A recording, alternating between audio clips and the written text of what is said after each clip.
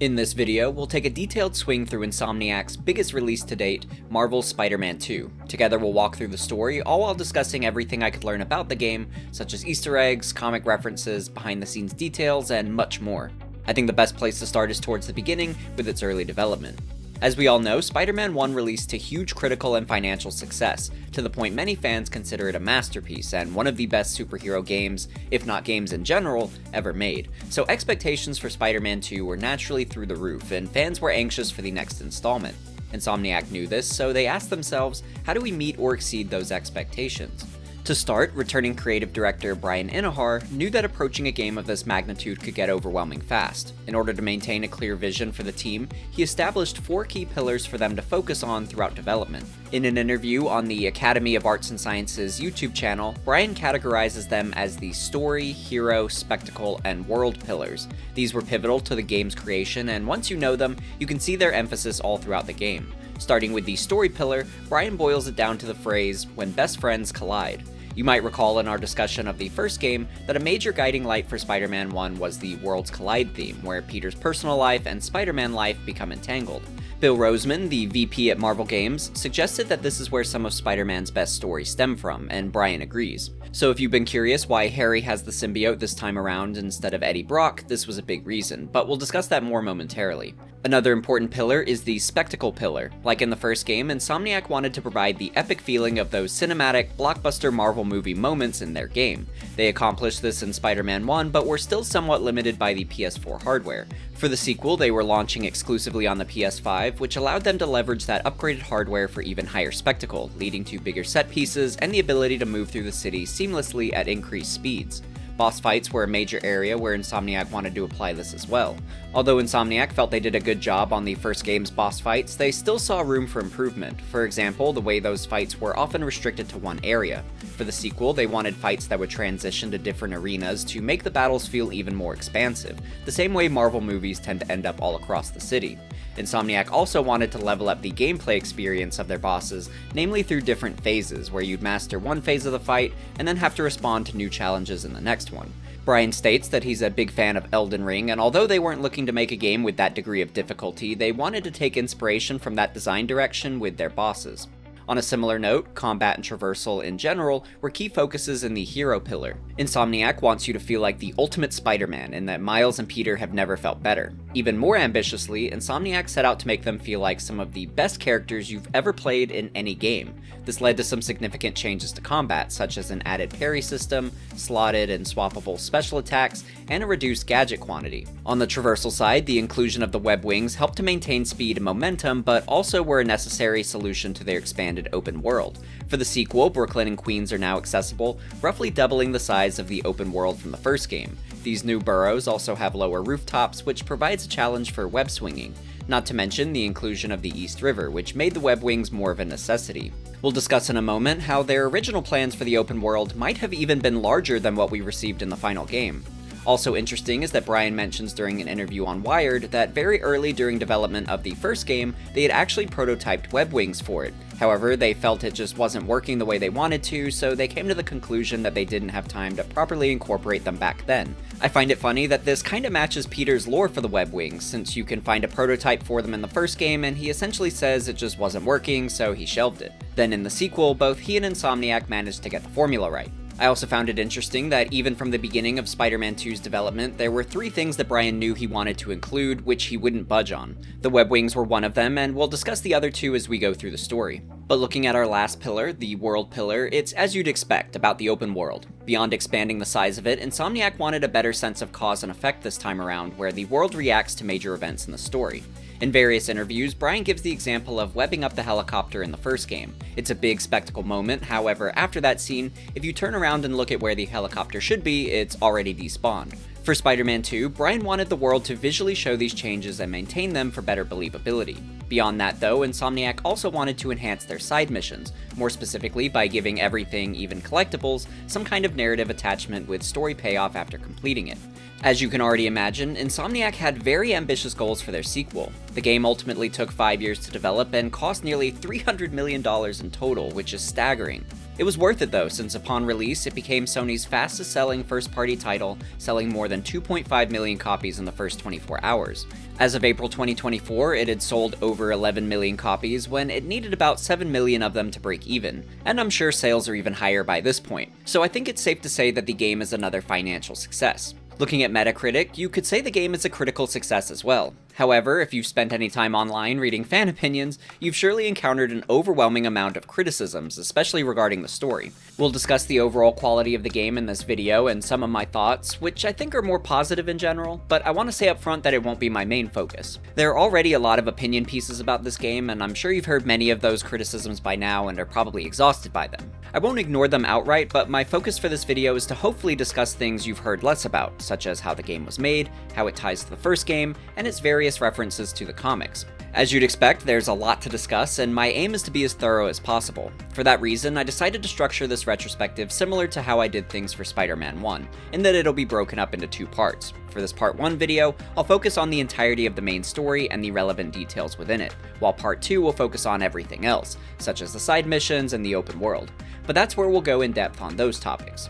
Lastly, I also need to give a big spoiler warning. Usually I try not to bounce around the game's narrative too much, but for this one, I'm going to talk about the ending and post-credit scenes very early and often. This includes spoilers for the first game and the Miles Morales spin-off as well. To be as thorough as possible, we also need to discuss comic spoilers, such as Kraven's Last Hunt, Hunted, and Grim Hunt, while on the Venom side, I'll spoil the 2020 Donny Cates Venom run, as well as the King in Black series, among others, so a quick spoiler warning if you're wanting to read any of those ahead of time. Lastly, I want to mention that this video is of course a long one, but it was actually even longer. In an attempt to trim it down, I removed some of the less relevant details, but I think they're still informative, so I'll have a deleted scenes video available on YouTube memberships and Patreon after Part 2 releases. Thank you to everyone who's already a member, as your support helps me continue to make retrospectives like this one. But with that all said, I think it's time we started digging into the story itself and discuss what Insomniac gave us.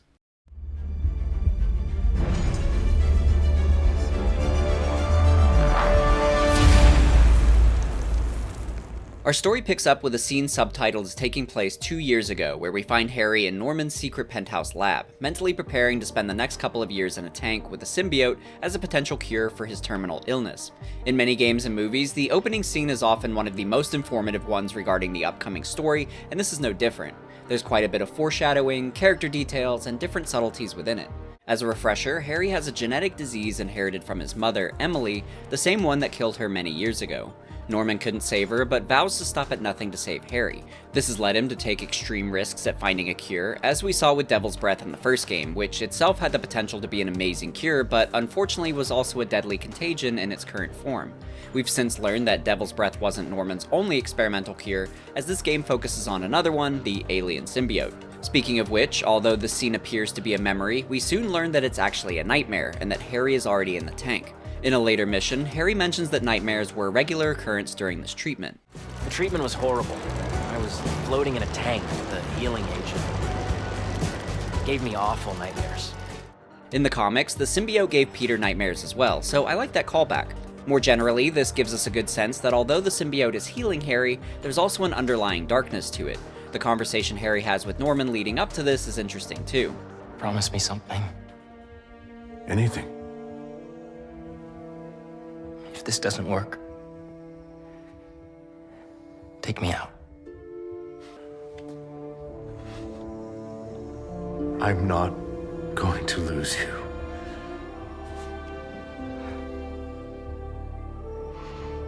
I will never let you go.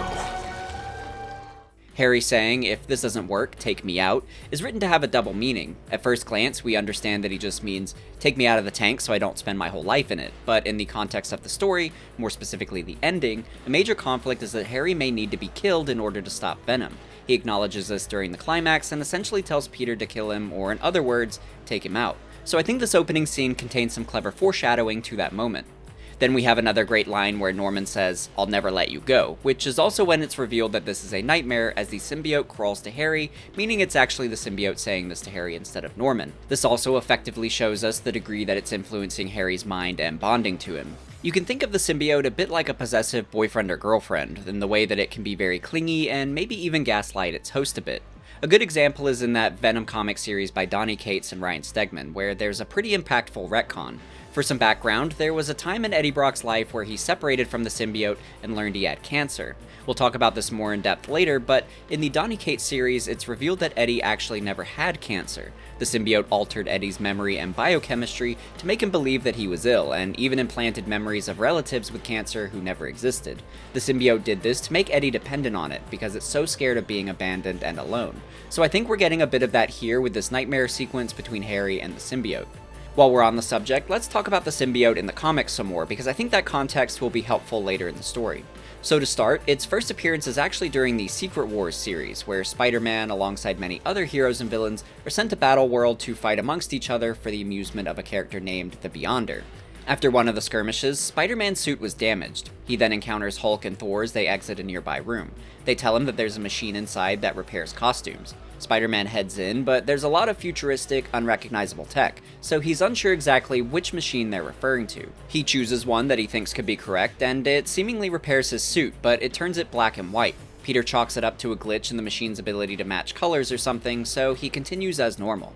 After the conclusion of Secret Wars, Peter returns home with the suit, still believing it's just a black variation of his costume, so he uses it normally. I should mention that in these early comics, the symbiote doesn't bring out your inner darkness. That was an invention of the 90s animated series, where Peter begins to become more aggressive and lose himself to the power of the suit, something that was integrated into the Spider-Man 3 movie and has essentially become the norm since then. In the early comics though, the suit doesn't have those effects, and instead it just kinda creeps Peter out. For example, during a time when Peter had suspicions that the suit was more than it appeared, he decided to use his red suit again, but when he put it on, he discovered that it was actually the symbiote posing as the red suit. The symbiote would also puppet his body while he slept and take him on joyrides. Sometimes the symbiote would even yank Peter's body around if it didn't want him to do something. So Peter takes it to Reed Richards of the Fantastic Four to have it analyzed. It's here that it's revealed that the suit is actually an alien that's attempting to bond with him. Peter's incredibly freaked out by this, which leads him to remove the suit via the church bells, since Peter knew it was weak to loud sounds. The symbiote felt extremely betrayed by this, which is how it found Eddie Brock.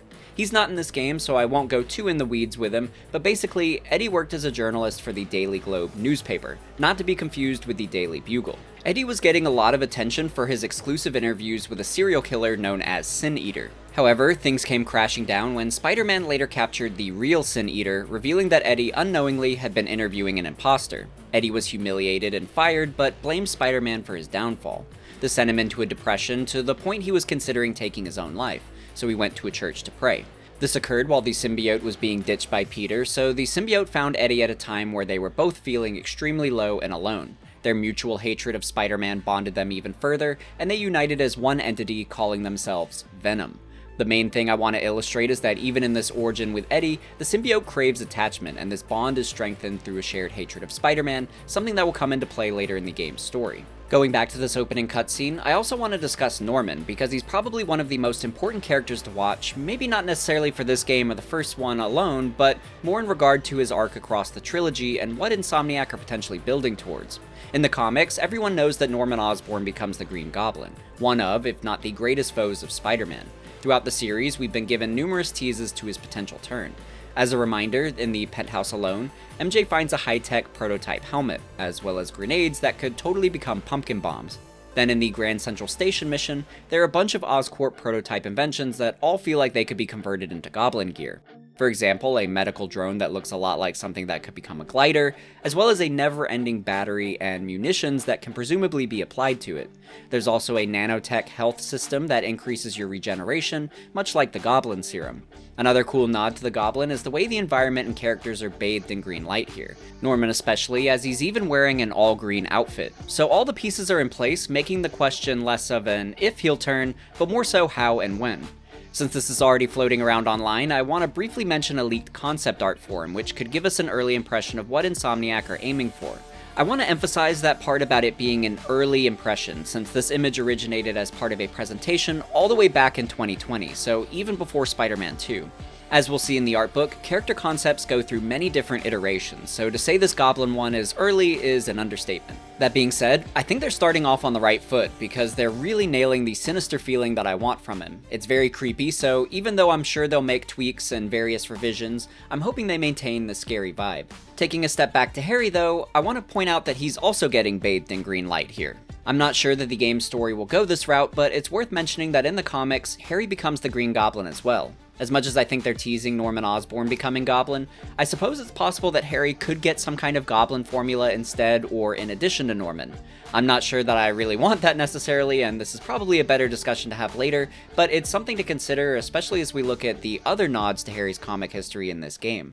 Continuing on though, we next cut to Brooklyn Vision's Academy where we find Miles in class before everyone else, struggling to write an essay as part of an application to be accepted into Empire State University. Unlike the prior games, there's no prequel novel for Spider-Man 2, but there is a prequel comic. In it, we learn that Miles has been spending a lot of time trying to find a university that matches his interests, namely quality music and science programs, but this combo is tough to find. Empire State seems to be the best fit, so he really wants to clinch it. Peter went to Empire State and even offers to write him a letter of recommendation as an alum. Still, Miles needs to write an entry essay, specifically a personal statement. Ultimately, this means he needs to describe himself, and summing yourself up in this way can be surprisingly tough to do. Bryan Intihar has mentioned that he recalls this being a tough part of his youth as you're trying to decide where you want your future to go, which is tough and stressful in itself, but also it's tough watching your fellow classmates so confidently make those decisions while you're undecided. More thematically for the game though, Miles' writer's block is meant to be symbolic of his journey to fully discover and understand himself, which he'll uncover throughout the story. Something that isn't as evident here is that a lot of these mental obstacles for Miles are related to him still holding on to the past, most notably his anger towards Martin Lee for killing his father, Jefferson Davis. Peter similarly is struggling with the past too, and will need to overcome those feelings, specifically the death of Aunt May in Spider-Man 1. We're introduced to him sooner than expected as he bursts into the classroom late for his first day as a teacher. This goes back to the comics since he worked as a teacher before, but he instead taught at Midtown High. His time as a teacher didn't last too long since other Spider-Man business came up regularly, sometimes causing him to call in sick. This was also around the time of the Civil War comics where he revealed his identity to the world, which pretty much halted that career path. As far as the game's universe, we were teased that Peter would become a teacher in the prior games. We first learned that teaching is an interest of his via the backpack collectibles in the first game, where we can find a badge from his university days where he spent time as a teacher's aide. The Miles Morales game is where we get the best showcase of Peter's teaching abilities, which we discuss in depth in that video, but in case you missed it, Peter provides Miles a series of challenges aimed at teaching him how to be a better Spider-Man, through which he also includes stories of his own Spider-Man history and lessons in his early years. He does such a good job that at the end of the game, it's Miles who suggests that Peter should look into teaching as a new career. In the prequel comic, we learn that Peter followed through with it, although pretty much all of his money went into getting his teaching certificate. Still, Peter managed to secure a teaching gig here, but isn't off to a great start. Showing up late is a rough first impression, especially when the principal is the one covering for your absence. Peter's old Parker luck continues to strike as we see a ton of sand blowing outside the window, some particles entering the classroom, spurring Miles to leave class abruptly to investigate. He then suggests that Peter should take a look too, and of course, Sandman has chosen Peter's first day to overrun the city. Before we continue, I want to compare all of this to an early script outline leaked by Visceral on Twitter. A quick disclaimer to take this with a grain of salt since I can't 100% verify its authenticity, but I think it aligns with some of the other things we'll be discussing.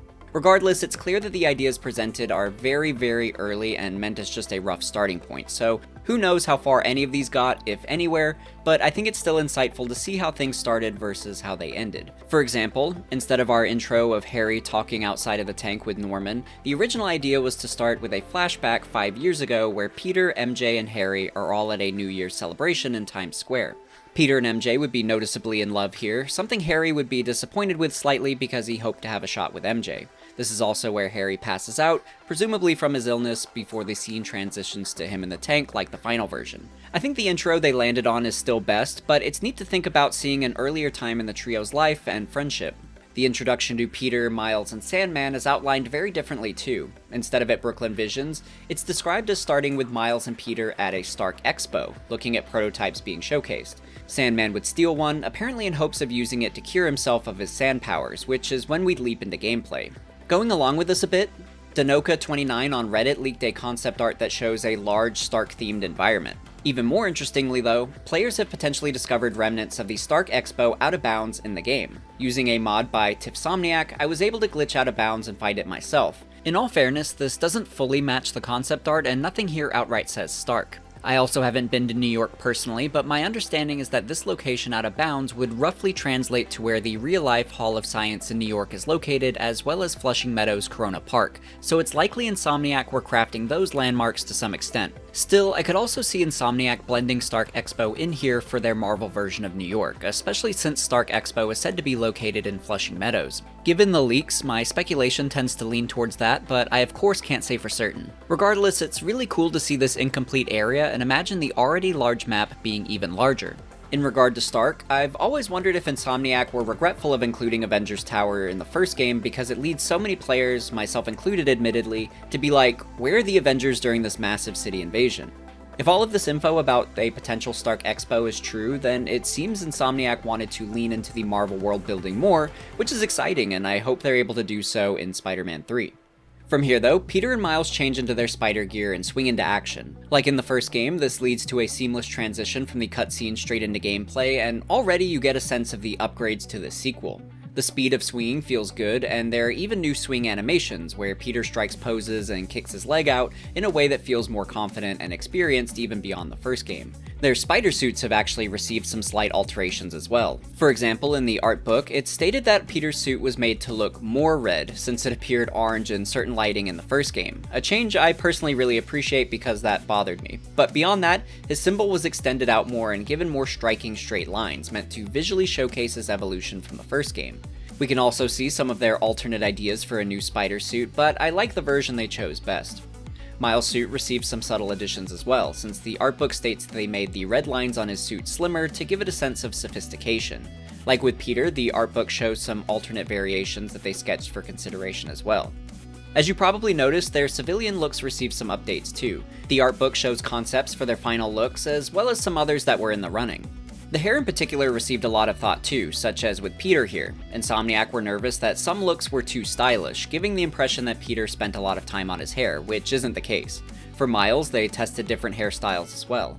The book states that initially they were hesitant to go with a longer style since we're meant to believe he can throw the mask on over it, but what solidified their final decision was when a member of the team stated that it would be meaningful if Miles had locks. So that's how they landed on Miles' final look in the game. Personally, his overall style in the Miles Morales game is still my favorite, but I understand Insomniac wanting to evolve things further for the new game. Going back to the gameplay, while we're getting accustomed to the swinging, MJ calls in about Sandman. Hey, MJ! Hey guys, you might want to get downtown fast. Swinging through Brooklyn. Jameson have you on the ground for the bugle?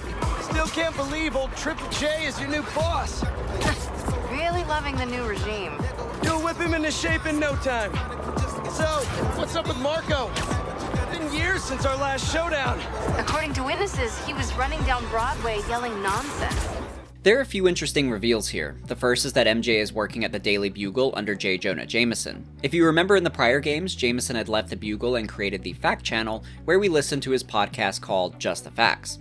MJ has been working at the Bugle in his absence under Robbie Robertson. However, in the prequel comic, we see that Jameson invites MJ onto his podcast as a special guest to discuss the book that she wrote regarding her time in Symkaria, where she reported on the civil war going on in that country. If you recall, this is where Peter and MJ were during the events of the Miles Morales game, since Peter offered to be her photographer in order to spend more time with her. The events of this game take place about 9 months after the events of the Miles Morales game, by the way. But anyway, MJ has since published her book, and it unfortunately received very little sales, which is something Jameson spends a lot of time criticizing during their interview. The result is that MJ loses it on him, giving us an early hint at the stress she's been feeling lately, but in regard to Jameson, she basically tells him that he used to be a good reporter but has since fallen off. Jameson's feelings aren't outright described in the prequel comic, but he does state that he feels that the youth have lost touch with what makes good journalism, so this along with MJ's criticisms are what I personally think drove him to abruptly sell the Fact Channel a few pages later in order to buy the Daily Bugle back and insert himself as editor-in-chief again. So at the beginning of this game, Jameson is back as the head of the Daily Bugle, which sucks for MJ since he's now her boss, and we'll see how that goes for her throughout the story. During this call though, MJ also mentions that Flint Marko, aka Sandman, has been spotted yelling nonsense while heading down Broadway, so something's got him paranoid, which we'll get to in a moment. Something else I found interesting is that Peter mentions he hasn't had a showdown with Marko in years. This goes back to the little bit we know about Sandman in this universe. In the first game, we found a vial with one particle of sand in it, where Peter describes an earlier fight with Sandman where he was able to isolate his core to this one particle and contain it, essentially jailing Sandman this way. By the way, the idea that Sandman can be isolated to one key particle is from the comics and was a tactic Peter used to subdue him there too. During the IGN Beyond interview, Bryan Intihar was asked if there's an explanation for how Sandman got out, but Bryan pretty much admitted that there isn't one. It's been a few years, so we're just meant to assume that he's been set free or got out somehow. He goes on to basically say that he didn't want to spend a lot of time trying to establish where each villain has been in between the game if it's not necessary, which I think makes sense. Looking at this mission more directly, one of my favorite parts about this swing through the city is the way we head from the bright and sunny part of New York directly into the overwhelmingly sandy part that Sandman has overtaken. It's such an abrupt transition that immediately feels dangerous and somewhat suffocating. When we see giant Sandman in the middle of the city and immediately start the fight, it's such an impactful moment. Going back to the pillars we discussed earlier, it's clear that Sandman checks pretty much all of those boxes. Spectacle is of course the big one, and this feels like a major cinematic moment like you'd see in a Marvel movie. Going back to those 3 things that Bryan wouldn't budge on including, one of them was Sandman. However, he tells Ted Price during their interview that the team voiced concerns over it being really tricky to pull off, which isn't surprising at all. Even as the player, I'm looking at this thinking it must have been really tough technologically to pull off. Bryan essentially states that this is why they needed to do it. It aligns with the pillars they're focusing on. This is also Spider-Man 2, so they need a threat right off the bat that showcases the need for 2 Spider-Men. And with this being a PS5 exclusive game, they needed something that makes the player instantly go, this is a PS5 exclusive title. Even still, I'm sure this was a huge challenge to pull off, but they 100% succeeded. I instantly recognized the power of the PS5 during this fight, as the sense of scale is immense, not even just Sandman himself, but the way you're able to explore this arena seamlessly with no hiccups. For example, what Insomniac refer to as super knockbacks, where if Sandman hits you, you're launched backward really far, emphasizing not only his power, but also the PS5's. The most impressive shot of the whole scene ties into this, when Sandman throws Miles across the city, at which point he makes a web sling shot and flings himself right back into the fight. Insomniac have stated that this all occurs in real time, which is incredibly impressive. Even just the visuals of Sandman are shockingly good themselves, the way you can see all the different sand particles on him, as well as how sand flings off of him when you hit him. Even though they're 2 console generations apart, it's funny to look at this and compare it to the giant Sandman attempt in the Spider-Man 3 movie game, and see just how far we've come. I was also impressed that this monumental fight is part of our tutorial. So all the while, we're being refreshed on the core gameplay of the first game, such as web swinging, trusting our spider sense to dodge attacks, and performing some basic melee. This is by all means a fight that's on rails, but I'm impressed how it doesn't feel that way, and I think the cinematic quality of the fight and the way we transition between areas helps to obscure that linear quality.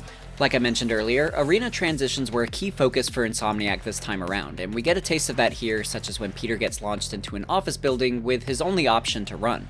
A cool detail revealed by the art book is that this office space was designed based off of Insomniac's own offices. If we enter photo mode during the chase, we can even find some old concepts hanging on the wall from the prior games, such as Norman's secret lab, crime in the city, a Tinkerer weapon, Martin Lee's armored truck, and various Sable tech.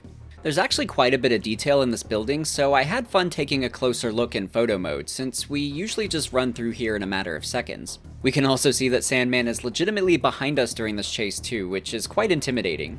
After this, we get our first legitimate taste of combat as we encounter a bunch of sand clones. This is based on the comics, where Sandman has the ability to make clones of himself, in which he has some control over them. However, not as much control as he assumes, since they still have plenty of autonomy, enough that they perform actions that he's not aware of and might not even approve of, which is something we'll discuss more in part 2 when we look at his side mission. As far as the combat though, it foundationally feels just as good as in the prior games, with that same sense of acrobatic improvisation where we swap between offense and evasion as needed. This time around though, there are some key differences, such as slotted abilities, the first example of which is the Spider Barrage, where Spider-Man sprouts his Iron Spider arms for a flurry of strikes. In my Miles Morales retrospective, I mentioned that the inclusion of Venom abilities felt really good there, but I was curious how Insomniac would apply something similar for Peter. It seems that the Iron Spider arms are the solution, which I think is a great choice. We already used them to a limited degree in the first game as part of the suit powers, which have been removed as a feature in this game by the way. These spider arms were one of my favorites though, so I'm glad to see them return. Thematically, I think it makes sense that Peter would have been tinkering with the spider arms in between now and the first game after his experience with Dr. Octopus. He helped create Otto's arms, so he'd have a good knowledge base for incorporating something similar into his suit. They of course aren't as multifunctional as Dr. Octopus's arms, but I'm sure they also don't have the downside of corrupting Peter's mind. Something else will do that. But as it stands, I'm really liking the spider arms as a way to bolster Peter's attacks similarly to Miles' Venom abilities in a way that feels believable and thematic to the character. Soon after this, Sandman swats Peter to the ground, which leads to clones pulling him under. Peter reaches a hand out hopelessly, but is soon completely buried, right before Miles swoops in and grabs his hand, rescuing him. I mention this not only because it's a cool way to show their partnership and transition to Miles, but this reminded me so much of Batman Forever of all things. There's a scene where Batman gets buried and reaches his hand out desperately, only for Robin to appear for the first time, rescuing him. The shots aren't identical, but they're still similar and both are used to show the sidekick rising up to be more of a partner and hero figure, so I can't help but wonder if Insomniac used it for reference here. Jumping ahead, Sandman gets the upper hand again when he sweeps Peter away in a sand tornado, which then dissipates, leaving him to freefall. Luckily, he and Miles have revisited his web wings idea. It's not exactly ready for field testing, but Peter doesn't have a choice and launches them for the first time. It's a success, allowing us to glide around the city with ease. This is a major traversal addition to the game, as we discussed earlier, but it's also a really cool comic reference. Back in Spider-Man's earliest days, he had web wings as part of his suit. However, they were purely decorative and didn't allow him to glide. There was a time though when Peter had functional web wings, and that goes back to the Civil War event. Peter initially sided with Tony Stark in that conflict, and Tony built him the Iron Spider suit. Included in the suit was the Iron Spider arms like we mentioned, but also fully operational web wings, so Peter has used something like this in the comics before. As cool as the wings are, we still have more pressing concerns, namely that Sandman made it to the beach and used all of that sand to become an even gianter Sandman. His sandstorm is also generating a lot of electricity, which triggers an idea for Peter and goes back to his classroom discussion earlier, where he was starting a lecture on surface tension. Now, surface tension is all about cohesion. Okay? Now, in equation form, surface tension, gamma, can be calculated as the force exerted parallel to the surface of a liquid. I like this because if you look at pretty much any movie that includes a classroom lesson that is seemingly unrelated to the point the main character is probably zoning out, if you listen to the teacher, whatever they're discussing is usually relevant to something in the film. So I like that the same applies here, as Peter and Miles use the idea of surface tension to defeat Sandman. I'm gonna be real with you, I never got higher than a C in science, so I'm not the one to get into surface tension, but essentially their plan is to combine Miles' electricity with the lightning to amplify the voltage they're hitting Sandman with, to turn him into fulgurite, as Miles calls it, which Google tells me is fossilized lightning. We see this happen to some of these sand minions, basically turning them into a glass-like substance. Turning to glass is actually pretty scary for Sandman, as we discussed in my Hulk Ultimate Destruction retrospective. Sandman once caught a blood disease that could eventually turn him to glass. His solution in the meantime was to kidnap Betty Ross and force her through a complete blood transfusion. This cured him, but turned her into glass instead. Definitely one of his lowest moments. But next, Peter and Miles put their plan into action, which knocks Marco into the water and dissolves him. Somehow, they manage to locate him afterward and capture him. Marco, it's gonna be okay. I haven't been okay for a long time. If you need help, all you have to do is ask.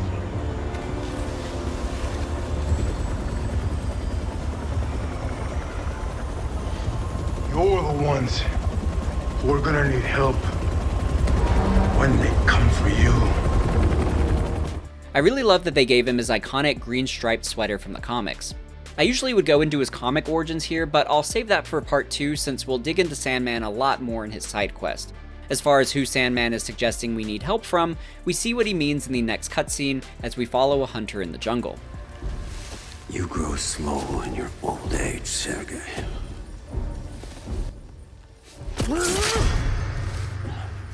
A fate you will not share.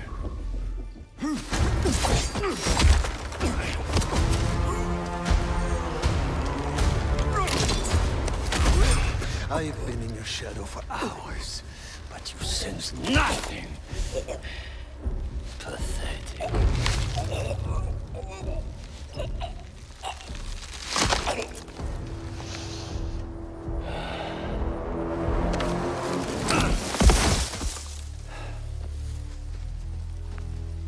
I asked for an equal.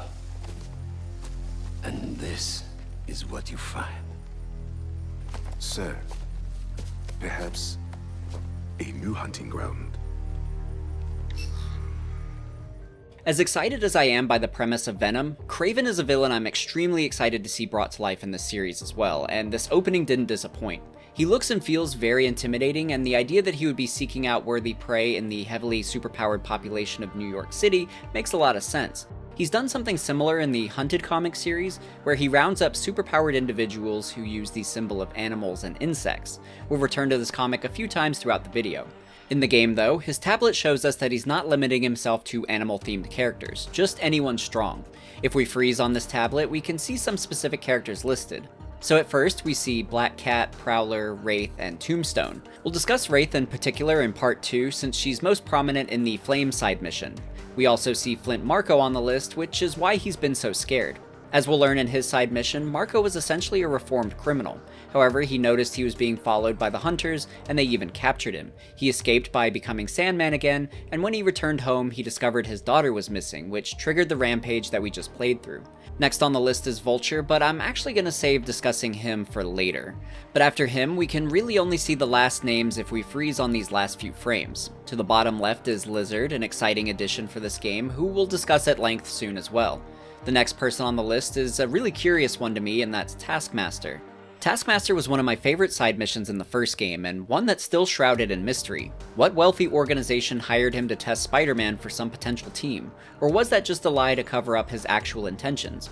I know one theory floating around is that Kraven hired him, and I suppose it's possible that he was hired to test the worthiness of certain prey under the guise of a team-up. Kraven has done something similar in the comics, since in the Hunted run, he hired Black Ant and Taskmaster to round up animal-themed characters and trap them in Central Park to be hunted by civilians controlling VR androids. Even still, I don't think Kraven is the employer in the game, since I think it would have come up here if that was the case.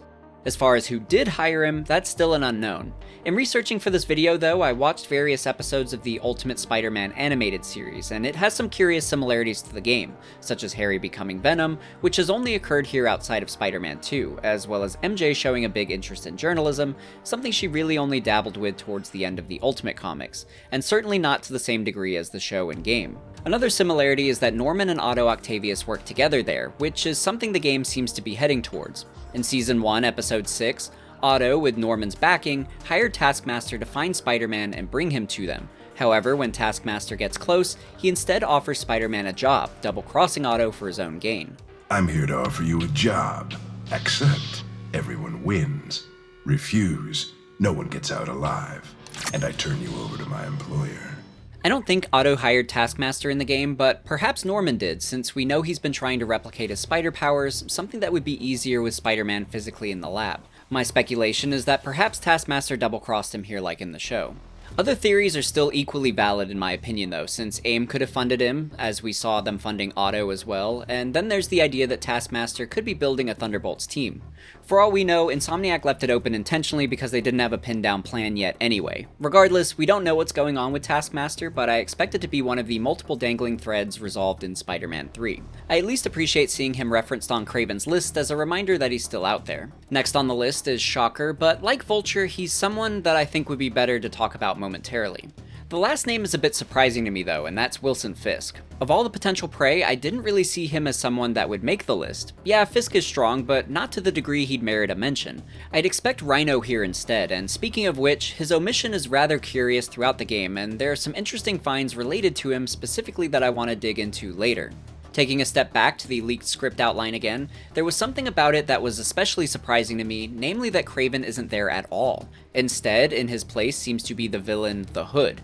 Interestingly, Hood is the prominent villain in the game's prequel comic, leading me to speculate that he was cut from the early outline but recycled into the comic. If you're unfamiliar with the character, he began as a normal criminal, but after stealing a demonic cloak and boots, began to use their mystical abilities to rise up in the criminal underworld. In the outline, there's a moment where Peter has the symbiote and he sees the Hood performing a ritual on an elderly woman.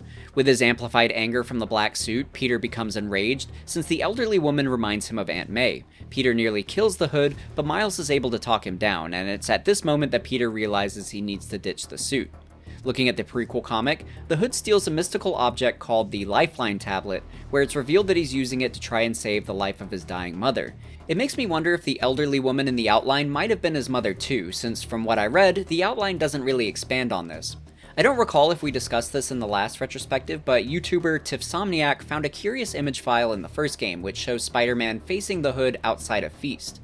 So perhaps Insomniac have been wanting to use the Hood for some time, but just haven't been able to make it work. So maybe we'll see them implement him in Spider-Man 3. Regardless, I personally much prefer the way Kraven is utilized, so I'm happy they made this swap, but I would still love to see the Hood incorporated in a future game.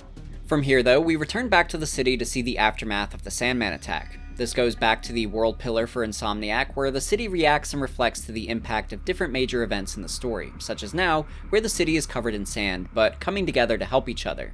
One major problem for the Spider-Men is that Sandman's attack knocked out their friendly neighborhood app network, leaving them blind to the requests of the city. So Genki throws together a plan to patch a local network together.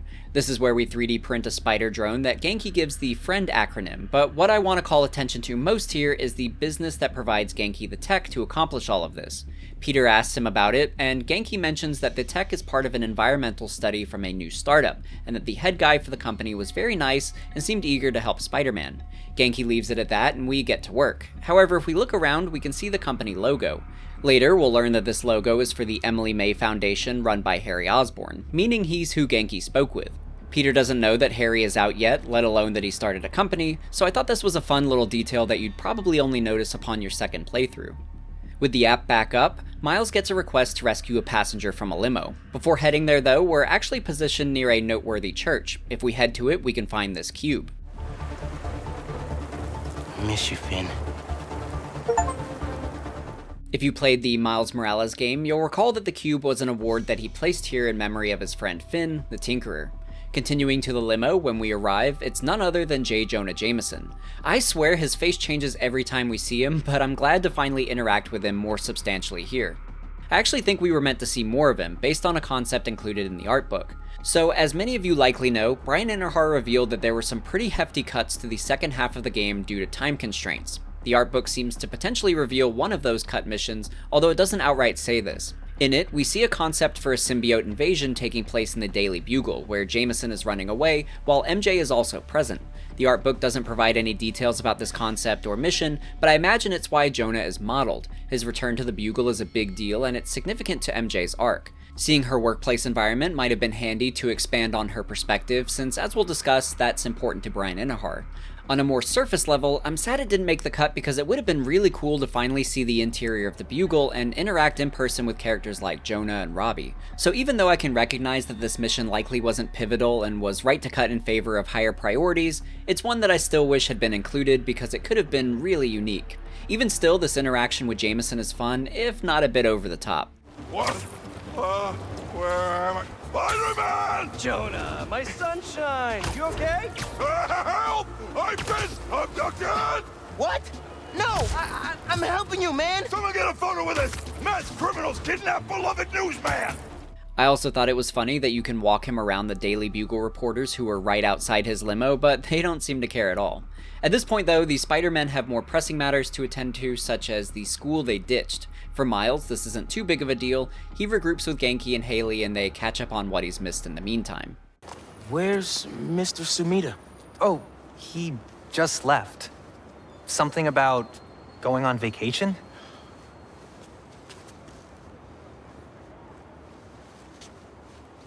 What? That's incredible, Haley. Also, while you were gone, I found out that I got the Rand scholarship. Are you serious? Yeah. Bro, that's like a full ride. Well, big day for everyone. I'm really missing out. So a few things about this scene. First, it establishes part of Miles' struggle. Being Spider-Man is important, but has the side effect of hindering things in his personal life. Meanwhile, just now both of his friends experience some significant positives, so Miles has to do the "I'm so happy for you" thing while feeling left behind himself. Something else I want to discuss is the inclusion of Haley. She was an original character created for the Miles Morales game, and Insomniac loved her so much that they brought her back. She's of course deaf, which itself is nice representation, but this wasn't something easy to incorporate into the game. In a GDC presentation by Lindsay Thompson regarding the ASL story cinematics, she details the process for bringing these scenes to life, and they were quite intensive.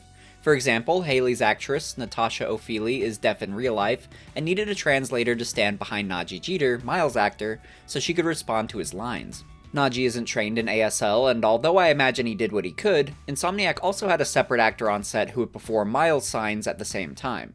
This way, the animators could layer aspects of Miles together. For example, using Najee's facial animations and the ASL actor's hand and torso movements for the sign language. Then they would sync all of this together. Insomniac used extra motion tracking dots on the actor's gloves as well to help capture precise signs, and even still, there was tweaking required after the fact to make the signs clearer and more accurate as needed for the game, especially for some of the longer dialogues with more complex signs. As far as the ASL consultants, they were on set throughout the entire process to help make sure the signs were accurate in general, but also for each character. Since each character has differing levels of experience with ASL, they all sign a bit differently. For example, Lindsay states that Genki is trying really hard to learn, while Haley is of course very fluent, and then Miles is the most comfortable signing with Haley. My favorite example pertains to the post-credit scene, where we meet a character named Albert Moon, Rio's new boyfriend. He does some sign language to say hi to Haley, but Insomniac wanted his signing to come across as someone who just watched a YouTube video in the car and then put it into practice, which I thought was a really funny character detail. They even let Albert Moon's mocap actor do the signing himself, since the whole point is for the signing to look like it was learned on the fly. Their interpreter saw Albert signing and told Lindsay that the signs weren't exactly accurate, but agreed that it fit the character, so they kept it. So yeah, Albert is mostly trying to impress Rio here. When I first played this game, I thought it was cool that the characters were signing with Haley, but I had no idea the degree of effort that went into achieving it, as well as the personality layers considered for how each character communicates using it. It's another really impressive part of the game, and Insomniac are pioneering a bit here because I don't know many other games that have attempted something similar, so I'm sure they'll continue to get better and more practiced with the process as they go. The last thing I want to mention about this interaction between Miles and his friends is that Genki received the RAND scholarship. RAND is a major corporation that we can even find a building for throughout the various games, but this is also a comic reference to the character Danny Rand. He's the owner of the company, but also the superhero Iron Fist. Lin Lia carries the mantle currently, as Danny is dead in the comics, but has been brought back recently as Ghost Fist, a miniseries that I actually thought was very cool. I'm not sure what's going on with Danny in this universe, but it's nice to have a nod to him and that the RAND Corporation is doing something noble like providing scholarships. In a 2025 Spider-Man issue, Peter accepted a job opportunity at RAND, so maybe that's a potential career option if needed down the line. Speaking of which, he's going to need a new job after a brutal firing on his first day. Even worse, he's got to return home and break the news to MJ. We get our first introduction to her as she drives up to the house on a motorcycle. Quite a character statement, which I assume is meant to tell us that she's more confident and hardened after her time in Symkaria. Also, was I the only one who saw her on a motorcycle and thought this was a test run for how Wolverine's motorcycle might work in his game? MJ's bike doesn't end up being playable at all, of course, but that's immediately where my mind went. We talked earlier about Peter and Miles' hair, so let's also discuss what the art book says about MJ's. There was actually more to consider than just style, since Insomniac wanted her to have long hair like in the comics, but in a game, long hair can have issues when interacting with the body, plus Insomniac didn't have much experience with it. So for much of development, they went with shorter styles. Eventually, they got the long hair working properly, so the final result is long hair, but it's interesting to look at the alternate designs they were considering. The art book also shows some of her different outfit concepts. It stated that they wanted something trendy, but also something timeless. The concern being that game development is a long process, so what's trendy during development might be outdated by the time the game comes out. Still, I'm not really a fan of the yellow sweater that she wears for much of the game. I think it's a little too vintage and stands out, especially during stealth, but I have a feeling it was chosen to pair with her red hair in order to mesh with a certain symbiote that she'll be attached to later, but I'll save that conversation for then. For now, Peter tells MJ that he got fired, and she tells him that she's not having any better luck. Her Symkaria book didn't sell, and not only that, but Jameson is instituting a radical policy to clean house, stating that whoever doesn't write a front-page story in the next week will get the boot. Things aren't going well for the couple, and as we enter the house, we see that the struggle doesn't end here. This was Aunt May's house, which she left to Peter after she died. However, she also passed on more debt, since prior to her death, she mortgaged the house to keep Feast afloat. Looking at this bill, their address is actually an Easter egg. It's on 15 Amfan, which is a nod to Spider-Man's first appearance in Amazing Fantasy 15. As we tidy up, we get to explore the house, and there are some fun details, so let's look around. To start, I thought it was really cool to see the interior of the house in the game, and I think it captures the feel of the comics quite well. I also like the history included here, such as the photos you can find scattered around. For example, the leftmost photo shows Peter's grandparents on Ben's side, Peter Parker I and Ann Parker, which I thought was a really cool inclusion because even in the comics there's not really any mention of them. To the right is a photo of a child who I'm guessing is young Aunt May, and then a photo of Ben pushing Peter on a bike. Also on that table is a graduation photo of Peter. On the fireplace mantle, we can find another young photo of Peter, but to the left of that is a photo of Peter's dad, Richard Parker. As we discussed more in depth in the first game's retrospective, Peter's parents were spies in both the comics and this game's universe, but they sadly died in a plane crash, as ordered by the Red Skull, so this is how Ben and May took guardianship of Peter. Looking around more, we can interact with a generic box for a game called Speed Nonagon, which Peter mentions he's been excited to play. This is actually a game developed by Genki. We saw him struggling with its creation in the Miles Morales game, so it seems he's finally got it running and has released it in some capacity. Nearby is a board game called It's the End of the World with a picture of a castle on fire. The title is surely foreshadowing the later events of the game, and the castle could be a slight nod to Kraven's Manor, but that's probably a reach on my end. Moving into the kitchen, we can see that Peter has a wheat cakes recipe posted on a shelf. We found this recipe in the first game as part of the backpack collectibles, which itself is a nod to the comics since they included the same recipe in an issue. Wheat cakes were a big deal for Peter in the first game since he used it as a way to convince Gloria to go to Feast, calling them the best in town, probably because May was the one making them. So it makes sense he's been attempting to recreate the recipe at home, likely in memory of her. It even looks like some of the items under the recipe are part of the ingredients, such as the buckwheat flour, the baking soda, and all-purpose flour, which is a cool detail to further show Peter has been attempting to replicate it.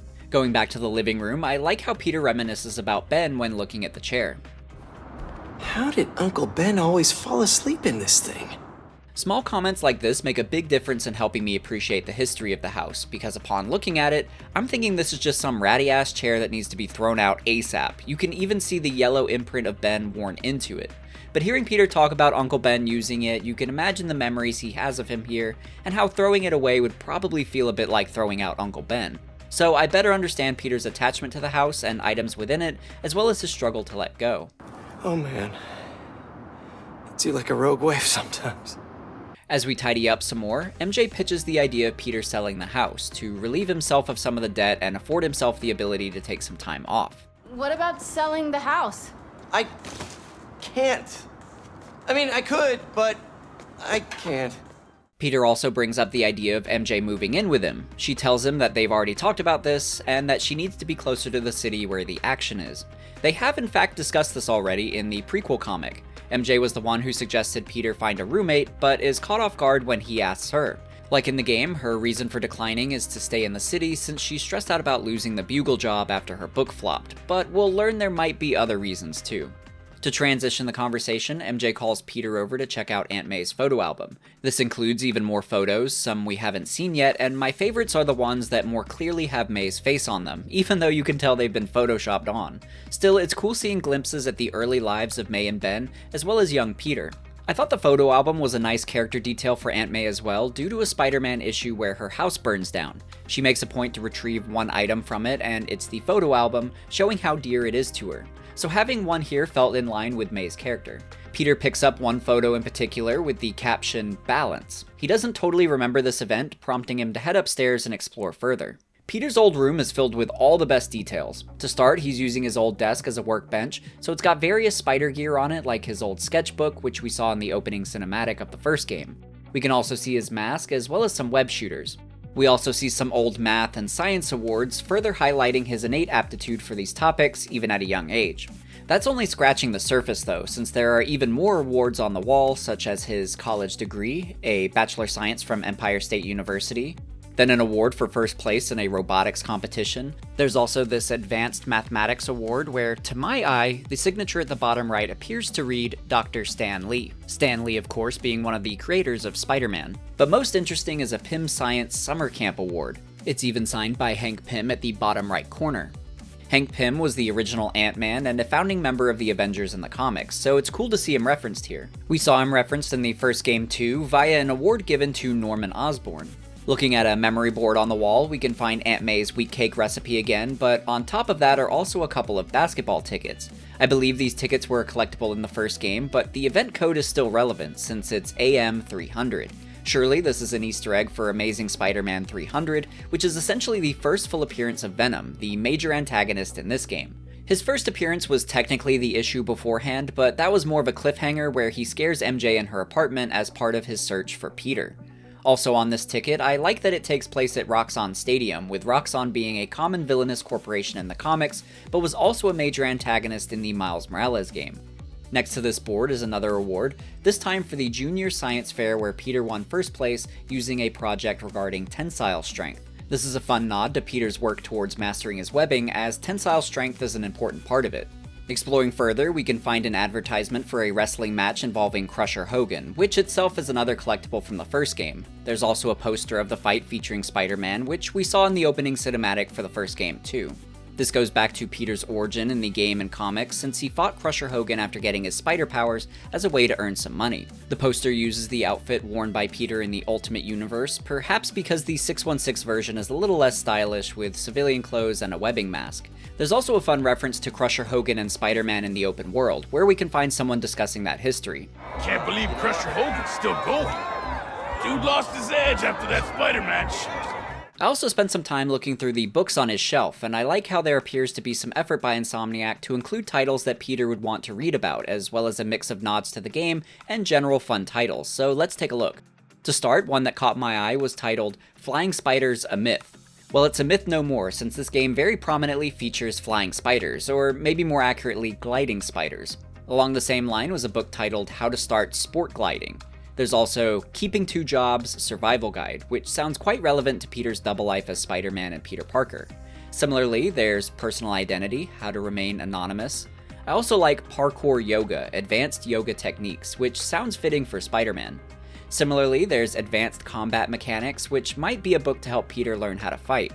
The title could also be purposefully similar to Advanced Idea Mechanics, or AIM for short, the villainous corporation that Otto received funding from in the first game. You can't really see the title, but this one with the spider cover is Arachnid Physiology Volumes 1 through 3, which makes sense because surely Peter has spent a lot of time learning about spiders and how it might relate to his biology.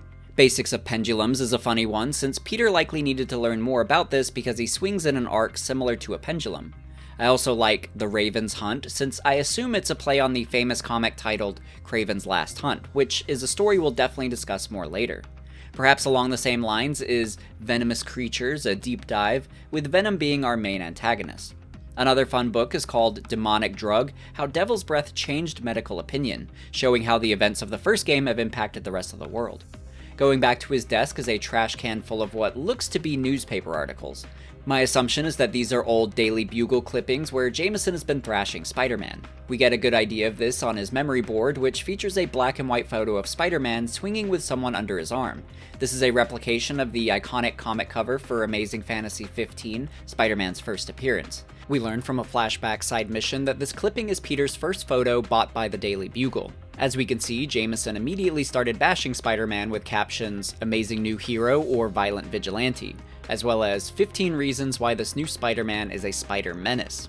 Also on this board are some photos of Peter and Harry. The top right one we've seen in Spider-Man 1, also part of that opening cinematic that panned around Peter's room. Back then though, Harry had a different face as you can see, so Insomniac had to Photoshop the new one onto this old photo, which is maybe why the head looks a little big for the body. Behind this memory board is the hole we saw in the balance photo, and we get a flashback cutscene leading up to the moment. Spider-Man, is he a threat or a menace? Our phone lines are open. Menace. Definitely a big fat menace. Let me tell you something about this so-called superhero. He's neither super nor a hero. So what is that out to? A fraud? An attention seeker? A bunch of nonsense. What was that? What was what? Peter. Oh, I thought I heard a rat in the wall. Yeah, I don't think she's buying that. It's great to see Aunt May return for a cameo and with an important message as well. She understands that Peter is stressed with so much going on in his life, more than she even realizes, so she gives him the lesson of balance, using a marker to make the whole part of a face, essentially turning a negative into an artistic positive. Outside of this though, I also want to mention how I really love the design for Peter here. I think it leans closest to his ultimate design, especially with the parted hair, but it still feels in line with the vibe of the 616 comics. I should mention that the Marvel Adventures Spider-Man comic also features a Peter who has a good blend of these styles as well, very similar to the game, so perhaps it was some inspiration too. Even cooler though is the computer monitor behind Peter, where we can see some fun details. The first is the submission portal, where we learn that part of his frustration is that his calculus assignment is overdue, likely because he's getting caught up as Spider-Man. Beyond that, I like that his student ID is 03/01/1963. This is the release date of Spider-Man issue number 1, which was March 1st, 1963. There's also a messenger on the left side of the monitor where we can see who Peter's been talking to, including a conversation between him and Harry. Starting with his chat list, we of course see Harry, whose icon appears to still be the first game's visual of him, so probably a placeholder that was never swapped out. Then there's Aunt May and Mary Jane, as well as Otto Octavius, who I didn't realize Peter had been in contact with this early. JJ is J. Jonah Jameson, and his profile picture appears to be the close-up of his podcast image from the first game. Below that, I'm honestly not sure who's being referenced. There's Joe and Jim, and I can't make out the profile pictures of them. I don't recall any comic friends with those names in his high school, so maybe they're placeholders or more meta references like developers or creatives at Marvel. I'm drawing a blank, but it's possible it's something that's just going over my head. Regardless, let's continue to snoop and read the text chat between Harry and Peter. For some context, they're working on a presentation together for a young entrepreneurs competition and are stressing about their topics as well as how they'll compete with other students. But beginning with Harry and bouncing between the two, the conversation reads, "Dude, I heard there's a team from Harlem that shot a video for their presentation. One of their aunts is a movie exec and they hired a whole crew and stuff." Peter responds, "No way, how are we supposed to compete with that?" Harry says, "It's probably all style, no substance. Entrepreneurs are only as good as their ideas." Peter replies, "Good point, but we don't even have animating text yet." Harry responds, "We'll polish all of that once we get our message clear. I'm still not feeling our title." Peter then asks, "Save the world doesn't work for you?" Harry replies, "It's close, but it's just kind of overused, you know? I'm gonna run it by my mom, see if she has any ideas." Peter says, "Nice, good move. I'll work on the animating text and stuff." Harry closes with, "Sweet, don't go overboard though. We don't want to look too try-hard." Peter ends with, "Totally." We can see that Peter is really stressing about the text animation, as one of his open tabs is Text Animation Tutorial. It's also interesting that Harry wasn't sold on the Save the World title, teasing the evolution to Heal the World, which he'll cling to pretty heavily for the duration of this story. It's also a bit sad to see him mention his mother again, knowing that she dies not too long after this conversation. We learn in the first game that Emily was a big inspiration for Harry and was the reason he was so keen to keep the Oscorp research stations afloat, since many of the environmental projects were ideas of hers or at least inspired by her, which explains why his startup foundation is so environmentally focused. We'll talk about the startup more momentarily, but first, back in the present day, Peter takes May's lesson of balance to heart, reminding himself that he can't take on too much and that something's gotta give, which will be important later. For now, Peter heads downstairs as MJ rushes out. She says she just received a tip that a couple of supervillains are being moved from the Raft to Ravencroft tomorrow. The Raft we've seen as a prison for supervillains, but we haven't seen Ravencroft yet. In the comics, it's an asylum, and I guess you can kind of think of it like Marvel's Arkham Asylum. For example, an especially noteworthy inmate there is Cletus Cassidy, aka Carnage, who we'll discuss at length in Part 2. When MJ heads outside though, she sees Harry for the first time in years. While they greet each other, I can't help but notice that they've dressed him in green, perhaps a nod to his Goblin comic history. Not only that, but when MJ leaves, Harry asks Peter to go on a bike ride with him, and we see that Harry's bike is also green, while Peter's clothing and bike colors are Spider-Man based, blue and red. Another detail I like here is how Peter refers to Harry's car as the Frugal Flyer. I think this is meant to convey the idea that Harry doesn't like to flaunt his wealth, and instead keeps things lower profile. I'm basing this a bit off of the art book since it's described that this was the idea with his overall design. In their initial concepts, they highlighted his wealth, but came to the conclusion that it was making him a bit unlikable and unrelatable. So they pulled back on this, instead opting to give him a less flashy wardrobe, but adding subtle, high-quality tailoring and materials. I like this lower profile design and personality trait, but mostly because of how it contrasts with Norman, who comes across as larger than life. Getting into the gameplay though, we should talk about this bike ride and the missions that follow, because I know there are a lot of opinions on them. The bike ride especially gets memed on, with people saying things like, "Why am I riding a bike in my Spider-Man game?" or something along those lines. Personally, the first time I played this, my impression was actually positive, since this was an unexpected deviation and clearly a way to slow things down so we can focus on Peter and Harry's relationship. Now, admittedly, every playthrough after that, I feel more like the Ben Affleck smoking meme, knowing I have to get through this next series of missions so I can get back to the Spider-Man stuff. Bryan Intihar has addressed these criticisms in a few different interviews, so I'm going to do my best to sum up his general thoughts. So to start, Bryan prides himself on his and his team's focus on what he calls a 360-degree view of the world, which is essentially the way they dedicate time to focus on other characters and lives within this world beyond just the superhero stuff. For example, the playable MJ missions and civilian Peter missions in Feast. Bryan's belief is that if we care about the human side of Peter and Miles and the people around them, then we'll care even more about the superhero side. During this interview with Ted Price, Bryan goes on to say that this means there needs to be some slow missions, and he uses the example of user experience tests for individual missions versus the whole game. Sometimes you'll look at a UX test, and that will be scored lower than the roller coaster fight, right? Or like fighting Lizard, right? But you look at the story score, and you're like, overall, like, I love this story. I love the Pete and Harry relationship. It's great. Even though the Queen's mission may have not scored the highest, but I don't think you get that comment unless you have that mission. And then from a pacing standpoint of just the ebb and flow of the game. I agree that we need to have slower moments to help us focus on the characters and build the necessary attachments to carry the story forward as well as give adequate payoffs. However, I do think there's a conversation to be had about pacing and general tedium. The first game handled things very well in my opinion. For example, we'd head to Feast and get some character interactions, but it was up to the player how much time they dedicate at Feast after the necessary cutscene. If they are ready to get back to the Spider-Man stuff, they can just leave immediately. Same with Otto's lab. Stay and chat and explore the room for more details, or just bounce and get back to Spider-Manning. So the issue I have with Spider-Man 2 is that we're locked in for an extended period of time during this mission. Not only that, but as we'll see in a moment, it's a very linear series of events, making things feel very by the numbers and on rails. I found it interesting that in that same Ted Price interview, Bryan states that if you take all of the Otto's lab missions from the first game and stick them together, it would be about the length of this Queen's mission. Personally, I like things more broken up for the pacing. That being said, Bryan has stated in an interview with Kinda Funny Games that he knows players are wanting to get up and running faster, and that's something they'll look at in future games. So Spider-Man 3 will hopefully take this into account. However, if you're hoping that some of these more human-sided missions will be omitted entirely in upcoming games, I wouldn't go that far. Bryan has been very outspoken about the degree to which he believes these missions are important and how they aren't going anywhere while he's in charge. The MJ missions are a good example, since they were largely criticized in the first game. Bryan states that they had two options to address this: either omit them from Spider-Man 2 entirely, or double down and make them fun. The latter is what they chose, and I personally like the MJ missions a lot better this time around, but we'll look at those more in depth shortly.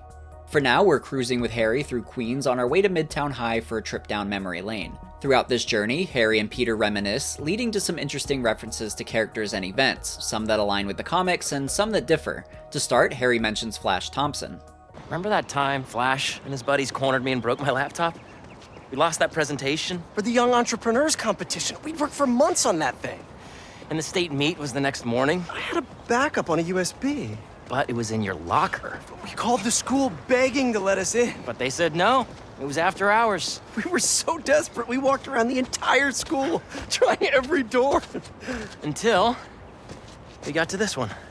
The conversation about Peter's backup drive sets up a sequence of events for the upcoming Flashback mission, but I thought the mention of Flash bullying Harry was an interesting change from the comics. So let's look at how Peter met Harry and how Flash factors into that. So to start, in the early 616 comics, Peter didn't meet Harry until college. There, Harry was actually friends with what you would consider the cool crowd, namely Flash Thompson and Gwen Stacy. Harry didn't even like Peter the first time he saw him. For some context why, upon Peter's first day of college, Aunt May had become really sick and it was weighing heavily on Peter's mind, to the point that he would frequently get lost in thought and not hear others around him. Harry witnessed Peter ignoring people, not knowing it was by accident. Harry also knew that Peter was attending college through a science scholarship, so he chalked Peter's behavior up to him thinking he was above everyone else. For these reasons, Harry didn't like him. However, Harry's perspective on Peter shifted one day in particular after Harry experienced a rough interaction with his father, Norman. Unlike the game, comics Norman sees Harry as a disappointment and a burden. Harry wants to live up to his father's expectations, but consistently fails. One day, Norman dropped Harry off at school while Harry attempted to communicate his feelings about this, but Norman blew him off. Harry was upset and visibly distraught in class due to feeling unsure about how to mend things with his dad. Peter noticed and approached Harry to listen to his problems. Harry appreciated the effort, and this is where things turned around for their friendship. So it's interesting that it's the reverse in the game's lore, since in the Miles Morales spin-off, Peter tells the story of how he became friends with Harry during one of the training missions. The week after my Uncle Ben died, I was back in school. Man, was I a mess. Guilty. Lost. Alone. The bell rang and everyone raced out of class. Except for one guy hung by the door looking at me. Almost left, and chose to come back. He sat down and asked me what was wrong. That guy was Harry Osborn, my best friend. Never would have gotten to know him if he hadn't chosen to talk to me that day. Watch out for the big choices, Miles. The little ones? Man, those are the ones that life's made of. I never heard that one. Hope I get to meet Harry someday. I should mention that the first Raimi movie is a bit similar to Peter and Harry's high school dynamic in the game, since they both had issues with Flash, but Harry to a lesser extent. In the Ultimate Comics, Harry is friends with Peter in high school as well, but not really bullied, so I think the game is taking things in a more original direction compared to other stories. Continuing on, we next play a flashback mission where Harry and Peter break into Midtown High to grab the backup drive for their project. We're able to traverse the interior, and in the art book it stated that this was actually somewhat of a challenge to design, at least in an interesting way. As they describe it, older New York high schools are surprisingly drab inside, so they had to dress things up a bit, which is why we have the homecoming theme scattered throughout. Next up to bat is rookie all-star, number 12, Hold up. Eric Monticelli. It's right field Rick. What's he doing here on Friday night? Listening to the game? RBIs. Show us that Rookie of the Month stuff, kid. You're gonna be on this team forever. The rookie player that Rick and the radio broadcaster are talking about is name-dropped as Eric Monticelli. This is a reference to the senior director at Marvel Games of the same name, who we can find in the credits as well. The radio isn't distraction enough for Rick, so Harry and Peter need something more substantial to sneak past. The solution is to push Rick's cleaning cart into a standee of school jock and bully Flash Thompson. You're able to aim the cart in other directions before choosing Flash, but when I tried to push it into either of them, I found that the game won't actually let you do it. You have to throw it at Flash. Still, his standee definitely deserves it. On the other side of the room is another mention of Flash, a makeshift poster reading, "Make Flash Thompson our homecoming king." So he's pretty popular despite his mistreatment of at least Harry and Peter. It's worth mentioning that Flash does go through a redemption arc in the comics and becomes a pretty cool character, but we'll discuss that later on in the game since there's actually a point where it's referenced more directly. At this point in the flashback is also where Harry mentions asking his mom about the title of their project, which she suggests should be Heal the World. Knowing that the phrase was Emily's idea, it makes even more sense why Harry has latched onto it. From here, Harry and Peter get split up while being pursued by the school security guard. Soon, we head to the dark room where Peter whips up some web fluid using some chemicals he's left behind. To my knowledge, he usually makes his web fluid at home in the comics, but we've seen him use his school in the movies, which I think makes the most sense for a teenager, so I like its inclusion here. We can also see his Mark I web shooters peeking out from under his sleeve, something we were able to find in the collectibles of the first game. Jumping ahead, we soon transition to the present day to shoot some hoops in the gym, and then return back to the past for some more linear stealth as we reach the locker. In the present day, Harry's left Peter a gift here, which we can't look at yet since the security guard chases them out once again. The flashbacks aren't over yet though, as Peter and Harry still have to escape in the past, leading to a stealth section in the gym. The fun's over when we make it outside, as Norman pulls up in a helicopter to tell Harry the bad news, that his mother died. Back in the present, we return to the same football field as Peter opens his gift, which includes a badge listing him as co-founder of the Emily May Foundation, a startup Harry created in honor of Emily Osborn and Aunt May. Harry suggests that he and Peter never gave their presentation due to his mother's passing, so I like symbolically how this is their way of taking another crack at it, but in a major way. I also like how Insomniac pair the moment that Harry learned about his mother's death on this football field to the moment he invites Peter to join the Foundation. It's intentional by Harry and poetic in the way that he's resurrecting her memory and what she stood for via the Foundation. Pete, we're gonna heal the world. Continuing forward, we next cut to Kraven arriving in New York. In his VTOL, we see him reading up on his list of targets. With Sandman in the wind, the next on the list is Scorpion, then Mr. Negative, Black Cat, Tombstone, and Spider-Man all on deck. This takes us to the Raft prison, where Scorpion is in the process of being transferred to Ravencroft, while Peter and Miles watch over the transfer to make sure nothing goes awry. To their surprise, there's another supervillain being transferred as well.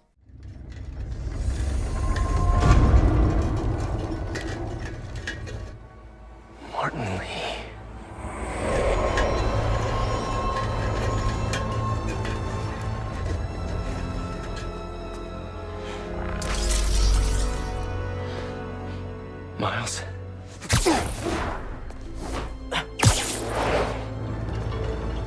I really love the decision to include Martin Lee here because I think it's such a big deal for Miles. He couldn't do anything about Martin in the first game as a normal kid, but now he's Spider-Man, so how does he approach that? It's one of the more impactful story and character threads in the game, and something we'll continue to explore throughout.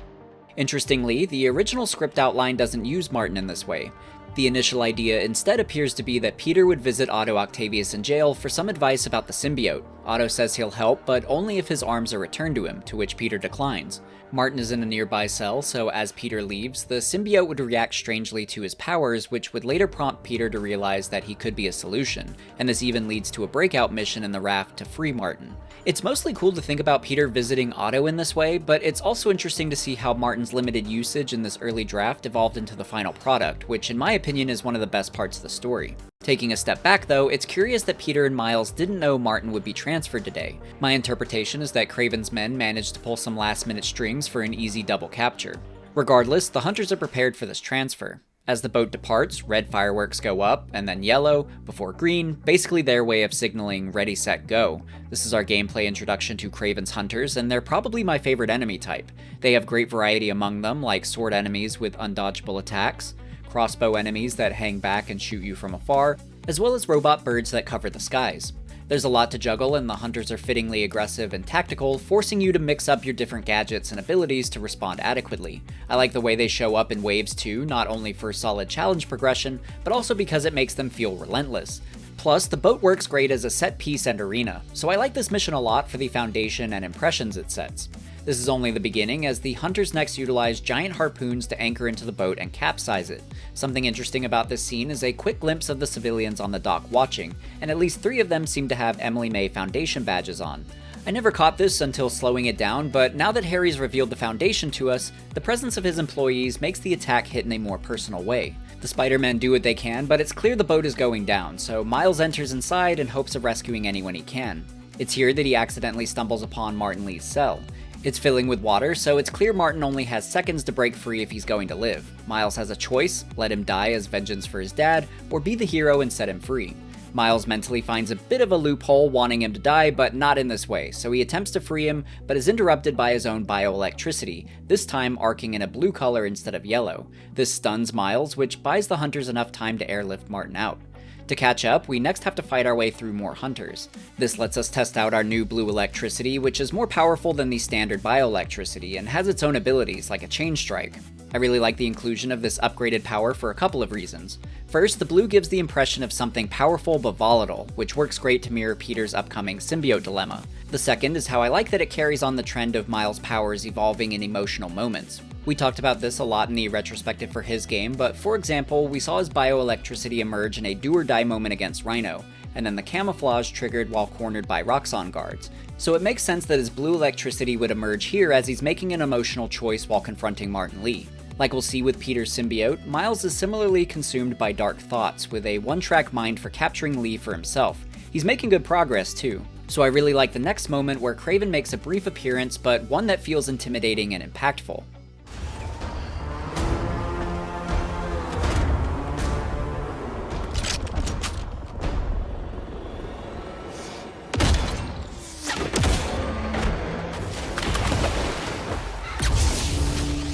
The way the music does that warring theme as Kraven approaches is one of my favorite sound cues for a character because it's so unhinged and dangerous, albeit brief. That actually fits Insomniac's approach to Kraven well, since they've stated that he was difficult to write for. They found that a less is more approach worked best, too much dialogue or exposition for him felt wrong, so they opted to keep things short, leaving an air of mystery to him, and I'll add that I like his matter-of-fact directness. It makes him seem sure of himself.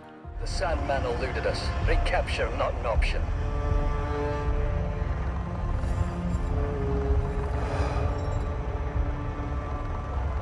Then he was not the one. The art book states that the team had trouble designing him initially as well, which is a bit surprising considering they landed on his comic design. As it's described, they thought his comic look wouldn't work in their realistic setting of New York. Here we can see some of the alternate concepts that they were testing out, however none of them felt right for the character. Beyond that, these designs could work for anyone. They needed something that distinctly felt like Kraven the Hunter, so they returned back to the comic design and found that it actually fit really well in this world. So even though they had to take the scenic route to get there, I'm glad it's where they landed because Kraven looks incredible and I think they translated him perfectly from comics to screen. This scene with him in the VTOL is a great character moment too that tells us a lot about him in just a few seconds. He has the kill shot lined up on Miles but doesn't take it. We know Kraven doesn't blindly hunt, he does a lot of research first, so he likely knows about Miles' spider sense. Instead, Kraven aims for the fuel tanks on the boat, knowing that the boat will draw their focus, allowing for an easier capture and getaway of Martin Li and Scorpion. With the boat taking priority, we next perform QuickTime events to save the day. There are a variety of QTEs this time around, and some have fail screens if you refuse to interact with them. To start, we get a couple prompts as Miles attempts to save a speedboat. This one's my favorite, since if you succeed, Miles will leap around and electrocute the boat to surge it into a getaway. However, if you intentionally fail it, one of the civilians will get fed up and hit the throttle while you're just staring at the motor. It's actually really funny. After this, Miles returns his attention to the ship propeller that's shredding the dock. This looks and feels very dangerous, but if you're wondering what happens if you ignore these prompts, well, this time nothing happens. Everything remains in place until you decide to perform the prompt, so you can't actually fail this. In the chaos, Martin Li manages to break free, which causes Miles to tunnel vision towards him, ignoring everything around him.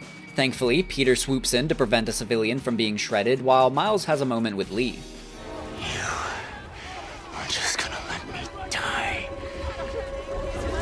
You don't know what you took from me.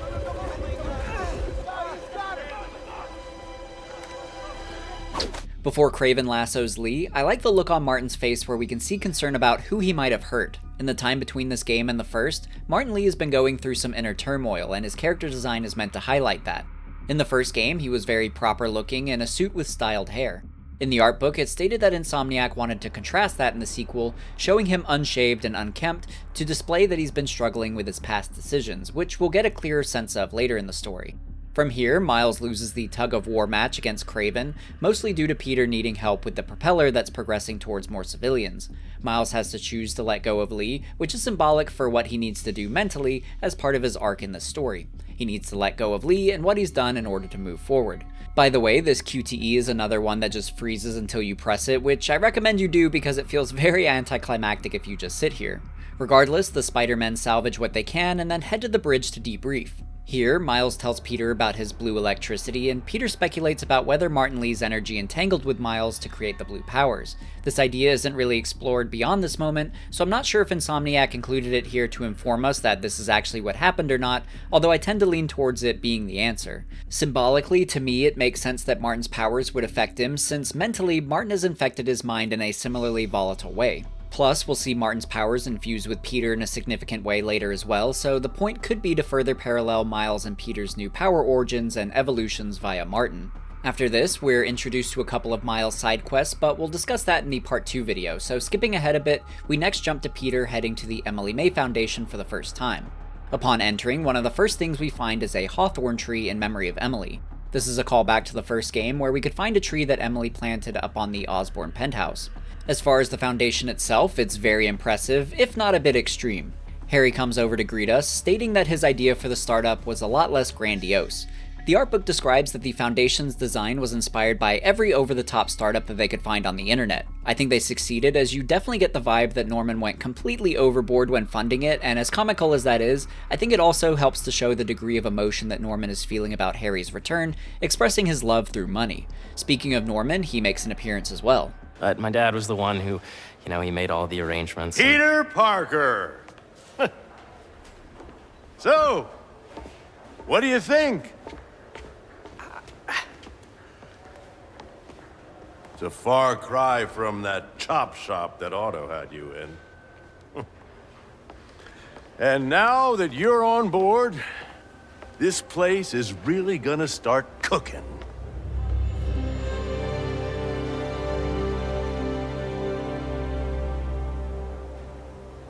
Dad, Pete hasn't decided he's joining yet.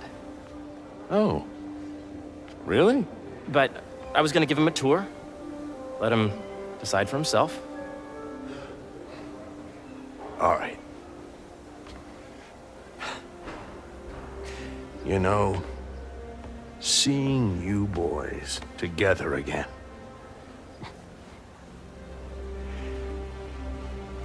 Right then.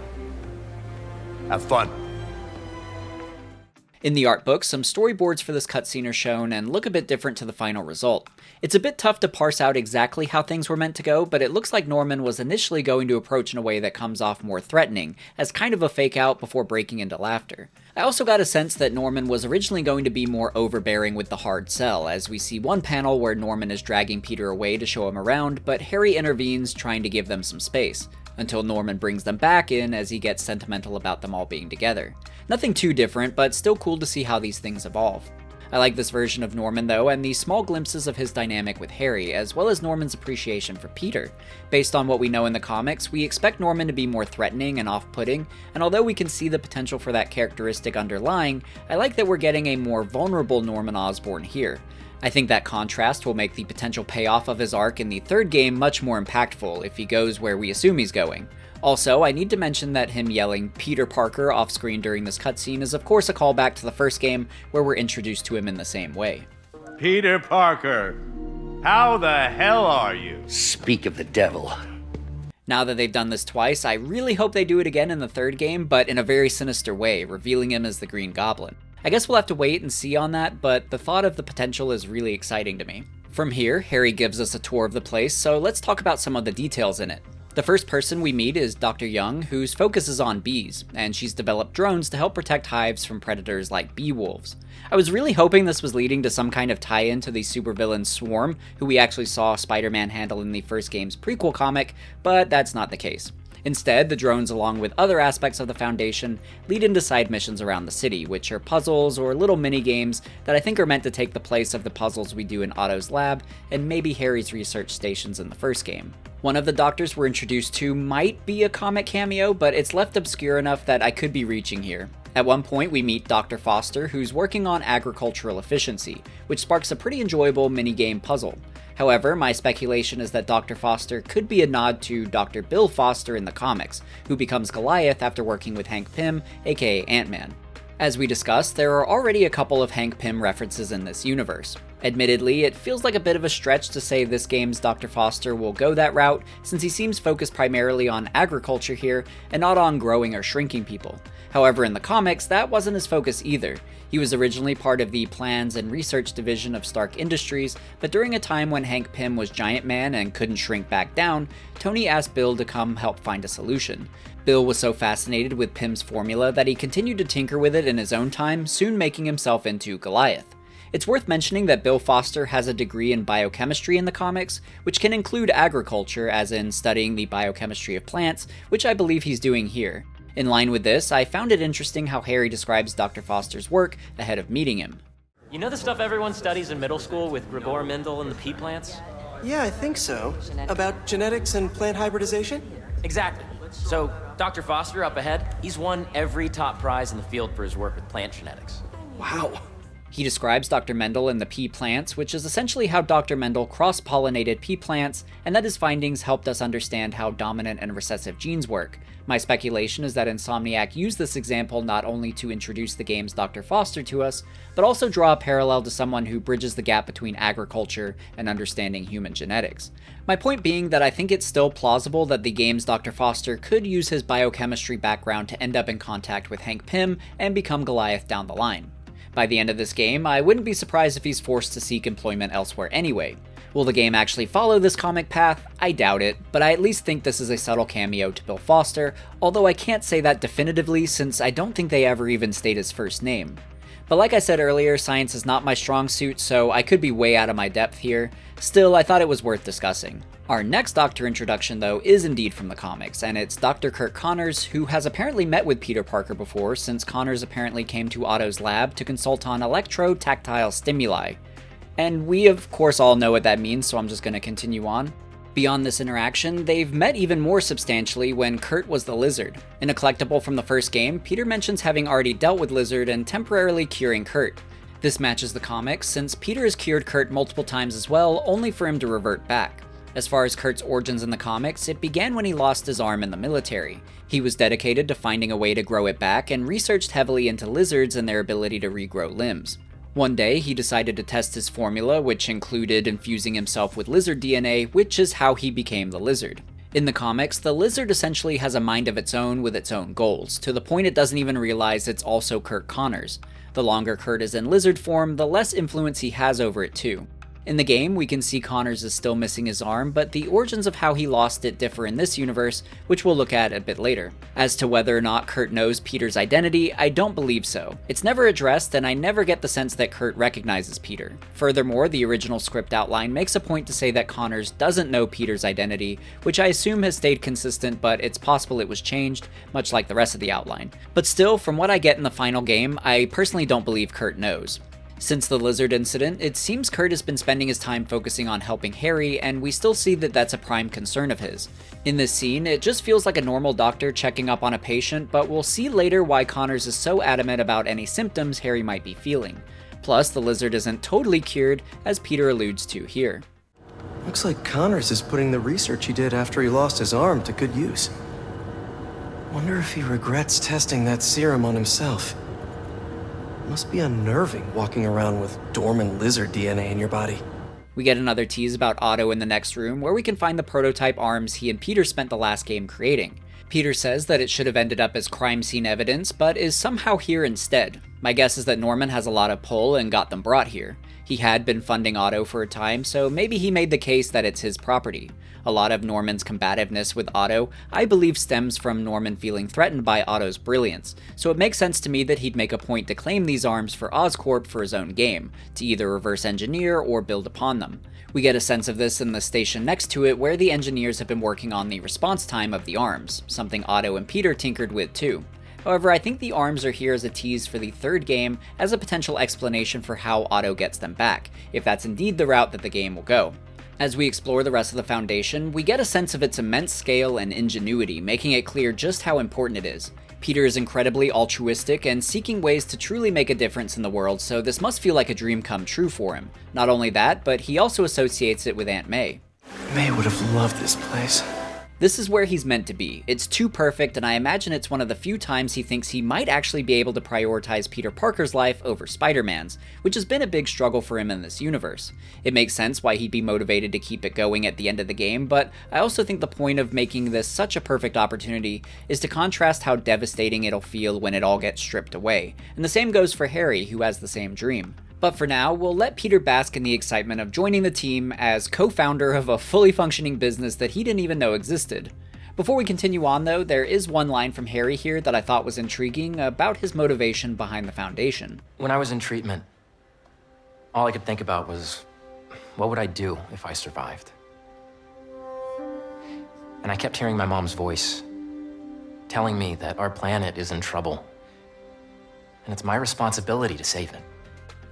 Going back to our discussion regarding how the symbiote can influence your mind, I believe that the voice of Emily that Harry was hearing was actually the symbiote basically trying to plant the seed of its invasion, but under the guise of saving the world to appeal to him. We'll get more hints of this later too, but after leaving the Foundation, Peter investigates a lead from Miles and Genki, revealing that the hunters are hiding out in cloaked stations. Investigating this further brings him to a bigger hideout where we learn more about Kraven and his hunters. But first, Peter finds one of their crossbows and decides to recycle its parts into a new gadget, which allows us to create our own web cables for stealth. I was nervous this gadget would make stealth too easy, and in some ways it might, but I like the freedom and creativity it provides, so overall I'm happy about its inclusion. It also nicely fits the spider theme, so it's a lot of fun weaving these throughout an area, making your own web, complete with all your catches dangling from it. While testing out our gadget, I found this conversation between the hunters interesting too. But I did not expect Kraven to care so much about plants. I've seen him walk a hunter back from the brink of death with what he carries in his pouches. He doesn't restrict himself with the straitjacket of modern medicine. That explains a lot. What do you mean? No man can have strength like his. Not normal. This aligns with the comics, where Kraven uses herbs and potions to enhance himself depending on his needs for a hunt. We don't physically see him doing so in the game, but this conversation, as well as a room later in the game, suggests that he's been using herbs and potions too. So he isn't just naturally, superhumanly strong and fast, although his natural athleticism is still quite high. The potions just take him to another level. Speaking of Kraven's preparations, our biggest revelation is when we find a room containing details about Scorpion and Mr. Negative. For starters, we find a whiteboard with extensive details about each of them, describing their physical statistics, as well as outlining their powers and sources, like the toxins in Scorpion's tail. The hunters researched its chemical makeup and how it affects someone when stung, or Martin Li's negative energy and the degree it affects people. So it's clear that Kraven and his hunters do extensive research to learn as much about their foes before confronting them, which fits Kraven's preparedness in the comics too. Peter also finds a rare flower that can counteract Scorpion's toxin, which is impressive because it's expensive and difficult to locate, showing that Kraven has vast resources. What I found most interesting, though, is a paper with notes relating to Scorpion's creator, Dr. Farley Stillwell. To give you better context on why this is important, let's talk about Scorpion's origins. I know we did this last video, so I'll keep it brief. So Matt Gargan was originally a private detective hired by J. Jonah Jameson to follow Peter Parker in hopes of discovering how he's always getting such great pictures of Spider-Man. Thanks to Peter's spider sense, he was always able to evade Mac. Jonah's arrangement with him soon changed when he discovered the research of Dr. Farley Stillwell, who was doing impressive experiments swapping the DNA of animals to make new hybrids. Jonah took Mac to Stillwell and paid to have Mac undergo an experiment to turn him into a superhuman capable of taking down Spider-Man. Stillwell chose him to be a scorpion, since scorpions are natural predators of spiders. So Stillwell is responsible for the genetic changes to Gargan, as well as providing him with the cybernetic tail. The experiment was a success, at least partially, since it came with the downside of driving Mac crazy. He went on rampages and even targeted Jonah, blaming him for what he made him do.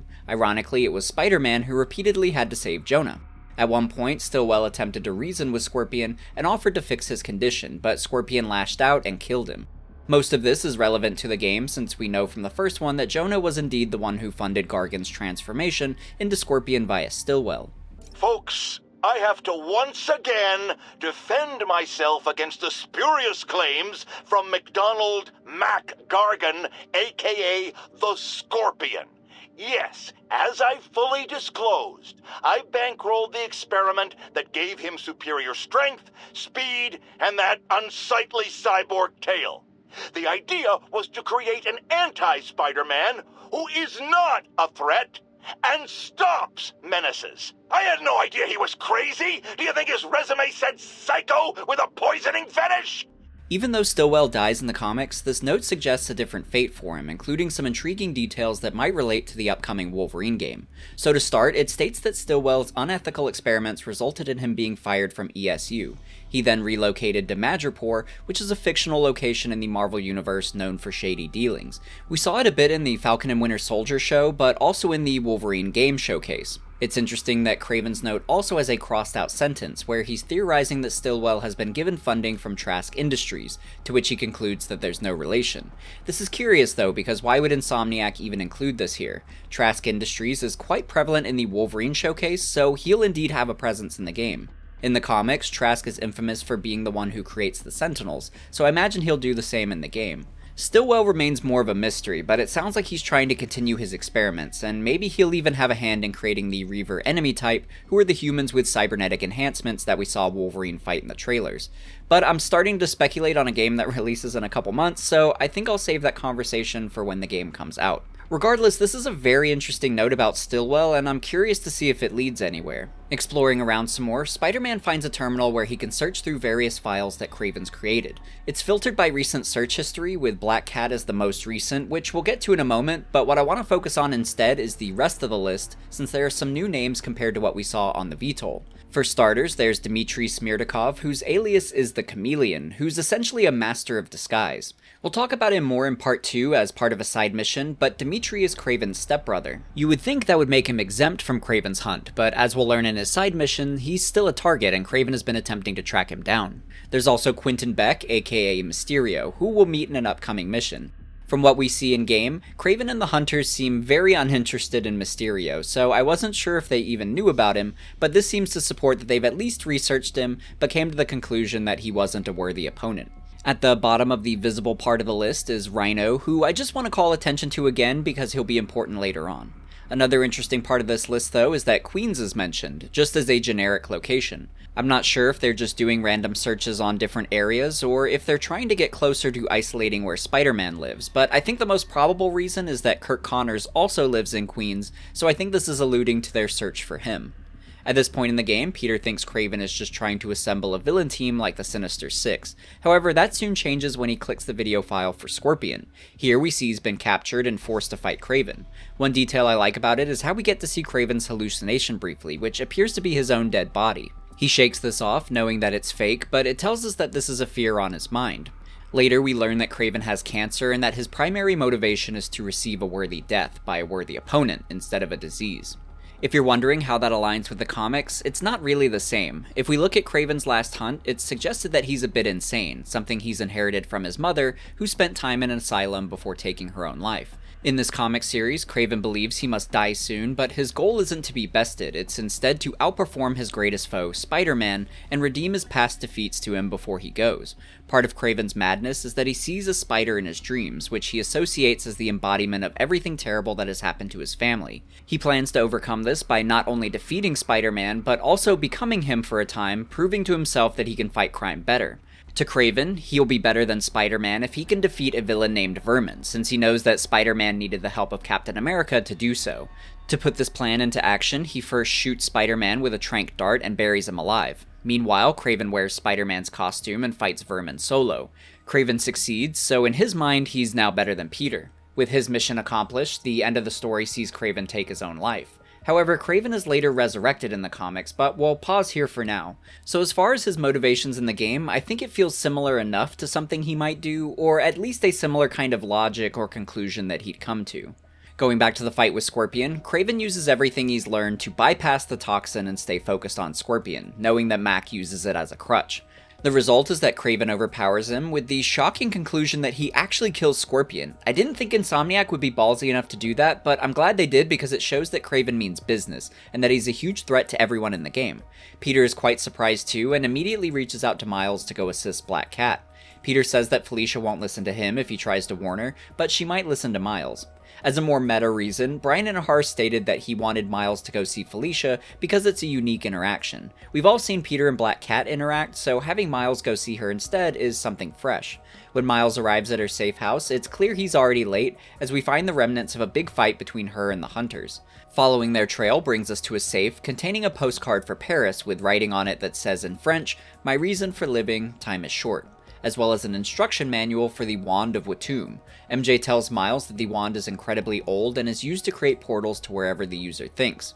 In the comics, the wand is indeed old, created by an ancient sorcerer Watum centuries ago. It was split in half, and Doctor Strange protected one half in his sanctum, but in the game, he's holding the completed version. The full wand can be used to create portals, but to an even stronger degree than how Felicia uses it in the game, since in the comics, it's stated to create doorways between dimensions, other worlds, and other times. It's even shown firing energy blasts, so Felicia is really just scratching the surface by using it as a short-range teleporter. Going back to the Sanctum, Bryan stated that the team discussed allowing the player to go into it, but ultimately decided against it, which is a bummer, but I understand that would be a lot of extra resources to pull off.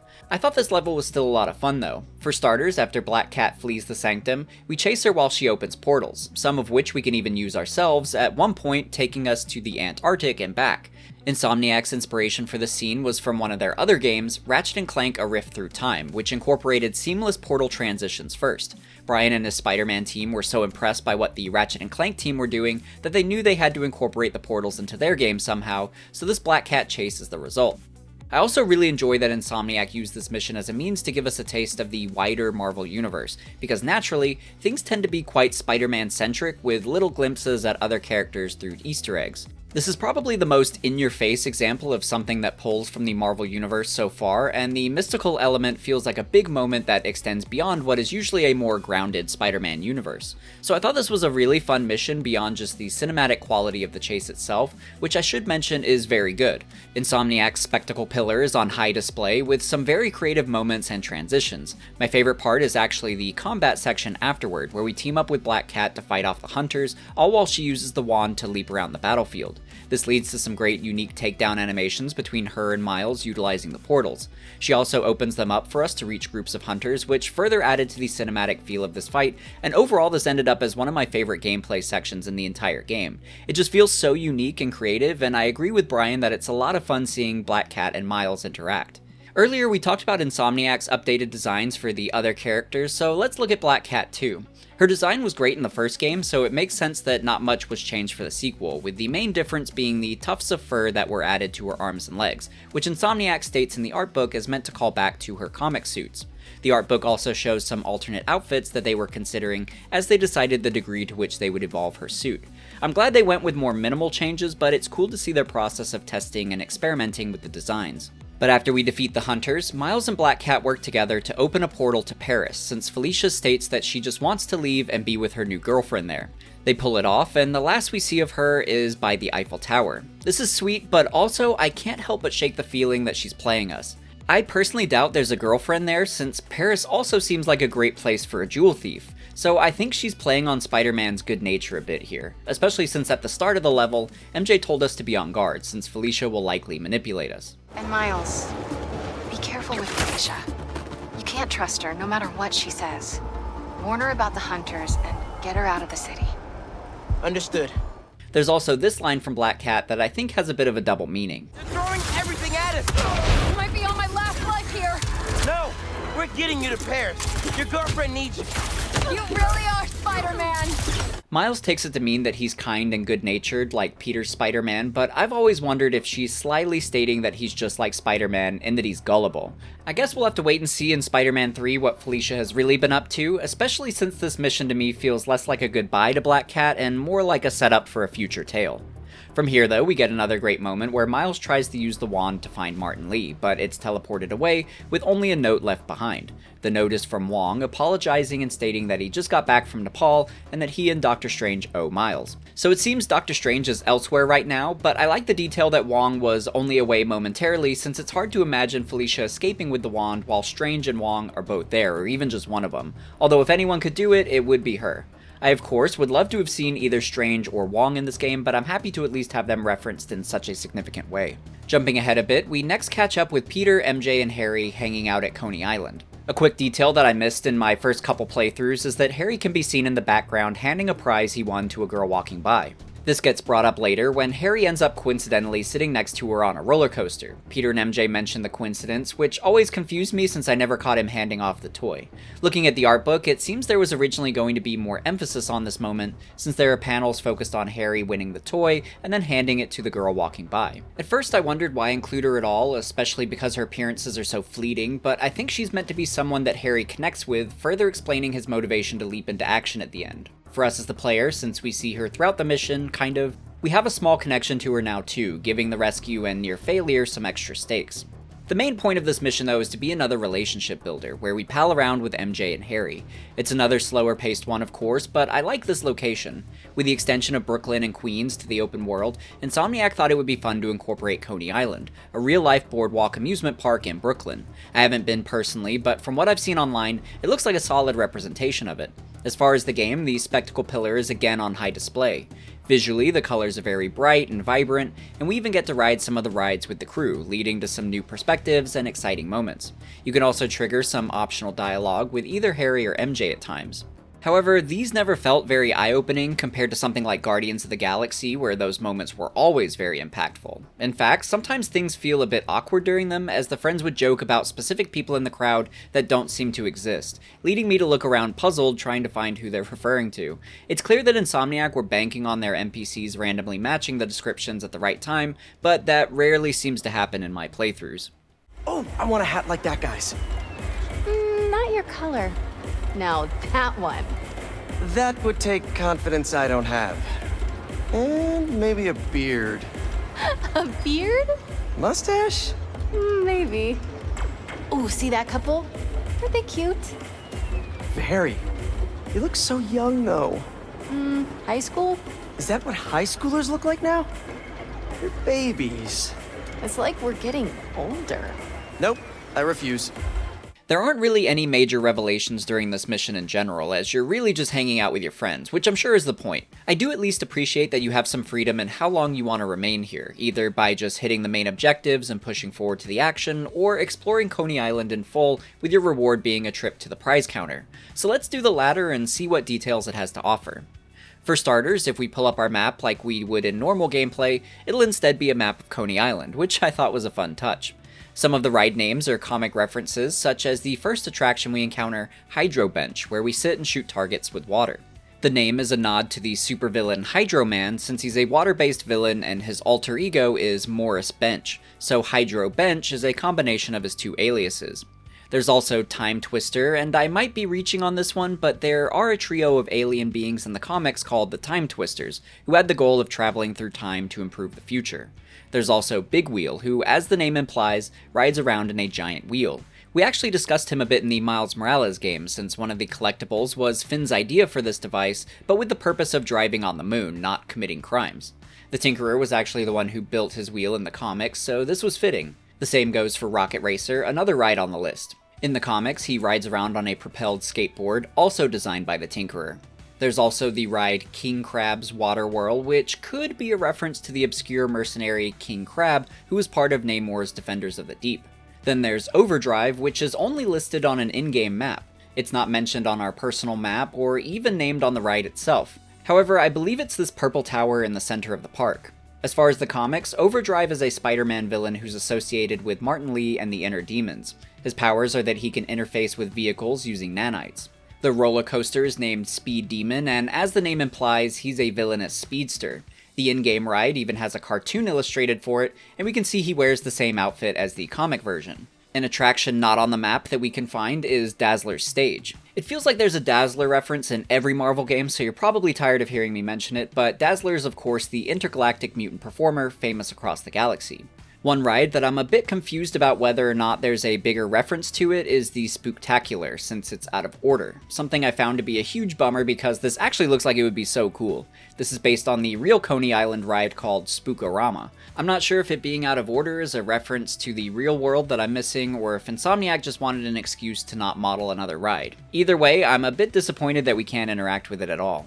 Something I know is legitimately a reference though is the name of the arcade titled Kadinsky's Arcade. This is a reference to the comic villain Arcade, whose real name is A.R. Kadinsky.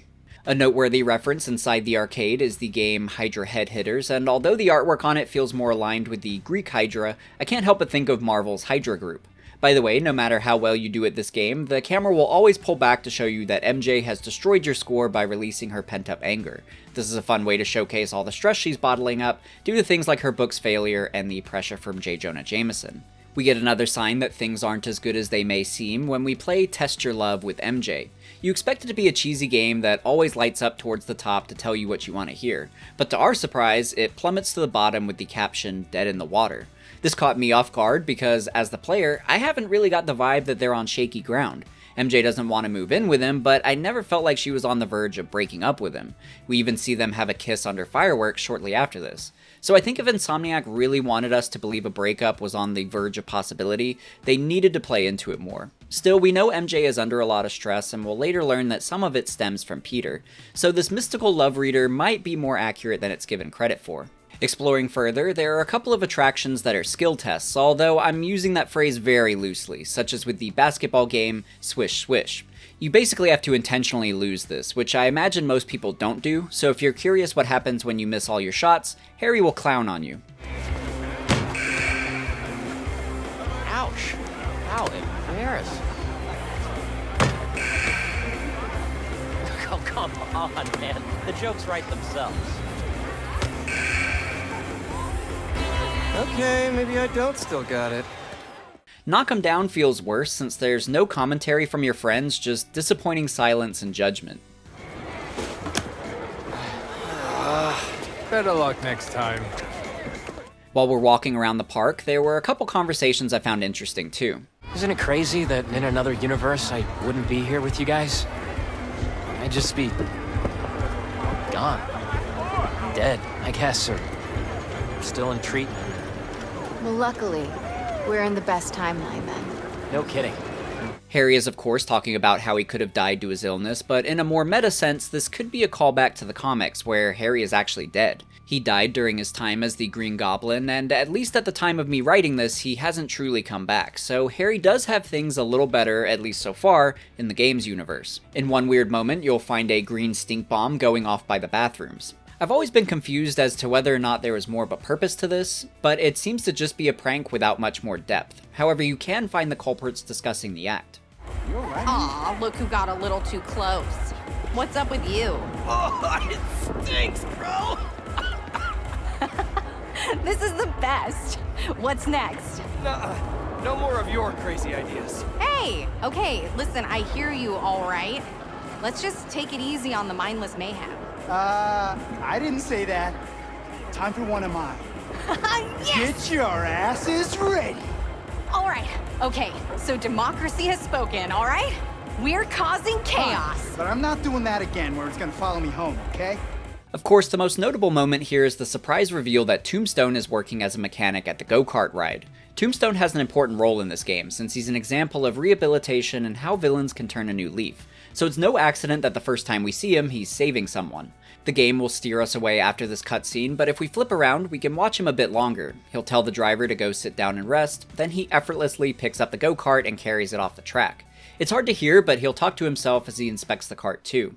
That chassis doesn't look too banged up. Scrapes, some scratches.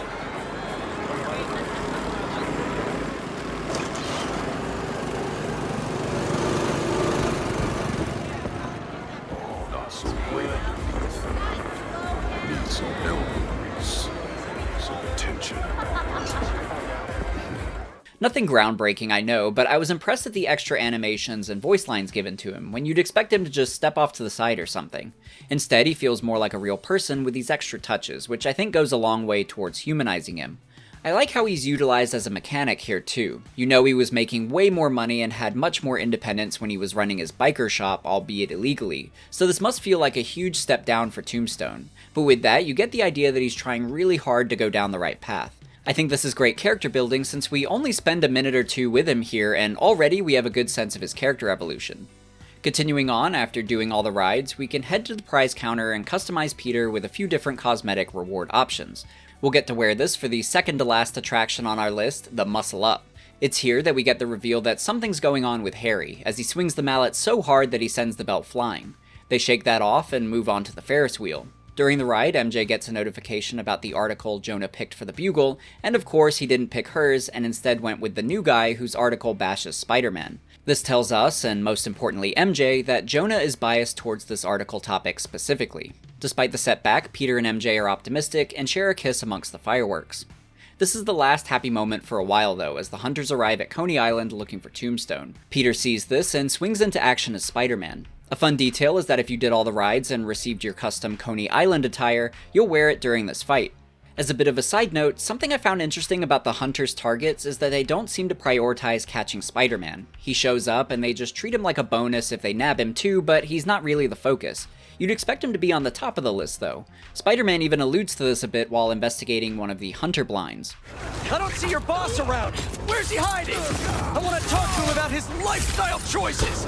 You are not worthy of his attention. But Scorpion is? Okay.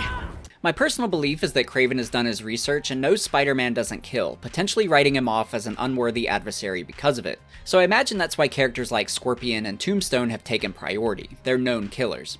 As we fight through the hunters, they manage to trap Tombstone in a net, but before Spider-Man can rescue him, the rest of the park takes damage, putting civilians in danger.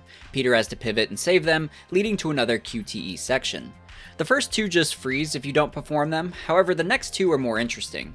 First, the hunters fire arrows at you, which will knock you back if you don't press the prompt. If you're successful, you'll just dodge them. Spider-Man then leaps into the air as a firework is launched, and if you miss the prompt, Spider-Man will just web the two hunters down. But if you're successful, you'll get a more stylish takedown where Spider-Man uses the firework to hit them. The next QTE has you spam square to stop the cart in its tracks, which I don't believe you can actually succeed at, leading you to be knocked down and the cart to fall off the rails. The last QTE has you pull up the cart, which as you'd expect you also can't fail. This moment will just loop until you perform the action. Unfortunately, another ride crashes into Peter as he attempts to rescue the riders, one of which is the girl Harry has been interacting with. So it's fitting that this would be the moment he comes to the rescue, revealing that he still has the symbiote and can utilize it. Peter's disbelief causes him to accidentally reveal his identity as Spider-Man. Harry! Pete? Together, they save the riders and swing away to chat. I like the detail that it's in front of a heavily graffitied billboard for re-electing Norman. I think this is very intentional set dressing since my personal interpretation involves a couple of things. First is that Devil's Breath is written in bright green letters, probably meant to remind us Norman's first attempt at saving Harry and how that turned out, so I don't think it's any coincidence that we're given that reminder during the reveal of the symbiote's attachment to Harry. I also like the billboard in the sense of Norman's actions looming over them, something I'm sure will continue to be a persistent theme going on into the third game. One of the most curious moments here is the way the symbiote keeps reaching out towards Peter against Harry's control, to the point it even triggers Peter's spider sense and he has to evade it. My assumption has always been that the symbiote craves his power and sees him as an upgrade. The next day, Peter continues his search for Tombstone and gets a lead, surprisingly from Black Cat. She says that she stole a radio from one of the hunters and overheard the location that they're keeping him. She thought she owed the spiders for helping her escape, so this is her way of doing so. The location is an abandoned steel foundry, which Peter infiltrates alone. However, he also tells Harry the location over the phone, leading him to join us for a superhero team-up. The coolest part about his emergence is his new superhero outfit. It looks great in general, but it's actually based on a different host in the comics, which brings us back to Flash Thompson of all people, whose cardboard cutout we knocked down earlier. So as we discussed, Flash was Peter's bully in school, but ironically, he was also a huge Spider-Man fan, to the point he even went so far as to make a Spider-Man fan club. Flash was deeply inspired by Spider-Man's heroics, which carried over into his time in the military. While at war, his squad ended up in a really rough situation, and it didn't look like they would make it out alive. Flash thought back to Spider-Man in this moment, which drove him to push through his leg injuries to save one of his fellow soldiers. They both made it out alive, but the result was that Flash lost the use of his legs. However, the military had a solution in mind. As part of their ongoing research into recreating Captain America, they managed to get their hands on the Venom symbiote for experimentation. They bonded it and Flash together, creating Agent Venom, who's actually a really awesome character in his own right. In the Donny Cates Venom series, Eddie states that Flash is the symbiote's favorite host, with Eddie being second place. So despite Flash's time as a bully, he's another example of how Spider-Man's actions can inspire people and lead them to become heroes in their own right. We don't know where Flash is right now in this game's universe, with the most recent detail being from Spider-Man 1, where Peter says that they've since become friends, and that Flash has been helping homeless veterans. I don't know if we'll see Agent Venom in this game's universe, but I suppose it's not off the table. Regardless, I'm really enjoying its reference here. Looking at the art book, we can see some variations of the design that the team were considering. Nothing too different from the final result, except for the eyes, since the vast majority of the concepts show more angular eyes, which gives it an intensity that I actually really like. However, I think that's the reason it wasn't chosen, because at this point in the game, the art book states that the design is meant to appear as something benign, so Peter doesn't suspect it's something potentially malicious. So altogether, the militaristic armor style is meant to seem normal, in that it's something you would expect, and my speculation is that the rounded eyes serve as a good middle ground between friendly and intimidating. As far as Harry with the symbiote, we see that he's very gung-ho and having a lot of fun in the suit, not really concerned with the mission or the threats at hand. There's our guy. What's the plan? I think we should get him.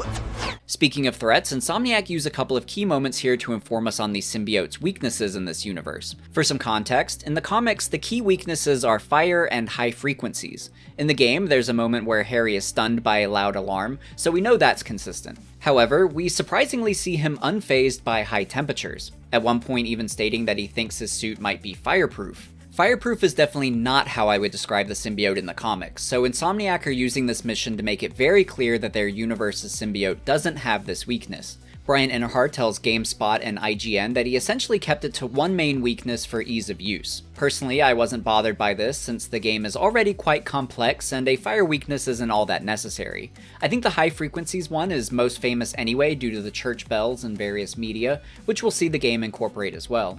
But continuing forward, the Spider Pals, as Harry calls them, manage to break Tombstone out and escape the foundry. Tombstone and Peter take a moment to debrief, and the scene ends with a handshake. The art book expands on this handshake and its cinematography, stating that it's meant to showcase growth between the two characters. I think it's more evident in the storyboard, but the art book states, quote, "The equal staging and slight low-angle shot places them both in a heroic perspective." This is a good moment for Tombstone and a nice reminder why Peter always tries to see the best in people, because sometimes they can change. This is quite different from what I know about Tombstone in the comics though, since there he's usually a cold-blooded killer. To my knowledge, he hasn't reformed, although he has worked with Spider-Man in a recent series. As to why and how that might apply to Spider-Man 3, we need to first talk about his daughter, Janice Lincoln, who we received a tease for in the first game through a newspaper article. Apparently, we were supposed to see her in this game too. As many of you likely already know, one of the leaks revealed that there were originally plans for a Beetle DLC with Janice Lincoln as Beetle. To further back this up, Insomniac accidentally left a debug mode open in one of the game's patches, which by the way has since been patched, but players were able to find a list of various Beetle missions in it, such as this screenshot from PC Invasion. We don't really know exact details about the story, just that it would have followed Janice as the Beetle and maybe included the original Beetle, Abner Jenkins. My assumption is that we'll still get this, and that it's just been pushed into Spider-Man 3 instead. The budget for the base game was already extreme, plus fan reception for Spider-Man 2 was rather mixed anyway, so if I were in Insomniac's shoes, I think I'd choose to just dive full steam ahead into Spider-Man 3 and recycle those DLC plans into it to flesh it out even more. But assuming Insomniac still plan to follow through with Beetle, I'm really interested to see how Tombstone reacts. He just reformed, and now his daughter is taking up a life of crime. If the comics are any indicator to go by, Tombstone may have to step back into crime, but as a sacrifice. In the Gang War series, which I'm about to fully spoil by the way, Janice was in the middle of a war with Madame Mask, to the point the winner would become the criminal overlord of New York. Tombstone didn't want a criminal lifestyle for his daughter, especially because he knew what it takes to maintain that foothold. It makes you a monster, and he didn't want Janice to become like him. To prevent things from going too far, he first aligned himself with Spider-Man. However, as the final moments of the war drew near, he decided to betray both Spider-Man and Janice at the last minute. The result was that all the other gangsters were taken down, leaving only him and his crew with him as the new boss. The reason I think this could relate to the game is that we could see Tombstone align with Spider-Man at first in an attempt to stop things from spinning out of control for Janice. By the end, he might even be forced to return to crime again to prevent her from becoming trapped in that lifestyle. But that's just my speculation. I'm really curious to see where they'll take Tombstone from here, but we'll have to wait and see how things shake out for Lonnie and Janice in Spider-Man 3. Continuing on, we next see Peter and Harry debrief on the roof. They first attempt a fist bump, so the symbiote takes the opportunity to connect with Peter again, visualized through it making a symbiote spider symbol of its own on Harry. The pair think nothing of it, but we know the symbiote wants to connect to Peter. From here, the team now turn their attention to Dr. Connors, who's gone missing. MJ went to his house to investigate, only to find a bunch of hunters swarming the area. She somehow snuck into their vehicle wearing the brightest colored sweater in her closet and hacks one of their laptops. Before she can escape, she accidentally gets locked inside and taken to their hideout, the zoo. Thankfully, she still has her Symkarian stun gun, meaning we're beginning our first playable MJ mission. Now, I know a lot of people have criticisms for these missions, and from what I've seen online, it's pretty much the opposite of the last game, which was that she was too slow. Now she's considered too OP, able to one-shot hunters, something even the Spider-Men can't do. Bryan has stated quite verbatim that if she's OP, he doesn't care.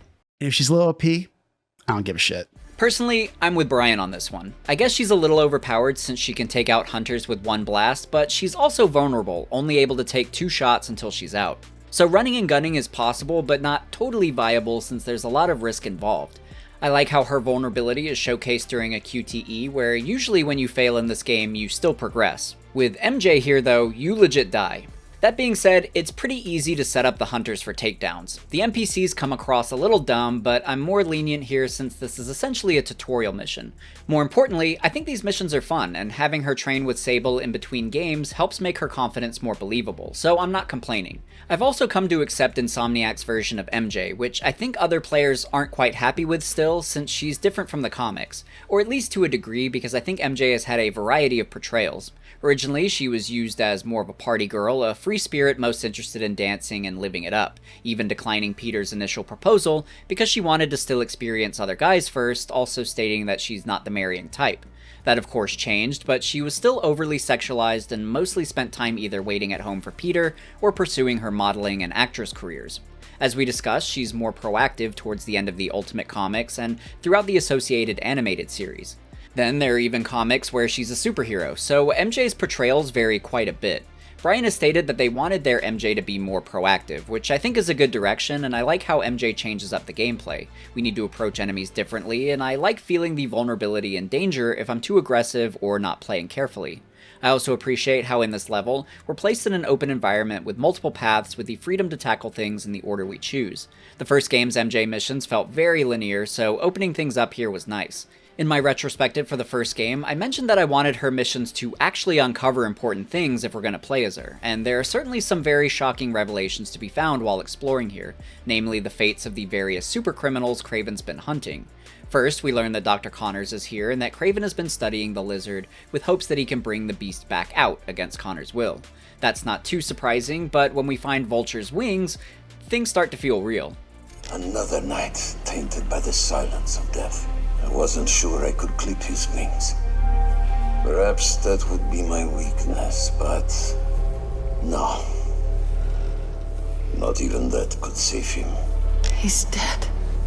This left me jaw-dropped, even more so when I learned he wasn't the only one. Shocker died too, as Kraven recites how he fought him in the cold, presumably to disrupt his gauntlets, which we still see are iced up. Electro is a bit of an obscure one though. This one is a waste of my precious remaining time. Weak of body and mind. Perhaps this technology will be of use. This is terrible. We can make the assumption that he's dead, but nothing here outright claims that to be the case. We only see his tech, and Kraven just says that Electro was a waste of time. For all we know, Kraven didn't even bother fighting him and just stripped him of his gear.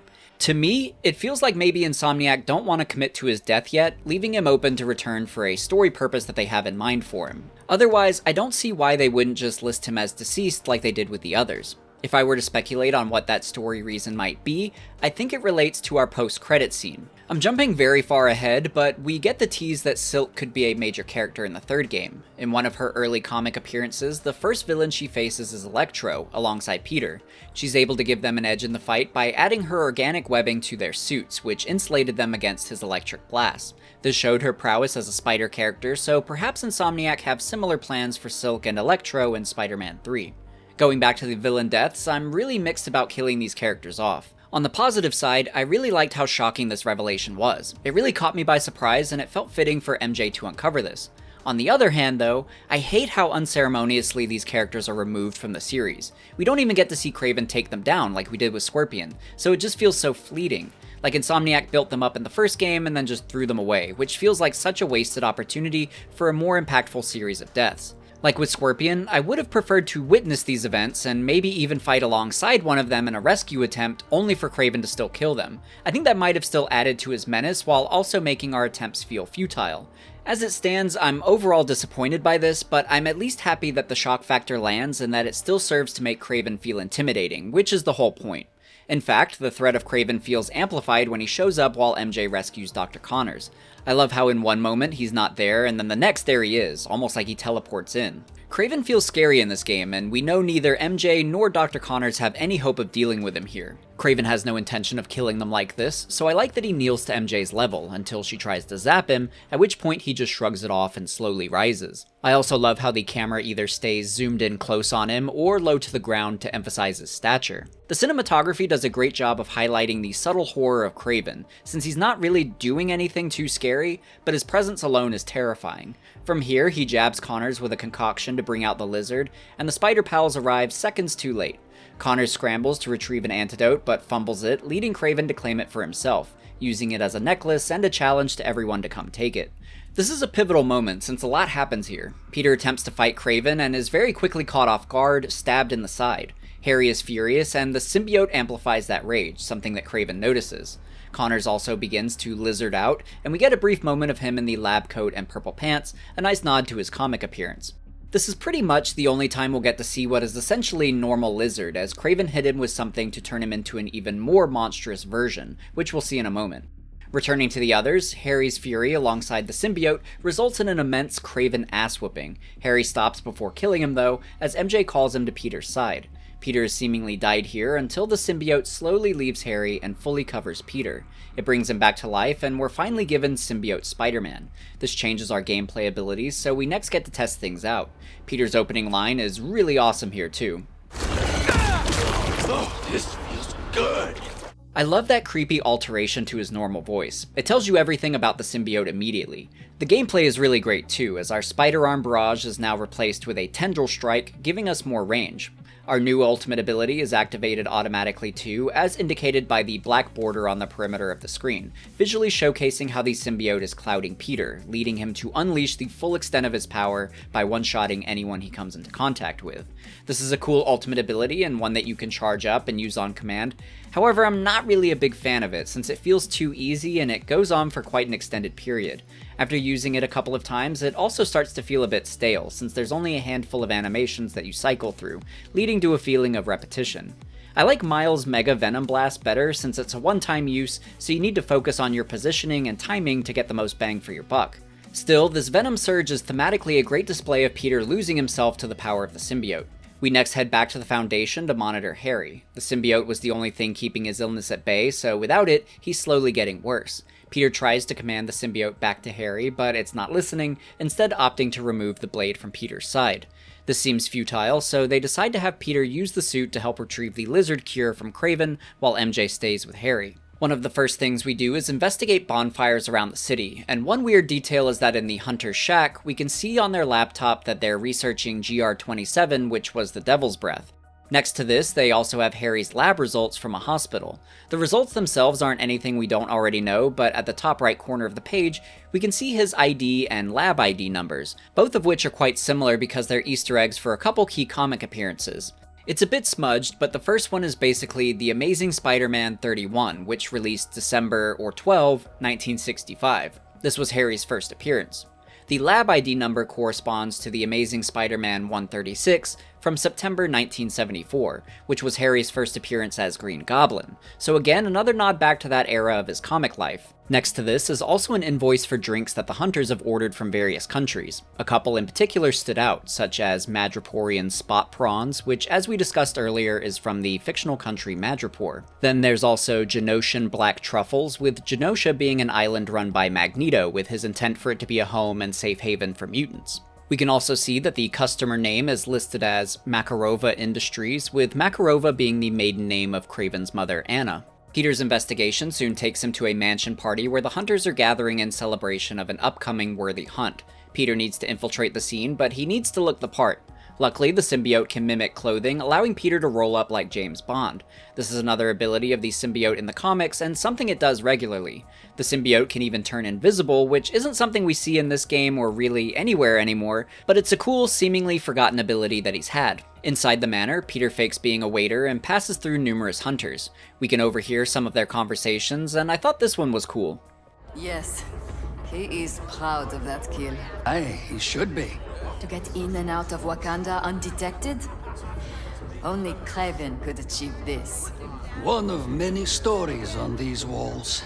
To my knowledge, this isn't referring to a particular comic issue, but it's still cool to link Kraven infiltrating Wakanda in this universe.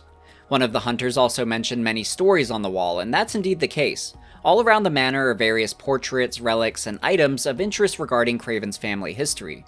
This is best displayed upstairs, where we get some more specific details. For starters, we can find a portrait of Nikolai and Anna. Kraven describes their history in the comics, namely that Nikolai was an aristocrat respected by the Tsar of the Russian Empire until there was an uprising and the Tsar was overthrown, forcing the Kravenovs to flee to America. They were still incredibly wealthy, which is how they bought this manor, and it's also how Kraven affords all his travels and gear, but this was still a fall from grace for the family, something Kraven thinks about often. As I mentioned earlier about Anna, she was later considered insane and sent to an asylum. When we enter Kraven's office, we can find some more family history, such as a family tree. Interestingly, there are a couple of names scratched out, so let's decipher who these might be. So at the top of the tree are Nikolai and Anna, Kraven's parents who we've met. Their branches intersect at Sergei, aka Kraven, but one of the crossed out names extends off of Nikolai's branch. This is very likely Dmitry Smerdyakov, aka Chameleon. As we discussed, Kraven and Dmitry are stepbrothers, and this seems to confirm that they both know this in the game. Still, Kraven must not fully acknowledge him as part of the Kravenov line, which is probably why he's crossed out. So next on the list is Sasha Kravenov, Kraven's wife, who he's had a couple of children with, namely Vladimir and Anastasia, as we see listed. The crossed-off name is likely Alexei Kravenov, nicknamed Alyosha. Alyosha was born from an affair Kraven had with an unnamed mutant woman, and Kraven had Alyosha raised in Africa away from the rest of the family. Alyosha eventually takes up the mantle of Kraven the Hunter after his father's death. Lastly, there's Nadrachi Tannengarden, who I'm surprised isn't crossed out since he's the product of another one of Kraven's affairs. He became a movie producer, and he's a pretty awful guy. By the way, all these names will come back as part of the Hunter Blind side quests, which we'll discuss more in part 2. Looking around, we can also see an example of the potions he brews in order to enhance his strength. Heading to his desk, we can also see medication, something Peter comments is for late-stage chemotherapy, showing us that Kraven has cancer. In the drawers, a note written by Kraven stating that the fires have been lit and the chapel prepared, which is where we're likely to find him, so we head there next. As we reach the chapel, I just want to mention how much I love the atmosphere of this moment, as it feels like an excellent hybrid mood of Kraven's Last Hunt and the Symbiote stories. It's raining with thunder and lightning as Peter stalks with the black suit. The chapel is of course famously where Peter uses the church bells to remove the symbiote, but when we look at Kraven's Last Hunt, or just various Kraven stories after that series, the black suit is the one used in it too, albeit the cloth version. As we discussed, when Kraven gets the drop on Peter, he shoots him with a tranq dart that takes him out for a few days, at which point Kraven dons the black outfit himself and patrols the city as Spider-Man, fighting crime in more aggressive fashion. During the time that Peter is unconscious, he was buried in a grave and had to dig his way out. So I like that prior to reaching Kraven, our fight takes place in a graveyard. Kraven's Last Hunt also features prevalent heavy rain and thunder throughout, as does the game, so I think the build-up and atmosphere of Black Suit Spider-Man preparing to encounter Kraven here is hitting all the right notes. Another detail I want to mention about this section is when Peter is ambushed by the shield bearer, causing his web shooters to be disabled. This stood out to me because when Peter wears the symbiote in the comics, it produces its own organic webbing. The comics further highlight this feature since we see Spider-Man's webs shoot out the top of his hand instead of from his wrist like usual. The comics suit also has a white patch on the back of his hand where the webbing fires out, so I like that Insomniac include a similar but different white trim on the back of his hand as a nod to this. When we enter the church to find Kraven, I like how tense it feels. There's a bit of cat and mouse between the two of them, and it's not certain who's the prey and who's the hunter. The atmosphere is gorgeous too, with the moonlight coming through the stained glass. Peter isn't fully consumed by the symbiote yet, so his goal isn't to kill Kraven, only retrieve the vial for Dr. Connors. Kraven still pushes him though, causing the symbiote to lash out, knocking Kraven into the church bell. Kraven's smart, so he picks up on how the sound seems to weaken the symbiote. Peter takes the opportunity to snatch the vial, but Kraven also takes his opportunity to test his theory.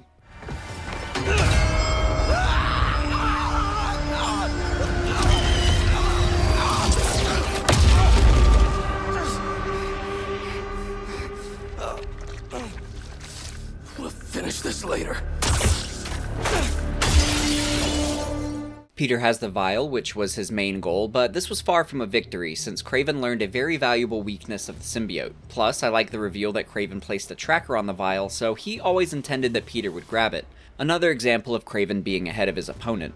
From here, Peter and Harry concoct a new lizard serum. Unfortunately, the tracker brings the hunters to Emily May, which they devastate in the process of breaking in. Even with Emily May destroyed, the priority remains saving Dr. Connors, so Peter heads to his house to investigate. Inside, we find a photo of Kurt and his wife. Peter comments that after the first lizard incident, she took their son and moved away. This is similar to the comics, since they had no choice but to leave as well, since the lizard kept re-emerging and they feared for their safety. Their absence is definitely felt in the home, and I really love how the design details showcase this and his overall mental state, not only through what's included, but maybe even more so what's not included. For what's essentially a relatively small house, you'd expect things to be a bit cramped, but for Kurt it's the opposite. There's an overwhelming emptiness here, there's a lot of open space, and the colors are very drab and muted. In his bedroom, the few possessions he has are scattered and disheveled, including pills and various science work. His closet has unpacked boxes just stuffed in, and you get the idea that Kurt is moving around in a haze, distracting himself with his work regarding the lizard and Harry, presumably to earn his family back. Speaking of which, the only things left in pristine shape are related to them, with the biggest example being his son's room. Here's where we really see the stark contrast. It's bright and vibrant, highlighting the fact that this is where the life is for Kurt. This is what's most important to him. When we head downstairs to the living room, things are even more disheveled, and we can tell he's been here recently as the lizard and moving in a panic. Something very interesting, though, is a research folder. The part that caught my eye is the author, Dr. Michaels. We met him in the first game since he was the doctor working on Devil's Breath and carrying it around in a briefcase. As we discussed in that retrospective, Dr. Morgan Michaels is an alias used by Michael Morbius in the comics. It's interesting to see him brought up again, and personally I see this more as a reminder, so I'm going to be on the lookout for him in Spider-Man 3. In this game though, Connors notates on the paper that he needs more reagents from his off-site office, which is where we'll need to check next. We'll look around a bit more first, including solving a puzzle that I thought was very clever, where we have to replicate a music tune on a toy to open a secret door. Not only is the puzzle creative and unique compared to what I've experienced in other games, but it's another great character detail, showing the degree that Connor's son is on his mind. This takes us to his hidden lab, and on a monitor we see security footage of the lizard scrambling to get a blood sample and hide in his panic room since Connor still has control. That control is slipping fast, as we get the hint that he's evolving further than ever before. Also evolving is the symbiote's effects on Peter, as we hear him getting more and more agitated regarding Kraven. Kraven's gonna pay for putting Connors and his family through hell. When we head down, we find a bunch of destruction, as well as the blood sample that he took. Skipping ahead, Peter calls Miles in for backup and they track Lizard to the East River, where the hunters have also found him. This leads to another really awesome chase sequence as we swing and glide along the river, taking down hunters while attempting to catch up to Lizard. With the amount of work Insomniac had to put in to include the East River, it makes sense to place a mission on it, and this is an excellent way to incorporate it, while also aligning with the spectacle and hero pillars of their development, since this is another threat worthy of two Spider-Men. At one point, Miles ends up in the water and comes face to face with the newly evolved giant lizard. In the art book, it's mentioned that Insomniac initially drew inspiration from the comic titled Shed for their giant lizard. They even show a concept of this alternate design. The biggest difference to me appears to be the hair and lab coat. In those comics, Lizard emerges in an even more dangerous manner, in that it runs on pure lizard instincts, such as wanting to kill males it sees as rivals, even targeting Kurt's son, something Kurt is unable to stop from within. The main point is that there's zero humanity left in this lizard. Kurt Connors is completely shed from it. It's overall a much scarier version of the lizard, so I think it makes sense that this was originally some form of inspiration for Insomniac's giant lizard. Returning to the chase, we get some more QTE moments as Miles. The fails here are like the prior ones, where you still succeed but differently, like Miles getting knocked underwater but popping back up. Or this one, where a billboard is about to fall on people. If you hit the prompt, Miles will web the billboard in the air, but if you miss the prompt, Peter will swing in and rescue them instead while giving you a ramp to maintain momentum. My favorite Peter rescue is this one though, where he just chucks this guy to the side like he's fed up with having to save everyone, probably because it keeps deterring him from his primary objective. It's such a great character detail that really tells you where Peter's head's at as the symbiote feeds more and more on his frustrations. His impatience and aggression are on great display in the next scene too, and I really love the way actor Yuri Lowenthal gives a little edge to his voice to emphasize this. He got away from us. It's good, Pete. I saved the tracker. Let's go, man, before he gets too far. No. He's mine. You sure? He's got big teeth. So do I. He's not normally like that, right? No. He's never like that. The following conversation with MJ is a good spotlight too. Hey, any look at Connor's house? No, but tracking him right now. What's wrong? Nothing. Meaning something. Miles was off his game. We almost had Lizard. I'm sure he was just trying to help. Sometimes it's just easier to do things myself. Hey, that's not fair, Pete. We're a team. We just really need Connors right now. For Harry. Okay. Let me know when you find him. In his defense, I did miss every quick-time event as Miles. More seriously though, it's clear we've passed another threshold of the symbiote's corruption. My favorite example of this is if you decide to stop some random crimes during the next few missions. Taking a step back, even when Peter first got the black suit, if you stopped a random crime, he'd still be pretty normal and jokey. Don't feel bad. A lot of supply chain problems these days. If you go stop random crimes after this lizard chase, his voice lines are much more aggressive. So they want to play with fire, huh? I think this is fun? They think they know what a beast looks like. That felt good. They might lose the cops, but they can't lose me. Spider-Man's after us. You guys want to go fast? Let's go fast. Nobody gets away. These are great, and I found that they had a side effect of subconsciously making me want to play more aggressively to roleplay and match Peter's tone, which I didn't even realize I was doing until a bit later. Yuri does a great job with these lines, and they felt really immersive. The only downside is it can be a bit jarring going from this to one of the open-world side missions, since they're still the same normal Peter lines. Spider-Bot can search faster in there than I can. Your time to shine, little guy. Make Spidey Daddy proud. That's not really a criticism, since that would be a lot of work to adjust, just something I thought was funny in testing. But yeah, I love these alternate lines during random crimes, and I remember the first time I encountered one and thinking, finally, we're getting that darker, edgier black suit Spider-Man. We'll see how far that goes in a moment though. Still, I'm already about 11 hours in on my 18-hour playthrough, playing somewhat casually, but also saving side missions for endgame, so it took quite a while to get here. Nonetheless, I've been anticipating the black suit since the first game, so I'm happy to just reach this point. The next mission is another one of my favorites as we enter the sewers. Also, the sewer lid says Insomniac Games on it, which I thought was a fun touch. As Peter explores, he finds a whole Oscorp lab underground. Peter suspects that this was an off-the-books research center that Norman set up for Connors, and we'll see why momentarily. Beforehand, there's some interesting stuff to examine, so let's take a look around. First, we can find some crates with a Tricorp logo on them. In the comics, Tricorp is a scientific research foundation that Peter worked at for a time. There's nothing too notable about them beyond that, at least to my knowledge, so this is probably just a simple reference suggesting that they're providing supplies to Dr. Connors and not necessarily a larger tease. There's also a variety of lizard experiments, as well as evidence that a lot of the old serums no longer work, which is why Kurt is having such a tough time trying to cure himself. Nearby is also a research paper on mutualism by Vincent Stegron. This is a fun reference because Vincent becomes the villain Dinosaur Man in the comics. Vincent's origins are that he actually worked with Dr. Connors for a time and became obsessed with his lizard experiments. Vincent used some dinosaur tissue from the Savage Land and injected himself with it similarly to the lizard formula, which of course is how he becomes Dinosaur Man. Getting to the symbiote details, there's this canister with the code VNM252 written on it. This of course relates to the symbiote experiments, but the code is a reference to comic issue Amazing Spider-Man 252, which is when Peter returns to Earth with the symbiote. The whiteboards contain the most interesting symbiote details though. More specifically, Connors was looking into this strange spiral, wondering if it's part of a language or other planetary communication. He also has theories listed like star system, organic, and seed, and all of those are actually accurate. So the spiral goes back to the Donny Cates Venom and King in Black series where we see the spiral pop up. I think to best explain it, we have to discuss Null, the god of the symbiotes. He's existed since the beginning of the universe, born into darkness.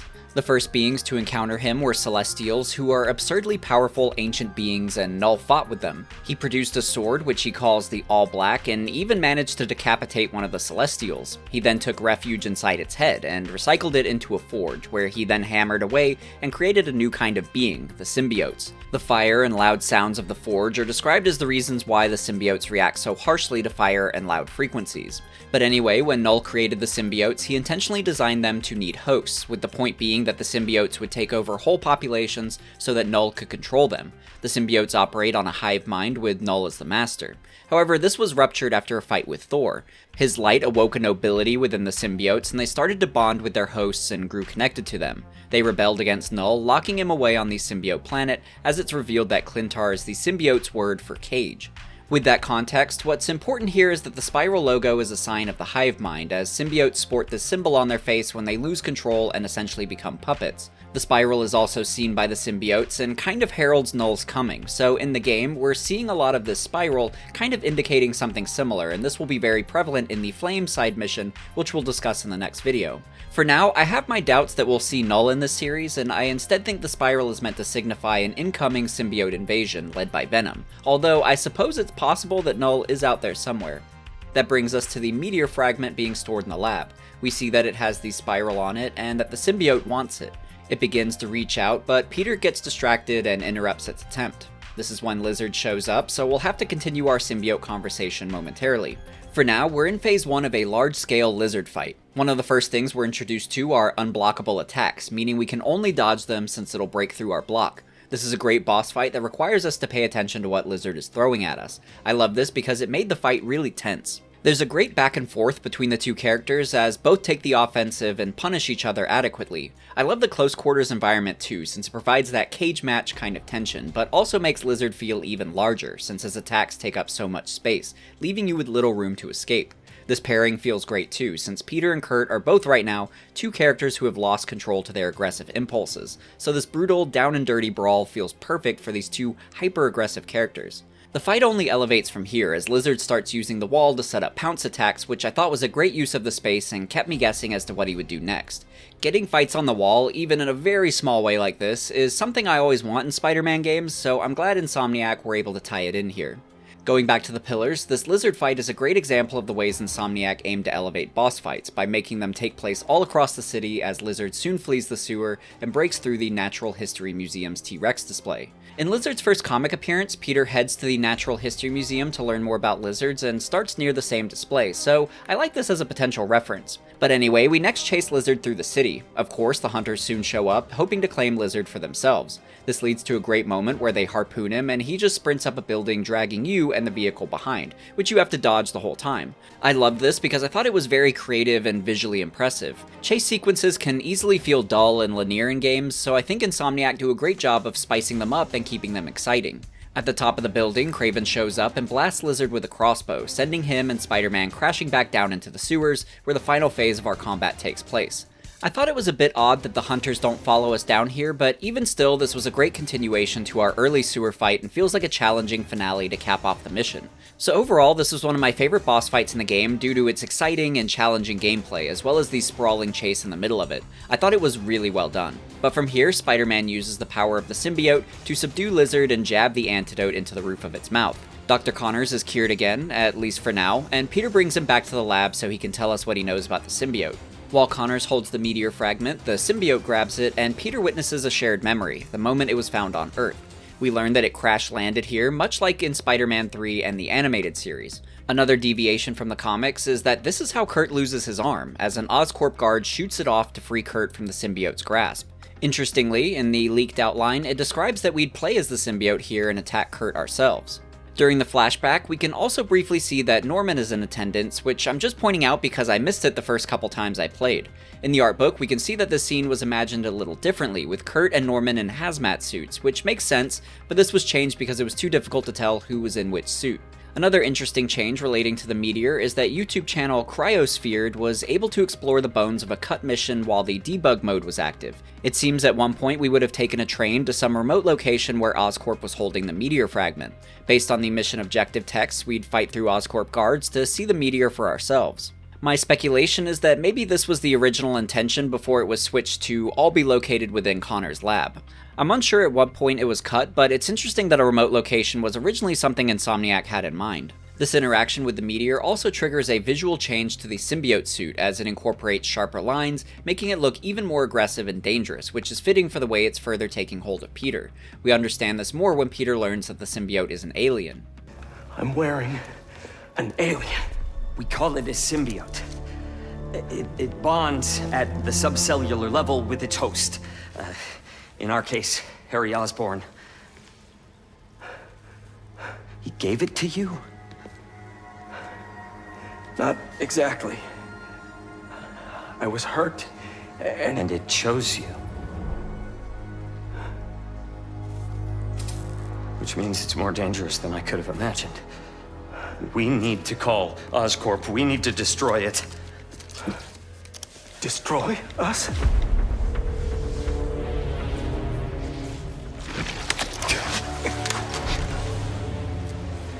You said it chose me, Doc. It makes me a better Spider-Man.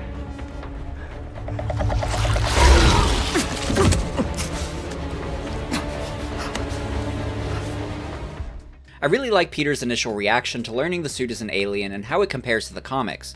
When he learned this from Reed Richards, he freaked out and wanted them to remove it ASAP, so it's interesting that Peter's reaction is different in the game, since he instead bonds closer to it here, even referring to them as us. This is another key moment where Peter has fallen deeper to the corruption, and I love the way the camera twists as it zooms in on him to visually showcase this distortion. His reaction is actually a bit similar to the animated series. There, it's also Dr. Connors who Peter confides in to examine the symbiote instead of Reed Richards. When they learn it's bonding to Peter, instead of trying to remove the suit, Peter says he still needs it to take care of some other things first. From here, Peter decides to head back home for some sleep, stating that he feels exhausted. MJ wants to talk to him about an article she's written, but he tells her he's too beat and he pretty much falls straight to sleep. Unfortunately, the hunters followed him, and before MJ can wake him up, we get the surprise reveal that he's already out of the bedroom. MJ grabs her stun gun as support, and we're on to our next MJ mission. I actually think this is my favorite of the MJ missions, since the mood is really good with the dark lighting and the way you can look out the window and see hunters walking around. You feel really cornered, but it's still relatively believable to me that MJ could sneak around, since Peter is outside taking the focus. Let's talk about that actually. So in this mission, we see Peter attacking them, but soon realize it's not him exactly.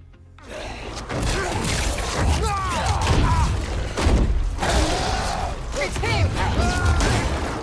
This goes back to our discussion earlier, where in the comics, the symbiote would puppet Peter's body and swing him around the city while he was asleep. I also think this is a great usage of MJ's perspective because we get to see how scary the symbiote is from the other side. Still, MJ has to catch up to it.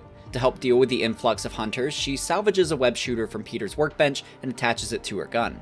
Now we can web enemies with a couple of shots, either setting them up for a takedown or just sticking them to the environment. Even though this mission in reality is relatively linear, I like that there's still enough freedom provided in how we approach enemies. We can be more aggressive or slow things down and play more methodically. I found the latter to be the ideal way to move through here, since rash decisions left me open for a quick double tap.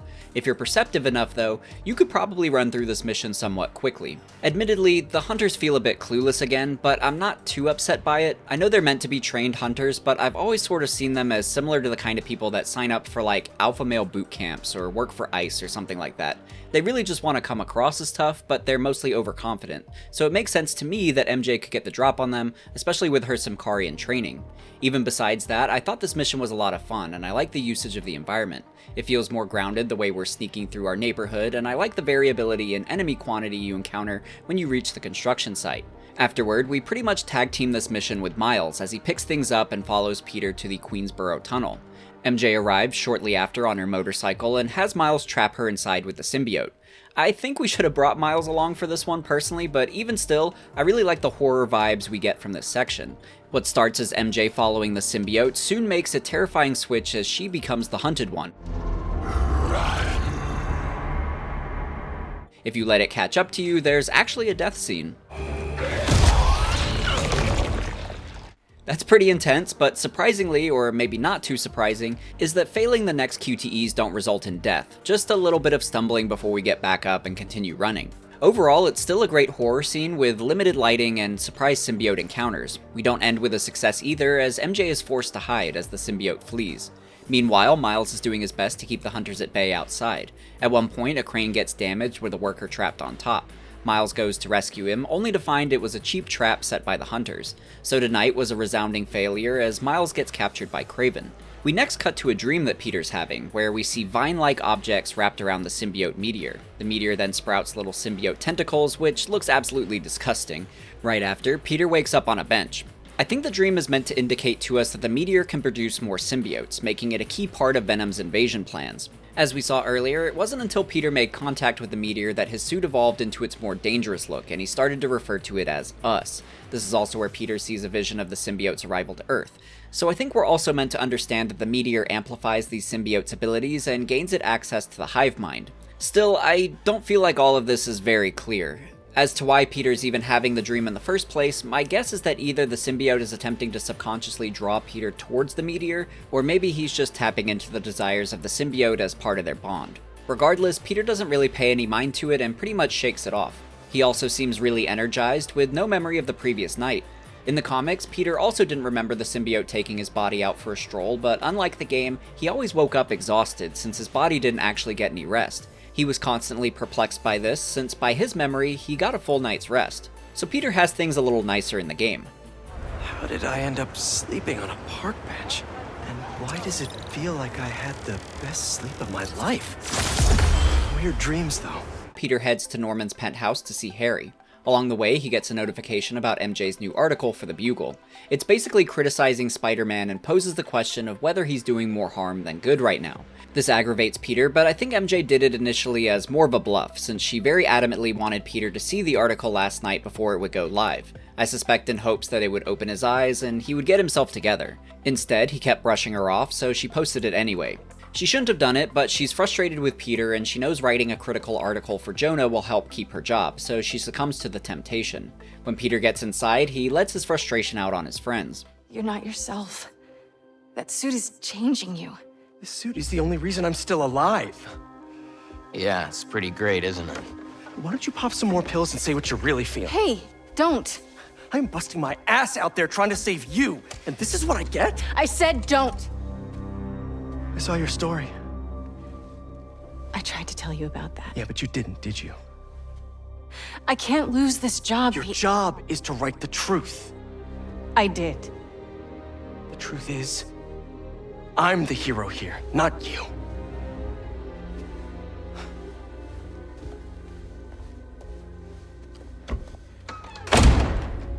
Bryan Intihar stated that the symbiote is meant to be an allegory for addiction and how it affects the people around you, which that scene showcased. Peter is self-absorbed and pushing his support system away. This forces them to respond in ways they don't like either, and we feel the crumbling of these relationships. This is Peter at his worst right now, but it's important to track the stress that Harry is feeling too. But first, let's look in on Norman as he attempts to form a cure. If we zoom in on his screen, we can see some files named GRS 18 through 23, with GRS standing for Genetic Recombination Simulation. If you recall, Devil's Breath was named GR27, so Genetic Recombination 27. It seems Norman has a lot of these experiments going on in some capacity. But anyway, Peter walks in attempting to comfort Norman, something Harry witnesses.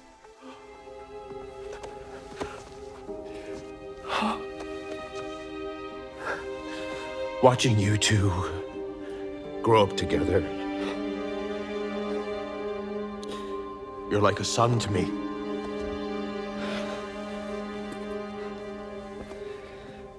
I am so proud of the man you've become. Thanks. Being on the verge of death is tough in itself, but feeling replaced stings even more. What's worse is how all these things link back to Peter. Harry's best friend is essentially walking around with his cure, but not handing it over. Now he's taking his place in his family. The Emily May Foundation, his dream for the future, is also completely destroyed. Harry literally has nothing left, and the little bit he has is slipping away in front of his eyes. So I think his anger towards Peter makes sense as he throws his cane at the glass as Peter swings by. I would think this glass would be more durable, especially this high up, but I think it's worth it for the visual. The way he's centered by broken glass is great, symbolizing the fracturing between he and Peter, but also that Harry is mentally broken now too. He's reached his limit. Harry isn't the only one fed up with Peter, as we next see a meetup between him and Rio as she asks for his help to find Miles. I've been calling you. For hours. Nothing. You know Miles has been hunting Lee. I'll find him. I'm calling the hospital. I said I'd find him. I've got this under control. All Miles talks about is how to be a better Spider-Man. Not school, not his friends. How to help you. Go help him.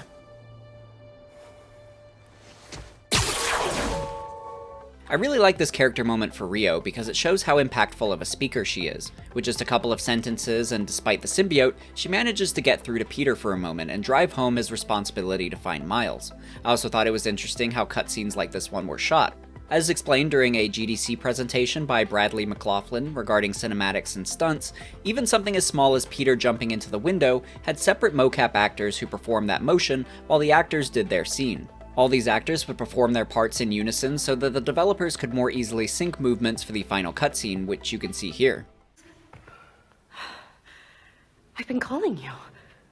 For hours. Nothing. You know Miles has been hunting Lee. I'll find him. I'm calling the hospital. I said I'd find him. I've got this under control. All Miles talks about is how to be a better Spider-Man. Not school, not his friends. How to help you. Go help him. For more complicated scenes, you can see there were multiple actors on set at the same time, to the point it becomes quite hard to track what's happening from our perspective. But I thought this was a really insightful look into how Insomniac recorded mocap sessions to streamline editing. But next, we pick back up with Miles. He finds himself locked in a cage suspended in the air. He's able to break free easy enough, but finds there are still more traps ahead. As we progress, we can find cells where the captured villains were kept, namely Scorpion, Shocker, Vulture, and Martin Lee. We'll talk about Martin momentarily, but the other cages lead me to believe that those villains are most likely dead. On a similar note, Electro isn't listed here, which I think gives more credence to the idea that he's still alive somewhere. Continuing forward as we make our way through the gauntlet, we come to realize that this is only a warm-up, as we find a bunch of hunters waiting for us, forming a path to whatever finale Kraven has in mind. Just a quick side note, this moment reminded me a lot of Batman Arkham Asylum when Joker's henchmen do something similar. There though, you could pass them like normal, or kick all their asses which rewarded an achievement. I don't know if Batman was inspiration for this moment with Miles, but I was a bit disappointed I couldn't fight all these guards if I wanted to. Continuing on though, we enter an arena and find Martin Lee. Kraven has staged a death match between us, so Martin is as much a prisoner as we are. Still, this is basically what Miles wanted, an opportunity for vengeance, so he embraces the fight, and these lines during the fight stood out to me. So how many people did you kill before I got here? I didn't have a choice. You always have a choice. I love how this shows us a few key details. Martin reveals he's killed lately, but it was kind of against his will since he's been forced into death matches with no other way out. Still, the idea of Martin killing again makes Miles' blood boil. Miles is ready to fight, but the line, "you always have a choice," although pointed at Lee, actually highlights that Miles himself has a big choice to make, since he's considering killing Lee here. Before getting into the boss fight and Miles' choice, I want to look over to Kraven during all of this. We see he's sitting atop a throne, and I think there were originally going to be some key details surrounding it. When we look at the art book, it states Insomniac had a few different ideas for the arena, and they included a concept for one of them. On the wall in the distance, we can see Kraven's throne, but with a bunch of trophy heads mounted on the wall behind it. It's a bit tough to make some of them out, but pretty clearly we can see Scorpion and Vulture, like expected, but also Rhino, which I have more to talk about actually regarding him in a moment. To the left of them, though, are some obscure characters, to the point I'm not entirely sure if I have this right, but I'm basing it a bit off of the Hunted series in the Amazing Spider-Man comics, where Kraven captures a bunch of animal-themed characters, the cover for which was likely inspiration since we see Kraven on his throne with a bunch of heads mounted on the wall. Towards the top left of the cover, we see a similar person like in the concept, with a fuzzy black and white hood. I think this is meant to be Pandamania, a panda-themed villain. Below her in the concept, I'm less confident on, but maybe Gibbon, a monkey-themed character who was also captured in that comic, and unfortunately screwed over by Vulture, resulting in his death. Away from the throne in the concept is another one I'm not as sure of. My assumption is that this is Wraith, since she has a similar mask in the comics, but she's also not an animal-themed character, although I suppose it's possible this was just a placeholder mask and used here for the concept. Even more interesting though is that Reddit user Silksons searched below the game's map and managed to find a placeholder in-game version of the throne. The most interesting aspect is that yet again it includes Rhino. I think this suggests that Insomniac likely originally planned for Rhino to die to Kraven too. If so, that begs the question, why did they change their mind? I don't have a specific answer yet, but I think it's clear that they must have discovered some kind of plan for Rhino in the third game, similar to Electro. Otherwise, why not just write off his death like they did with Shocker and Vulture? We'll pause the speculation here though and get back to the Miles and Martin Lee fight, and it's another really good one. Martin has a strong variety of attacks, and I appreciate that some moves from the first game were incorporated, like the way you have to jump over or dodge his slashes depending on if they're horizontal or vertical, like we had to do in the train fight, so I thought that was a nice callback. This fight is also a personal one for Miles, something I'm sure Kraven had suspicions of when he witnessed their first encounter, so I don't think this matchup is a coincidence at all. The intensity between Miles and Martin is really good too. Martin is just fighting to survive, while Miles is out for blood. So I like that this is a very fast-paced and aggressive battle. Miles doesn't have a whole lot to do in this game, but I think the tension between him and Martin is one of the strongest aspects of the story, so this boss fight amplified that nicely. There's also a great character detail for Martin within this fight when he conjures a giant negative demon. He did this in the first game too, but there are some visual differences. The art book states that in the sequel, the demon is bound in chains and has a damaged mask. This is meant to signify the inner turmoil that Lee has been experiencing after the events of the first game. The guilt has been eating away at him and his inner demon, which is reflected in its design. After the fight, Martin misses a shot which breaks the glass ceiling above them. Martin then grabs Miles and takes him into his negative zone mindscape. Martin's goal is to reach into Miles' mind for memories and distort them under the guise of painful truths. Looking at the art book again, it stated that the original idea was for Miles' memories to be visualized as a web, which looks really cool. However, it was going to be too complex to pull off, as well as explain how it works, so they opted to keep things simple and have Martin guide us around. Insomniac initially wanted Miles to enter negative portals as transitions between memories, which I think also looks great, but similar to the memory web, they found that the portals would have been unnecessarily resource intensive to create and might not have been as interesting to walk through versus the way you drop into memories in the final version. As we progress through Miles' mind, we're faced with tough memories and lies. However, Miles recognizes this and decides to turn the tables on Lee by revealing his identity as well as his relation to Jefferson. You're done, Lee. I'm not doing this anymore. You wanna know who I am? I'm the kid whose dad you killed at City Hall. What? He died because you decided your problems were more important than all of those people's lives. Jefferson Davis was a hero. who saved people from you. This is another moment of growth for Miles, and he gets a new ability to go along with it, the Reverse Flux, where he pulls enemies in before damaging them. I thought this was fitting since symbolically, it feels like he's embracing his inner demons to confront them. In a similar way, he uses this to pull Martin Lee closer to him, while Martin is stunned by the realization that Miles is the son of Jefferson Davis, perhaps Martin's biggest sin. When we return to the real world, Martin depowers and pretty much gives up due to both shame and remorse. I think Miles notices this and knows killing Lee isn't the answer, so he instead tells him to find Spider-Man before kicking him out of the hole in the ceiling. Miles can't escape himself, and the game cuts away before we can see what Kraven does with him. We next see Martin reach out to Peter to give him the location of where Miles is being held. We see a lot of growth from Martin as he reminisces about Feast and tells Peter he should be proud of Miles, and that he reminds him of Peter.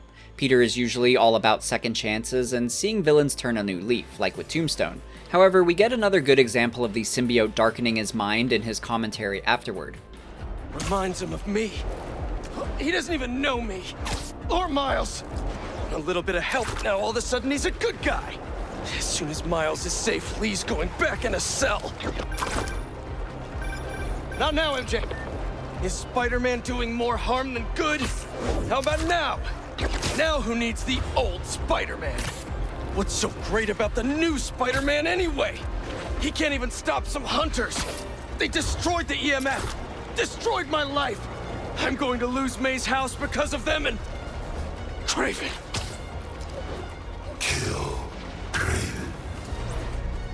Such a great surprise symbiote line and our first taste of Tony Todd's Venom performance. At first I was surprised that Peter doesn't comment on this moment, but I like it so much better that he doesn't. This is just normal for him and highlights that his thoughts and these symbiotes have merged to the point he likely can't tell the difference. Peter next investigates the location that Martin gave him, but Kraven traps him in an unbreakable cage. The point isn't to actually hold him, but instead to again test the limits of the symbiote, which is why Miles is caged nearby as further motivation.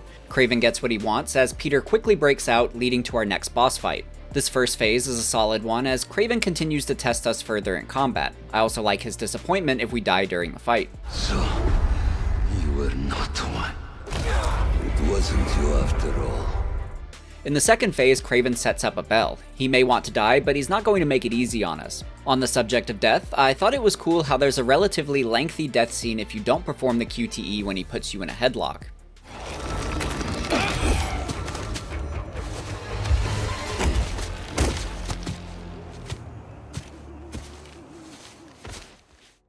Also, his wide eyes and bared teeth makes him look absolutely terrifying during these scenes. The second phase of the fight itself is another favorite of mine. Kraven using the bell is a cool and thematic lair, and if you don't deal with it, he'll take the opportunity to attack you, so you need to web it up.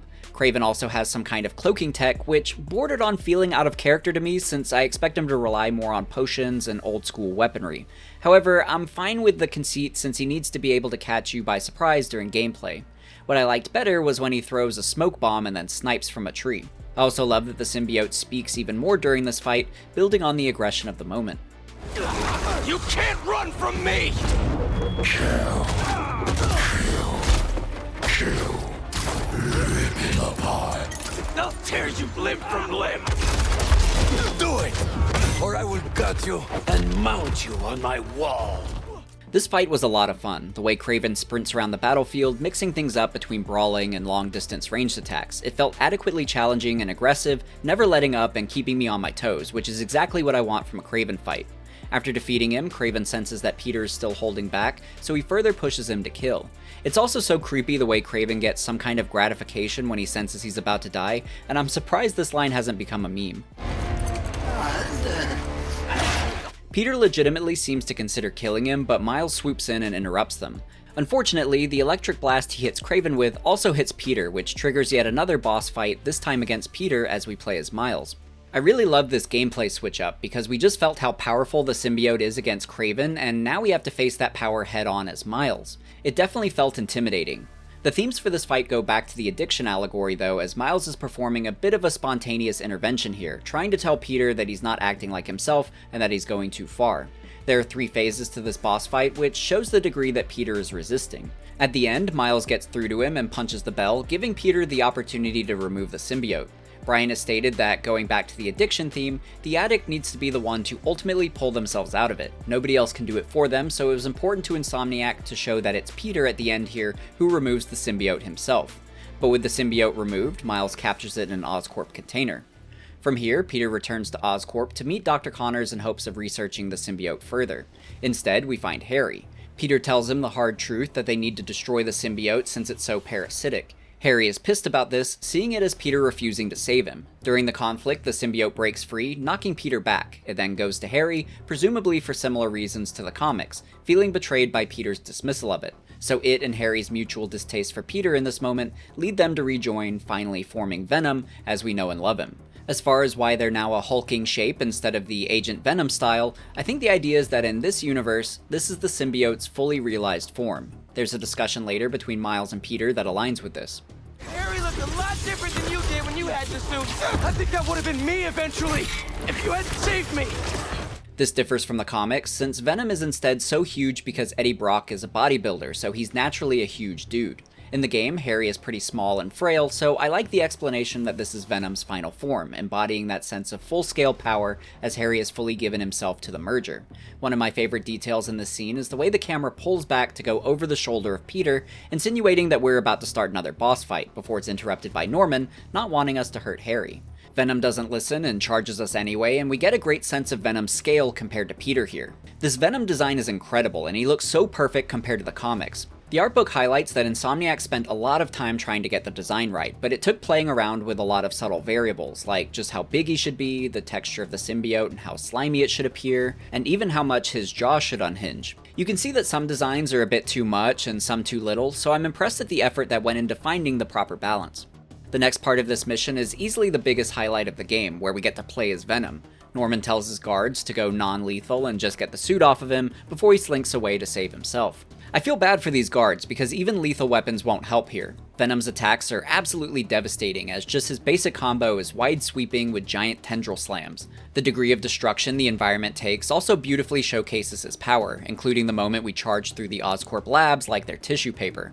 At this point, the guards decide to switch to lethal weapons, but it's pointless since we just block with the symbiote and send the projectiles back at them. My favorite part of the combat are the unique takedown animations, since they're so lethal.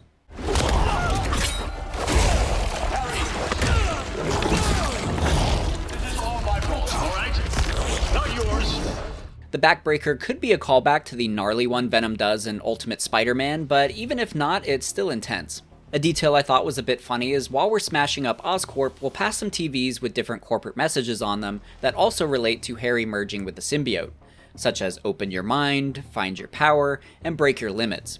In general, the Venom gameplay is a lot of fun. The abilities are admittedly limited, which makes sense since we won't use them to the same degree as Peter and Miles, but even still, I'm absolutely getting the power fantasy that I'm craving from Venom. Bryan Intihar tells GameSpot that he knew from the start they had to include a playable Venom, otherwise the internet would give them so much heat for omitting it. I'm really glad Insomniac did it because it's such an awesome moment. In the art book, we can see some of the other types of abilities they concepted as they debated on whether the symbiote should be able to adjust its body shape or remain more humanoid, as it seems they landed on the latter. I think what we have in the game feels great, and my only complaint is that I want more time with this playable Venom, because we really only have this sequence and the next one. However, it seems the idea was to include more. But first, the Oscorp fight transitions to Times Square as Venom turns his attention to the Hunters. We effortlessly carve our way through them, which catches the attention of Kraven, who reveals himself ready for a fight against Venom. Even with the sheer strength of Venom, I like that Kraven still shows a lot of power and cunning himself. Still, the end result is that he gets what he wants. Venom defeats him and grants him death by eating his head. As bad as this sounds, I've honestly been dying to see Venom bite someone's head off, but as tame as the rest of the game has been, I didn't think Insomniac would be brave enough to do it, so I'm glad to be wrong. I think it works really well too, since this gives Kraven the end he desired and also shows us how menacing Venom can be. Still, Harry is taken aback by his actions, leading him to freak out a bit and flee the scene. He next heads to his mother's grave in search of answers. This is another great symbiote moment where we see it influence his mind again. What did I just do? Don't be scared, honey. You finally have the power to do what we've always wanted. We're going to heal the world. How? Let me show you. I think that pretty much confirms that Venom was really the voice of Emily that Harry was hearing while in the tank, so the symbiote has been laying the groundwork for this manipulation for quite a while now. So I think that makes Harry's leap to healing the world via a symbiote invasion a little more believable, especially since it's the only thing Harry has left. After all, it saved his life and made him incredibly powerful. I think Harry is happy to go along with the idea since he thinks he has his mother's blessing, as unbelievable as it may be. From here, we see Venom excited by the heal the world concept and leap away. But returning to the art book, it seems there was supposed to be another combat section here, since it shows a concept of Venom fighting off more Oscorp guards outside of Emily's grave. It also states that this is where Venom would first start transforming people into symbiotes. So why was this and other missions cut? Well, Bryan Intihar describes it coming down to meeting the deadline, which resulted in some very significant cuts to the back half of the game. There was one part in the project where we realized that the back half of the game was, we weren't going to make it. Like, we weren't going to hit the quality bar. And, we had a very, it wasn't, I'll say heated, but it wasn't heated like we were arguing. Like, I was like frustrated that we weren't going to get everything done. And I had a really, I will say, an emotional reaction to that talk. And then I stepped back for like 5 minutes. And I remember as people were talking on the Zoom call, I was just scribbling down how we could basically, if we cut these things, how we connect it all back. I was just made it objective. I'm like, does any of this stuff impact the pillars of the game? No. My assumption is that this is why the Venom gameplay feels so brief, since we were probably meant to get a lot more of it, such as this moment at Emily's grave. Not only with Venom missions, but just in general, as we saw with the concept of a Daily Bugle one that I'd speculate might have been another MJ mission. Continuing on though, Peter finds Harry's badge and attempts to use the RF reader to track his location. The first ping takes us somewhere very intriguing, the Baxter Building, which we can already see the name of at the entrance. The reason this is important is because this is the home of the Fantastic Four. We even see the 4 logo being painted on the top, and the fact that Insomniac sent us here as part of a mission makes me think that they really don't want people to miss it. The building shape itself is also very reminiscent of the comics, so I appreciate that Insomniac aren't just slapping a 4 logo here and calling it a day. I don't want to get my hopes up because this could just be a fun Easter egg, but it feels like such a statement. I don't think we're getting a Fantastic Four game by any means, especially due to the leaks where they were absent, but it's very curious to say the least. Will it just sit around as an Easter egg like Avengers Tower, or will the F4 actually show up? We talked earlier about how Insomniac seemed to be making attempts to incorporate more of the Marvel Universe into this world and in more meaningful ways, so my hope is that they're wanting to continue that trend going into the 3rd game. Whether we'll see members of the team or even get to explore part of the interior, I'm not sure. We'll probably just take a photo of it, so I don't want to speculate too rampantly, so I think we'll continue forward from here, but it's still very exciting to see.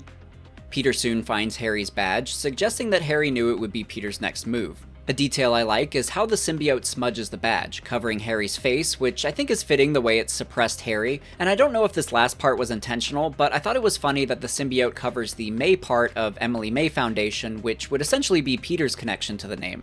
As we explore further, this is where we're introduced to transformed symbiotes, instead of the original plan at Emily's grave like in the concept. We also see that these transformed symbiotes have the spiral symbol on their face. As we discussed in the comics, this is a sign that they're mind-controlled and part of the hive mind. We later catch up to Venom as he throws more citizens into a symbiote pit to convert them. Just real quick, I want to address Venom's motivations in this game because they're quite different from the comics. There, Venom's goals at the beginning are really just finding a host and bonding to them. It's really just wanting to form a connection. Then when Peter rejects it, it finds Eddie Brock. Together as Venom, their focus was mostly just getting revenge on Peter. However, after Peter helped save Eddie's ex-wife, they formed a truce. Venom went to San Francisco where they decided to be heroes in their own way, lethal protectors. So Venom didn't come to Earth and try to take it over or anything like that. In fact, during the Null invasion, Venom was Earth's pivotal warrior. So Insomniac's Venom is more villainous in this way. It's actually a lot closer to the game Web of Shadows. If you haven't played it, Venom decides to start a symbiote invasion, even against Eddie's wishes, and it ends up looking a lot like the one in Spider-Man 2. So I have to imagine Insomniac used Web of Shadows as a source of inspiration in some capacity. I have a full retrospective on that game, and it's one that I recommend playing if you're wanting a story similar to Spider-Man 2, and or more of Peter in the black suit, because that gets a big focus there. Looking at the original script online, it suggests Venom's plot would be a bit more detailed. It describes him taking Oscorp tech to create a wormhole that would allow the symbiotes to invade from their dying planet. The city would get progressively darker as the Oscorp tech needs a lot of power, which would serve as our ticking clock, showing how close Venom is to reaching his goal, as well as inform Peter at the end that he really has no other choice but to kill Harry, or else the invasion will complete. I actually like this a lot because I feel like it better showcases Venom's plans and progress. In the game as it stands, I don't feel like Venom's goals are explained very well. Things are moving so rapidly at this point too that I feel like I kinda just get the gist of it, but without the extra depth or context that I'm desiring. Going back to the transformed symbiotes, I thought their color choices were interesting, such as green, purple, and yellow ones. I think these colors were picked in order to match the Life Foundation symbiotes from the comics. The story behind them is that a corporation, the Life Foundation, got their hands on the Venom symbiote and forced it to reproduce. The result was 5 symbiotes: Riot, Lasher, Phage, Scream, and Agony, which, as you can see, are matching the colors of the minions in the game. It seems that Insomniac might have had more significant plans for these symbiotes originally, based on findings from the cuttingroomfloor.com, where unused models for these symbiotes are shown. Furthermore, Riftsa Gamer on YouTube found a prototype boss fight against Riot in the debug menu, which I'm so sad didn't make the final game. My assumption is that this goes back to the heavy cuts Insomniac had to make. However, I think he's still present to a small degree, since to me it looks like Riot was recycled a bit into the Behemoth enemy type. It's a bigger minion and follows the same comic color scheme, so not a total loss if true. Jumping ahead a bit, we return to MJ, who's checking the comments on her article criticizing Spider-Man. We can zoom in on them and see what's being said. One detail I like is in italics it says, "This comment section is moderated, please be civil." Then below are not civil comments, starting with all caps, "I never liked him." The third one's account is named My Sixth Throwaway, which I thought was funny and realistic to actual forums. The bottom comment is someone we know though, and it's Danica Hart, the other podcaster we can listen to in the open world. She posts basically that this isn't the kind of article she'd expect from MJ. We'll talk about Danica in the part 2 video, but it's clear MJ is feeling like a sellout. This is further emphasized when Jonah calls. I hate this. I love this! You do? You've hit the nail on the head. Finally! Top story. Everybody's talking about it. This is editor material. Editor? Congratulations. Your first assignment, write more juicy stuff by tomorrow morning. Drama, controversy, just like this. Like this. Get writing! Similar to Peter and Miles battling their inner demons, MJ's struggling with her own internal conflicts, such as identity, morals, and future ambitions. She'll be forced to confront this soon as Harry shows up at the house and holds her hostage. Peter heads back to May's house to save her, and on the way, Dr. Connors calls with some important findings. I've been looking through years of research notes. The symbiote channels a collective consciousness. That hive mind I was in.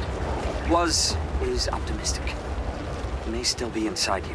What? Nothing to panic about, but perhaps you should come to the lab for some tests. Can't, Doc. Bigger problems. Gotta go. That'll be important later, but for now, Peter enters the house and finds Harry and MJ waiting for him. This is the moment where we finally get the "We are Venom" line, finalizing the merger of the symbiote and Harry.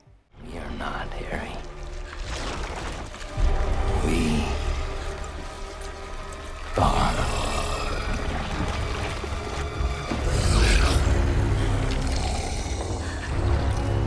That line is so perfectly executed by Venom voice actor Tony Todd. What's crazy is he can do this voice naturally, which we see him do during a game convention.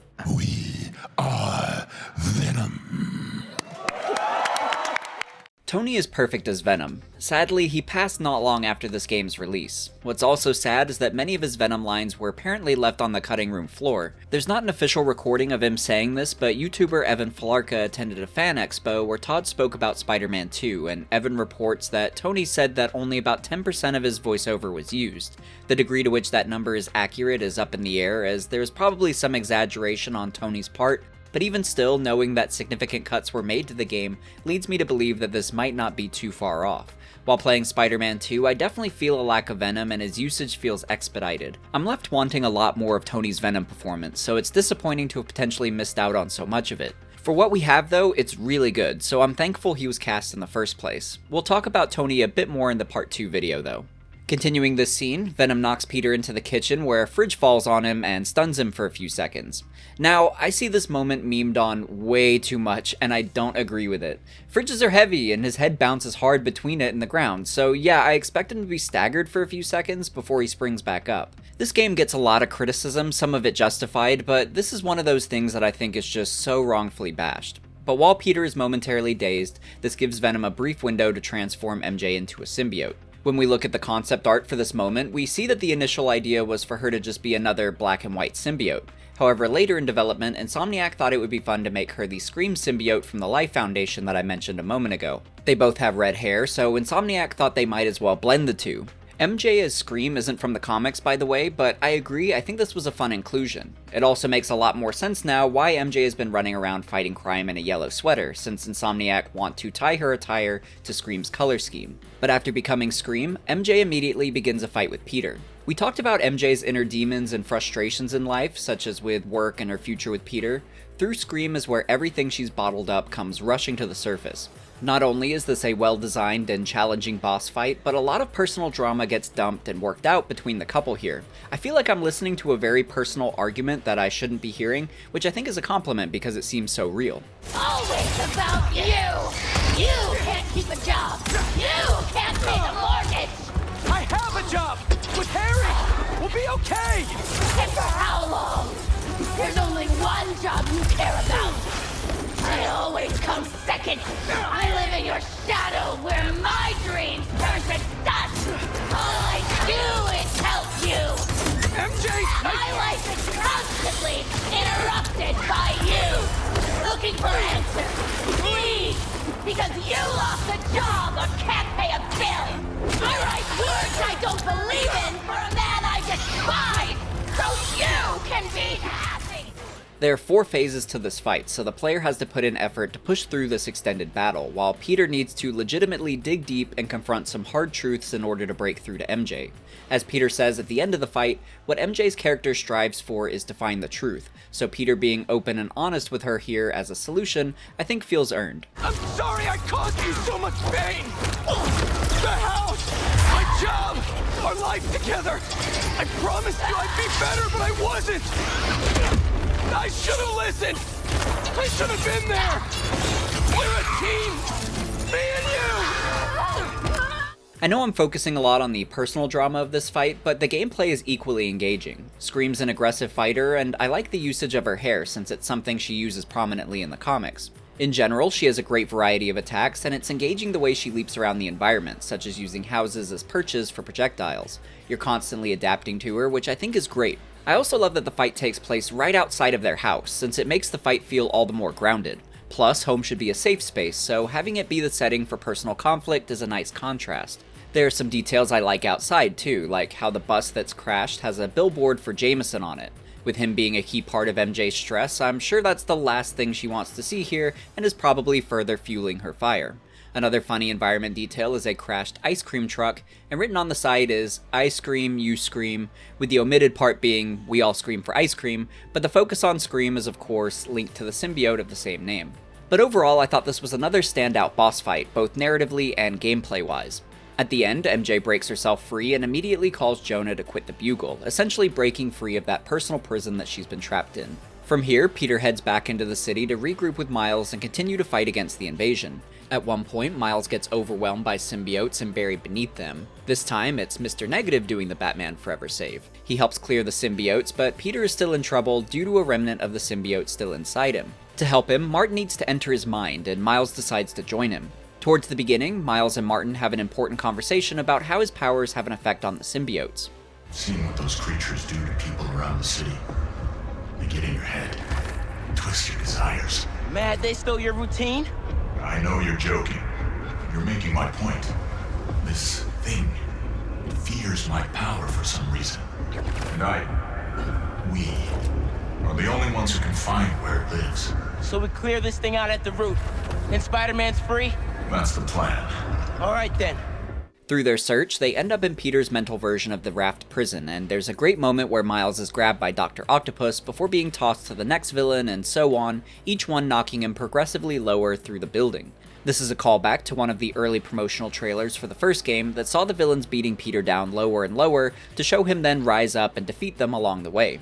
For Miles, though, it leads to him getting stuck in a prison riot. Mr. Negative fights alongside us, which is some pretty big growth in itself for Miles, fighting side by side with the person he hates most, and it's a nice moment of redemption for Martin. There's another great dialogue between them that serves as a lesson for Martin, as well as highlights Peter's teachings and how it's made Miles better. Nothing's working! I can't throw them down! You have to keep fighting! Everyone he puts away, they keep coming back! It must be frustrating, putting criminals away, just for them to escape and cause more pain. It's part of the job. He knows that. What is? Believing in second chances. I thought that really nicely tied together all three of their arcs and lessons, and this mission in particular is a great look inside Peter's mind, but also shines a light on the growth of Miles and Martin. I like the moment we return to Feast especially, because Martin shares some perspective on his motivations and where they've led him. Lee, why did you do it? What did you want? Revenge.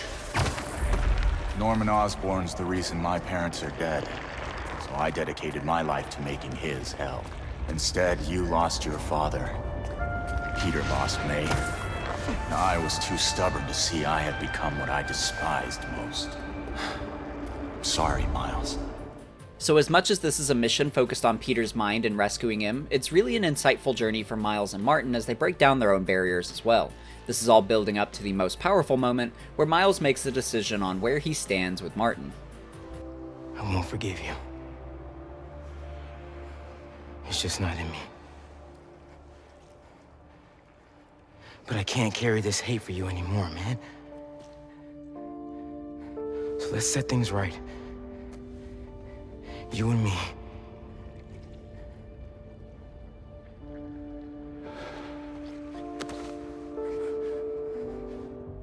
It's one of the most standout moments in the game for me, and I think it's a great payoff for their arcs stemming from the first game and all the internal struggle Miles has been dealing with in this sequel. In Bryan's various interviews, he's stated that it's at this moment that Miles can write his college essay. So as minimal as that problem may have seemed, it's tied to a larger issue of Miles letting other things cloud his mind and take his focus, to the point he's losing sight of his own identity and priorities. Now, here with Lee, he's set things straight. He knows himself and what's important to him, and he can put the past behind him to finally move forward. Like I said earlier, Miles doesn't have a lot to do in this game, but I think this payoff is strong and is a major highlight. Looking at Martin, he makes a big sacrifice here. He knows he has a lot to repent for, not only for Miles and Peter, but for his actions as a whole, so he decides to pay it back by using all of his power to cleanse the darkness from Peter, which removes his powers. However, not only does he manage to save Peter, but he also powers him up. He didn't clear the symbiote from him, instead, he enhanced it into what we call the Anti-Venom suit. This goes back to the comics, so let's talk about those origins. So earlier I mentioned a time where Eddie Brock had cancer, or at least believed he did based on what we know from the retcons. Anyway, during the limited time Eddie believed he had left, he decided to help out at Feast, to try and do some good and make up for some of the bad he had done with the symbiote. Martin Lee is the founder of Feast in the comics too, so he and Eddie interacted. At one point, Martin put his hand on Eddie, infusing some of his negative power into him. Like in the game, this combined with the symbiote remnants inside Eddie, bringing forth the Anti-Venom suit. As the name implies, the suit is a direct counter to other symbiotes, such as burning away the Venom symbiote. Peter doesn't get the Anti-Venom suit in the comics, but I think this works great for the game because Martin Lee is so integral and through his redemptive arc can help Peter defeat Venom. In a more meta way, it was the perfect solution for Insomniac's playable black suit problem. They knew that in a symbiote Spider-Man story, the player is going to have a lot of fun using the symbiote and its powerful new abilities.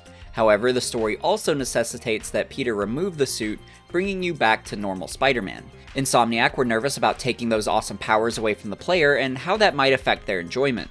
I would speculate that it also sucks a bit from a development resource perspective, since you spend all this time on the symbiote abilities and then have to ditch them in the last act.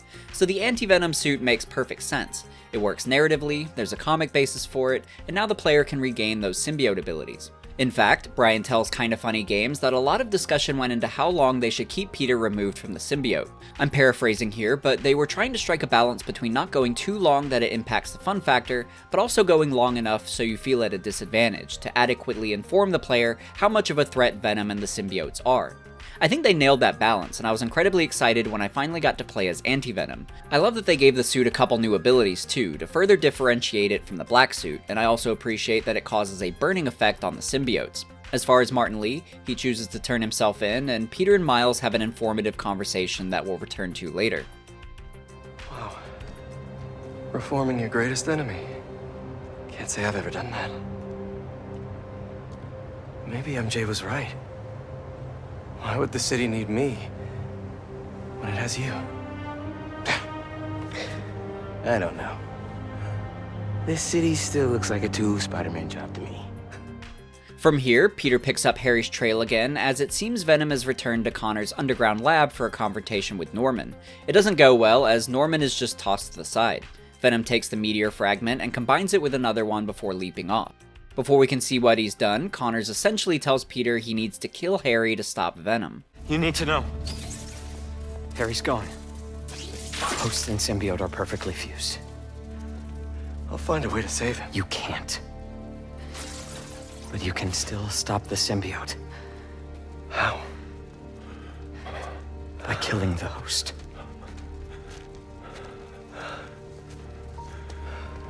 Please. Save my boy. I like how the camera puts Spider-Man right in the middle of these two, like a devil on one shoulder and an angel on the other type of thing, but it's important to note that Peter chooses to reassure Norman here. Once outside, we see things have gone from bad to catastrophic, as the entire city is coiled in symbiote tendrils. The world looks very spooky like this, and I really want to compliment the art team because it's so eerie swinging and traversing across all these symbiote vines. Soon after, we link back up with Miles, who surprisingly has a new outfit himself.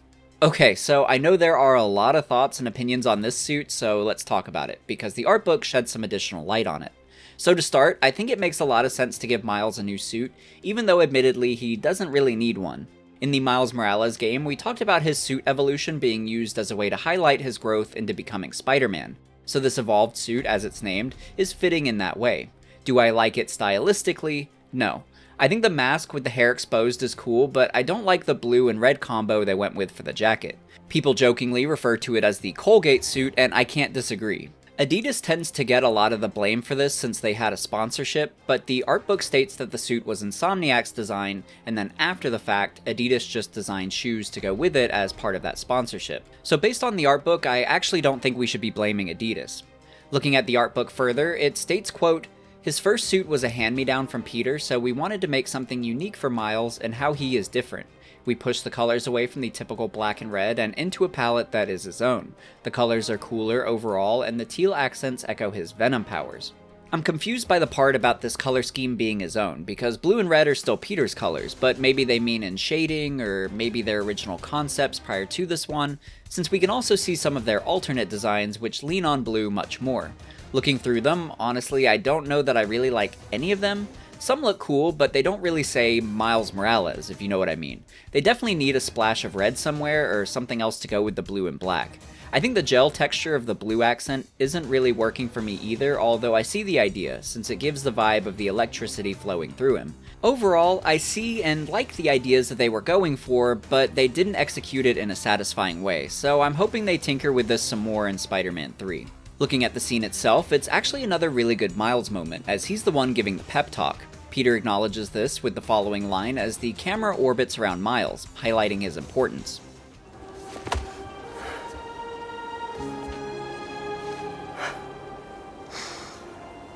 Call the play, coach. This is a solid callback to the first game where Miles was the one who said, "Call the play, coach," to Peter. So this line coming from Peter feels like a graduation of sorts for Miles, showing him come into his own. His play is for them to split up and tackle different things around the city. He decides to clear the nests, and this leads to him actually ending up in the hive mind momentarily. I like this moment mostly because it's so cool getting a visualization of the hive mind. In the art book, it stated that the intention was for the symbiote strands to resemble neural pathways in the human brain, which I think comes through pretty well. Miles also manages to break free of the symbiote using his bioelectricity, which is fitting because that saved people from the hive mind in the comics too. Such as when Venom was corrupted, Miles used a bioelectricity punch to free him. Eddie returned the favor when Miles was overtaken, hitting him with an electric blast to rid him of the symbiote. Jumping ahead, they soon discover the location of the symbiote and head back to May's house to form a game plan with MJ. I thought this was nice since it feels like a callback to the first game where this trio teamed up to take on the Sinister Six. We also talked a bit about the board game earlier, which is used to form their game plan. It's the End of the World is the title, which is fitting for the situation at hand. I also found it interesting that the token they picked to represent Harry was a goblin, again nodding to his comic counterpart. As far as their plan, they decide to use Peter as bait to lead Venom away while Miles clears out the remaining symbiotes so that MJ can grab the meteorite and take it to Emily May's particle accelerator to destroy it. We'll next jump to Peter's chase with Venom since there's a moment I like where Peter is making jokes and is then caught off guard and tackled by Venom. You'd expect Peter's spider sense to pick up on that, but in the comics, due to the symbiote's time attached to him, it bypasses his spider sense, making Venom even more dangerous. So I think this cutscene could be a small nod to that, even though we still have our spider sense against him in gameplay.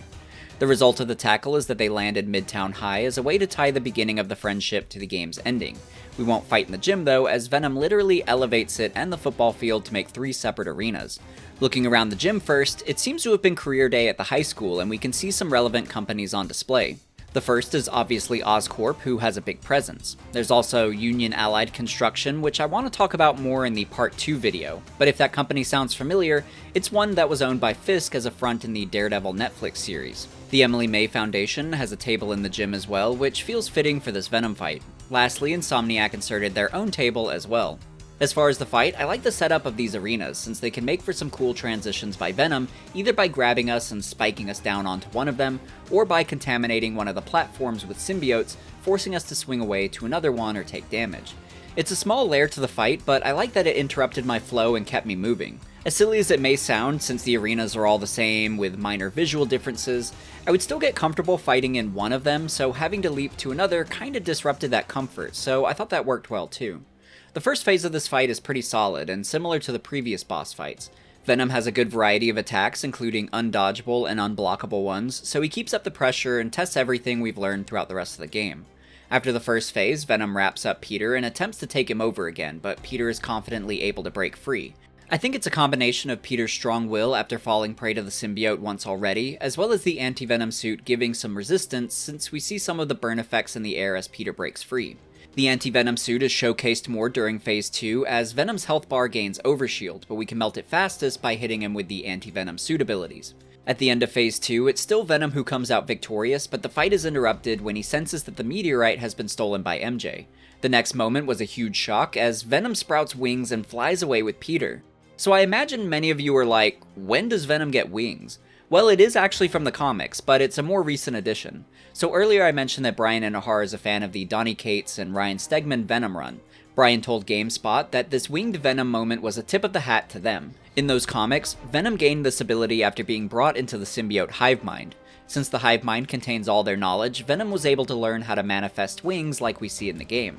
The wings are integral to the combat of the next phase, but this time we play as Miles in the Emily May Foundation. Admittedly, I was a little surprised by the wings and had to shake that off going into this fight since it wasn't what I expected from Venom. But once I looked at it for itself, I can say this phase was another good one, and I like the focus on aerial combat more than I thought I would. Having Miles fight against Venom was cool in itself too, since they don't really get to interact too much. This also has some mild importance when you look at Miles' comic history, since in the Ultimate Universe, Venom went on a rampage and killed Rio, so Venom was quite pivotal to his life in that way.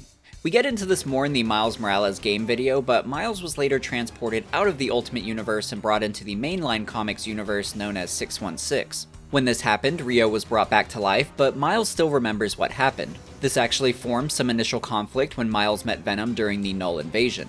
Insomniac's Miles doesn't have this baggage, of course, but I think that comic history adds another layer to this fight. Even just in the game's lore, Harry and Miles have been mildly at odds, both vying for Peter's time, and I think there have been moments where both have felt replaced by the other. So that baggage adds to the fight, as Harry harbors some impulsive resentment and Miles wants to free him from it. As Miles attempts to get through to Harry, there was one moment I really like on Venom's part, when Miles expresses that he and Harry are similar in how they both lost parents. I know you talked to your mom, just like I talked to my dad. Remember? What's she saying right now?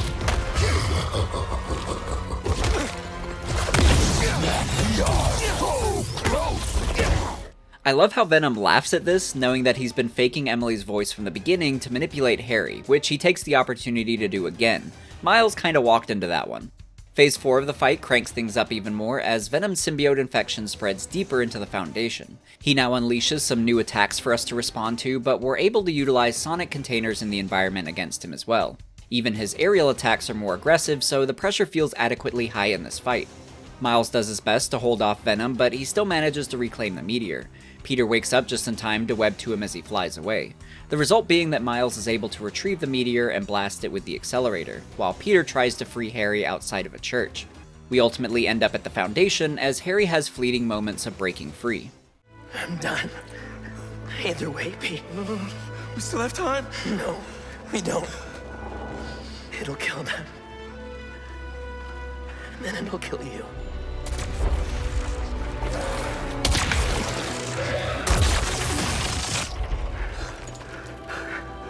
Let's heal the world, Pete.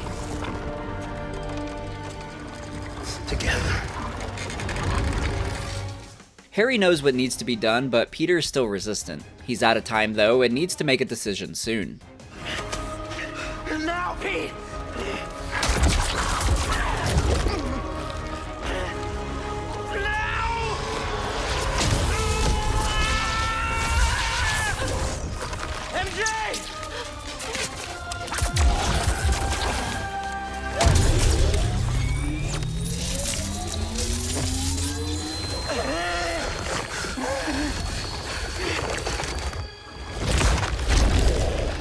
Okay, so I used the word decision rather loosely there because this is one of those QTEs that'll just freeze until you do it. The result being that Peter burns the symbiote out of Harry, but we know there's a strong likelihood that this will be fatal. Still, it saves the world since we see citizens freed as the symbiotes burn away. Back at the Foundation, Harry essentially dies until Miles uses his bioelectricity as a defibrillator to bring him back. That buys them some time to get Harry to an ambulance as Norman rolls up in a helicopter again. There's a lot to discuss with Norman moving forward, so let's look at the following scenes as well as the ending before discussing. Harry. Pulse is weak. We gotta move. What have you done? What have you done to him? I'm sorry. I'm coming with you, wait. There are traces of brain activity, but his chances of coming back are very slim.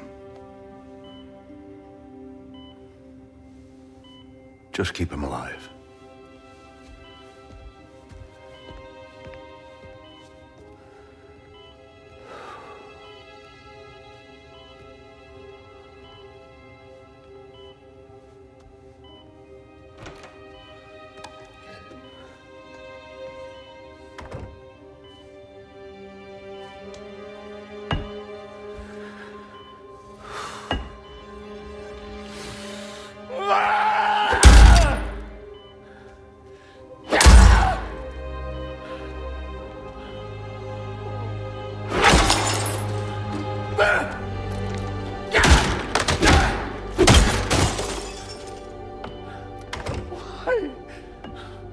Why?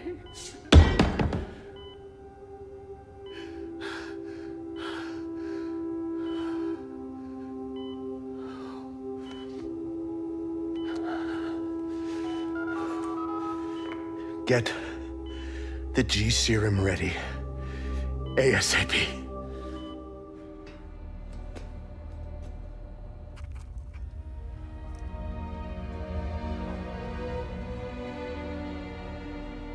What do you want?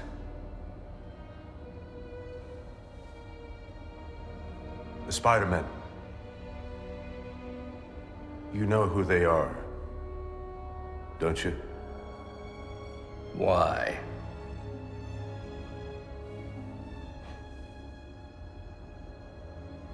They ruined my son.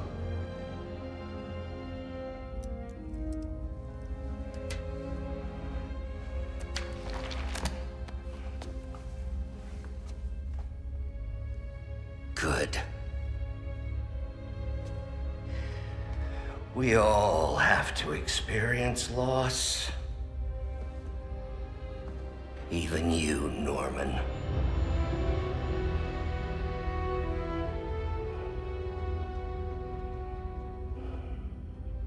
What are you writing?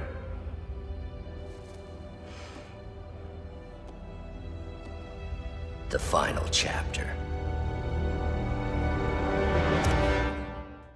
So that pretty much concludes the story of Spider-Man 2, but let's talk about those endings and Norman. First off, beating windows with a cane seems to be a genetic Osborn trait. More seriously, it adequately displays Norman's anger at seeing Harry back in a coma again. In the leaked outline, an interesting difference is that Harry actually dies at the end of it when Peter cleanses the symbiote, something Norman witnesses. A funeral is even mentioned, so there's no Miles resuscitation here. I actually think this might have been more impactful and made Norman's crash out and desire for vengeance against the Spider-Men feel all the more believable. However, I imagine having Peter kill was a tough sell even if he had no other choice.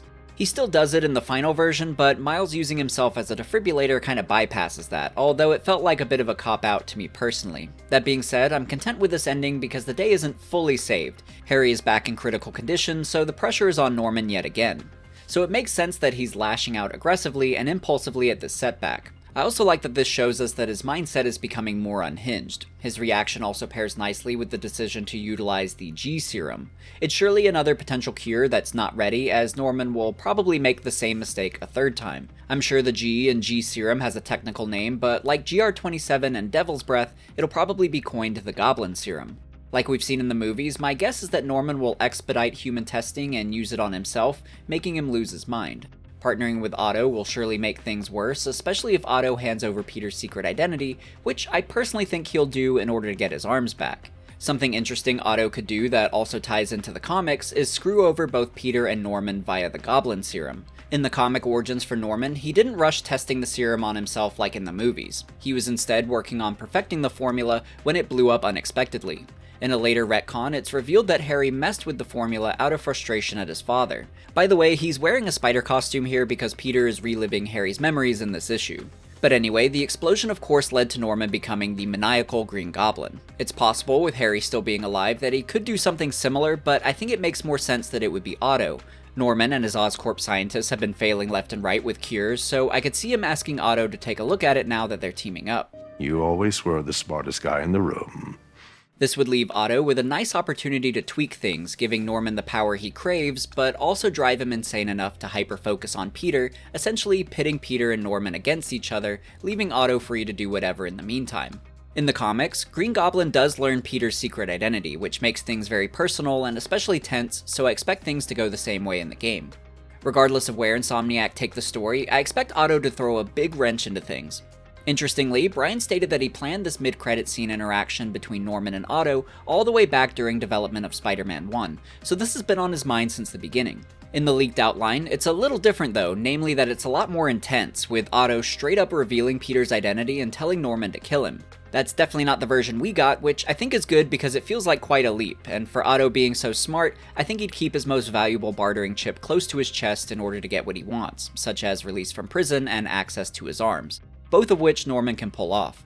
I think Otto will still spill the beans though, and sick Norman on Peter in the third game. It's exciting to think about this awful partnership between Otto and Norman, since history will surely repeat itself, teaming them up only for them to end up at odds again, to the point this will probably become a 1v1v1 with Norman, Otto, and Peter all fighting each other to some degree. I imagine this will also be what pulls Peter out of retirement, since in the epilogue we see that MJ is moving in with him, and that he's decided to salvage the Emily May Foundation into his garage to keep it going. However, this also means he needs to sacrifice being Spider-Man and go into retirement.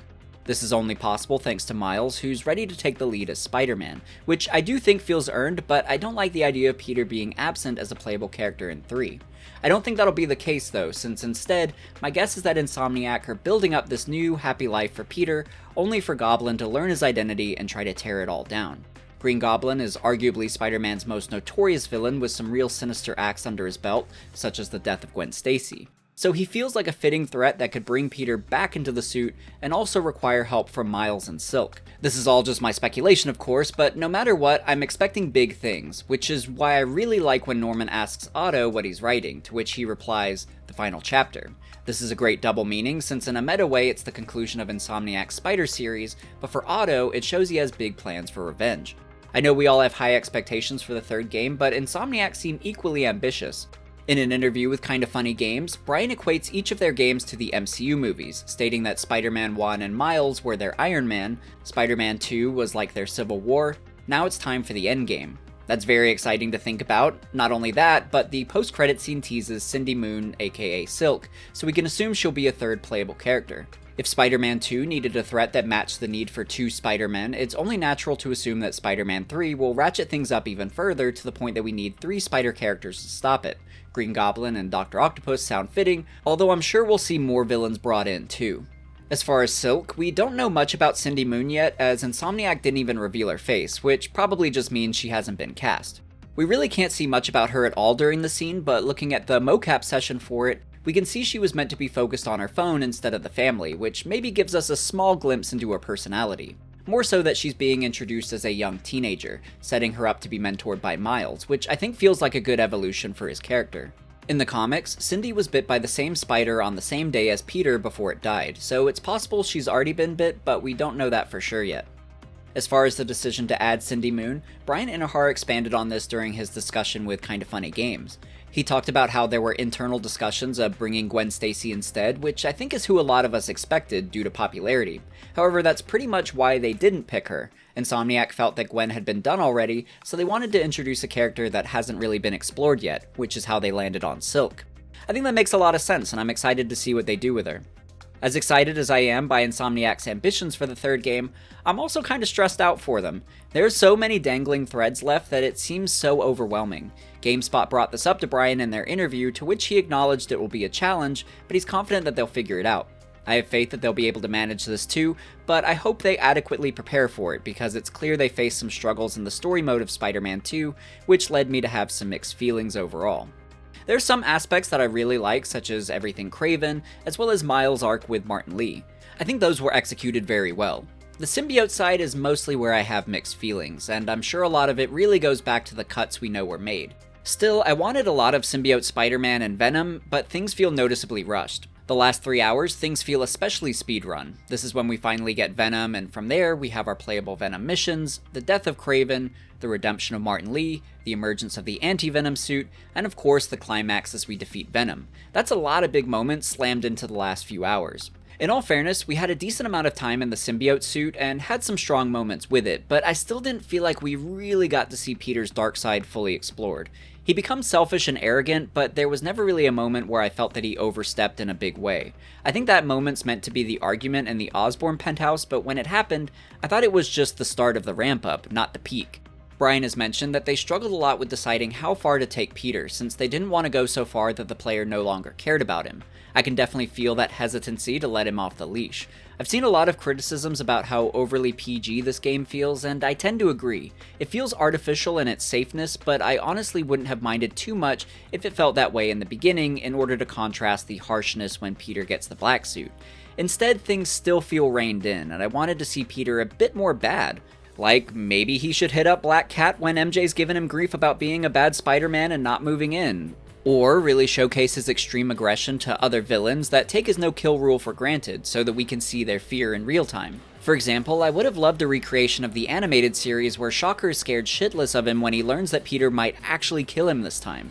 Admittedly, Insomniac do have Peter toe that line, but I think a lot of my problem is that these extreme moments where Peter nearly kills someone are only against Kraven, which never feels like an impactful overstep because Kraven wants it. So we aren't seeing someone truly scared of Peter in the symbiote, aside from maybe the MJ mission in the tunnels, which doesn't really count because that's not Peter, that's the symbiote. Since Peter is such an altruistic and overly good character, the symbiote is the only time we really get to see him act outside of that, which is fun. So ultimately, I wanted more time and edginess to Peter in the black suit. It feels like we were getting there, but it fizzles out before reaching a satisfying crescendo and payoff. In all fairness though, trying to think of bad things for Peter to do without pushing too far is tricky, so I totally understand Insomniac's dilemma.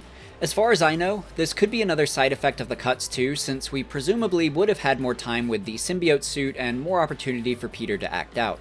Even beyond Peter in the black suit, Venom most definitely needed more time. The last 3 hours of the story is way too little. That being said, every scene he's in is incredible, so Insomniac and Tony Todd bring him to life excellently. I have no complaints about the character itself, more so just that I needed more time with him. I'm sure that was the original plan prior to the cuts, and as we'll discuss in the part 2 video, they perhaps even considered a spin-off game, but as it stands, he's very underutilized in Spider-Man 2.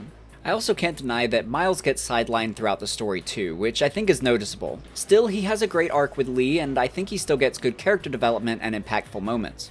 So even though I have criticisms, I also have strong compliments. It's a very ambitious game, which I think was a double-edged sword in that those ambitions help and hurt them. It's an impressive juggling act, but with so many pins in the air, the juggler drops a couple of them.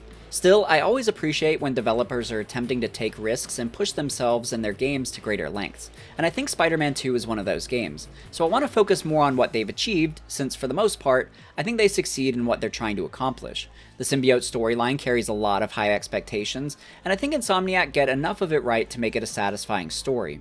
I had higher hopes, but I'm not displeased with what we have, and it's a story that I enjoy replaying from time to time.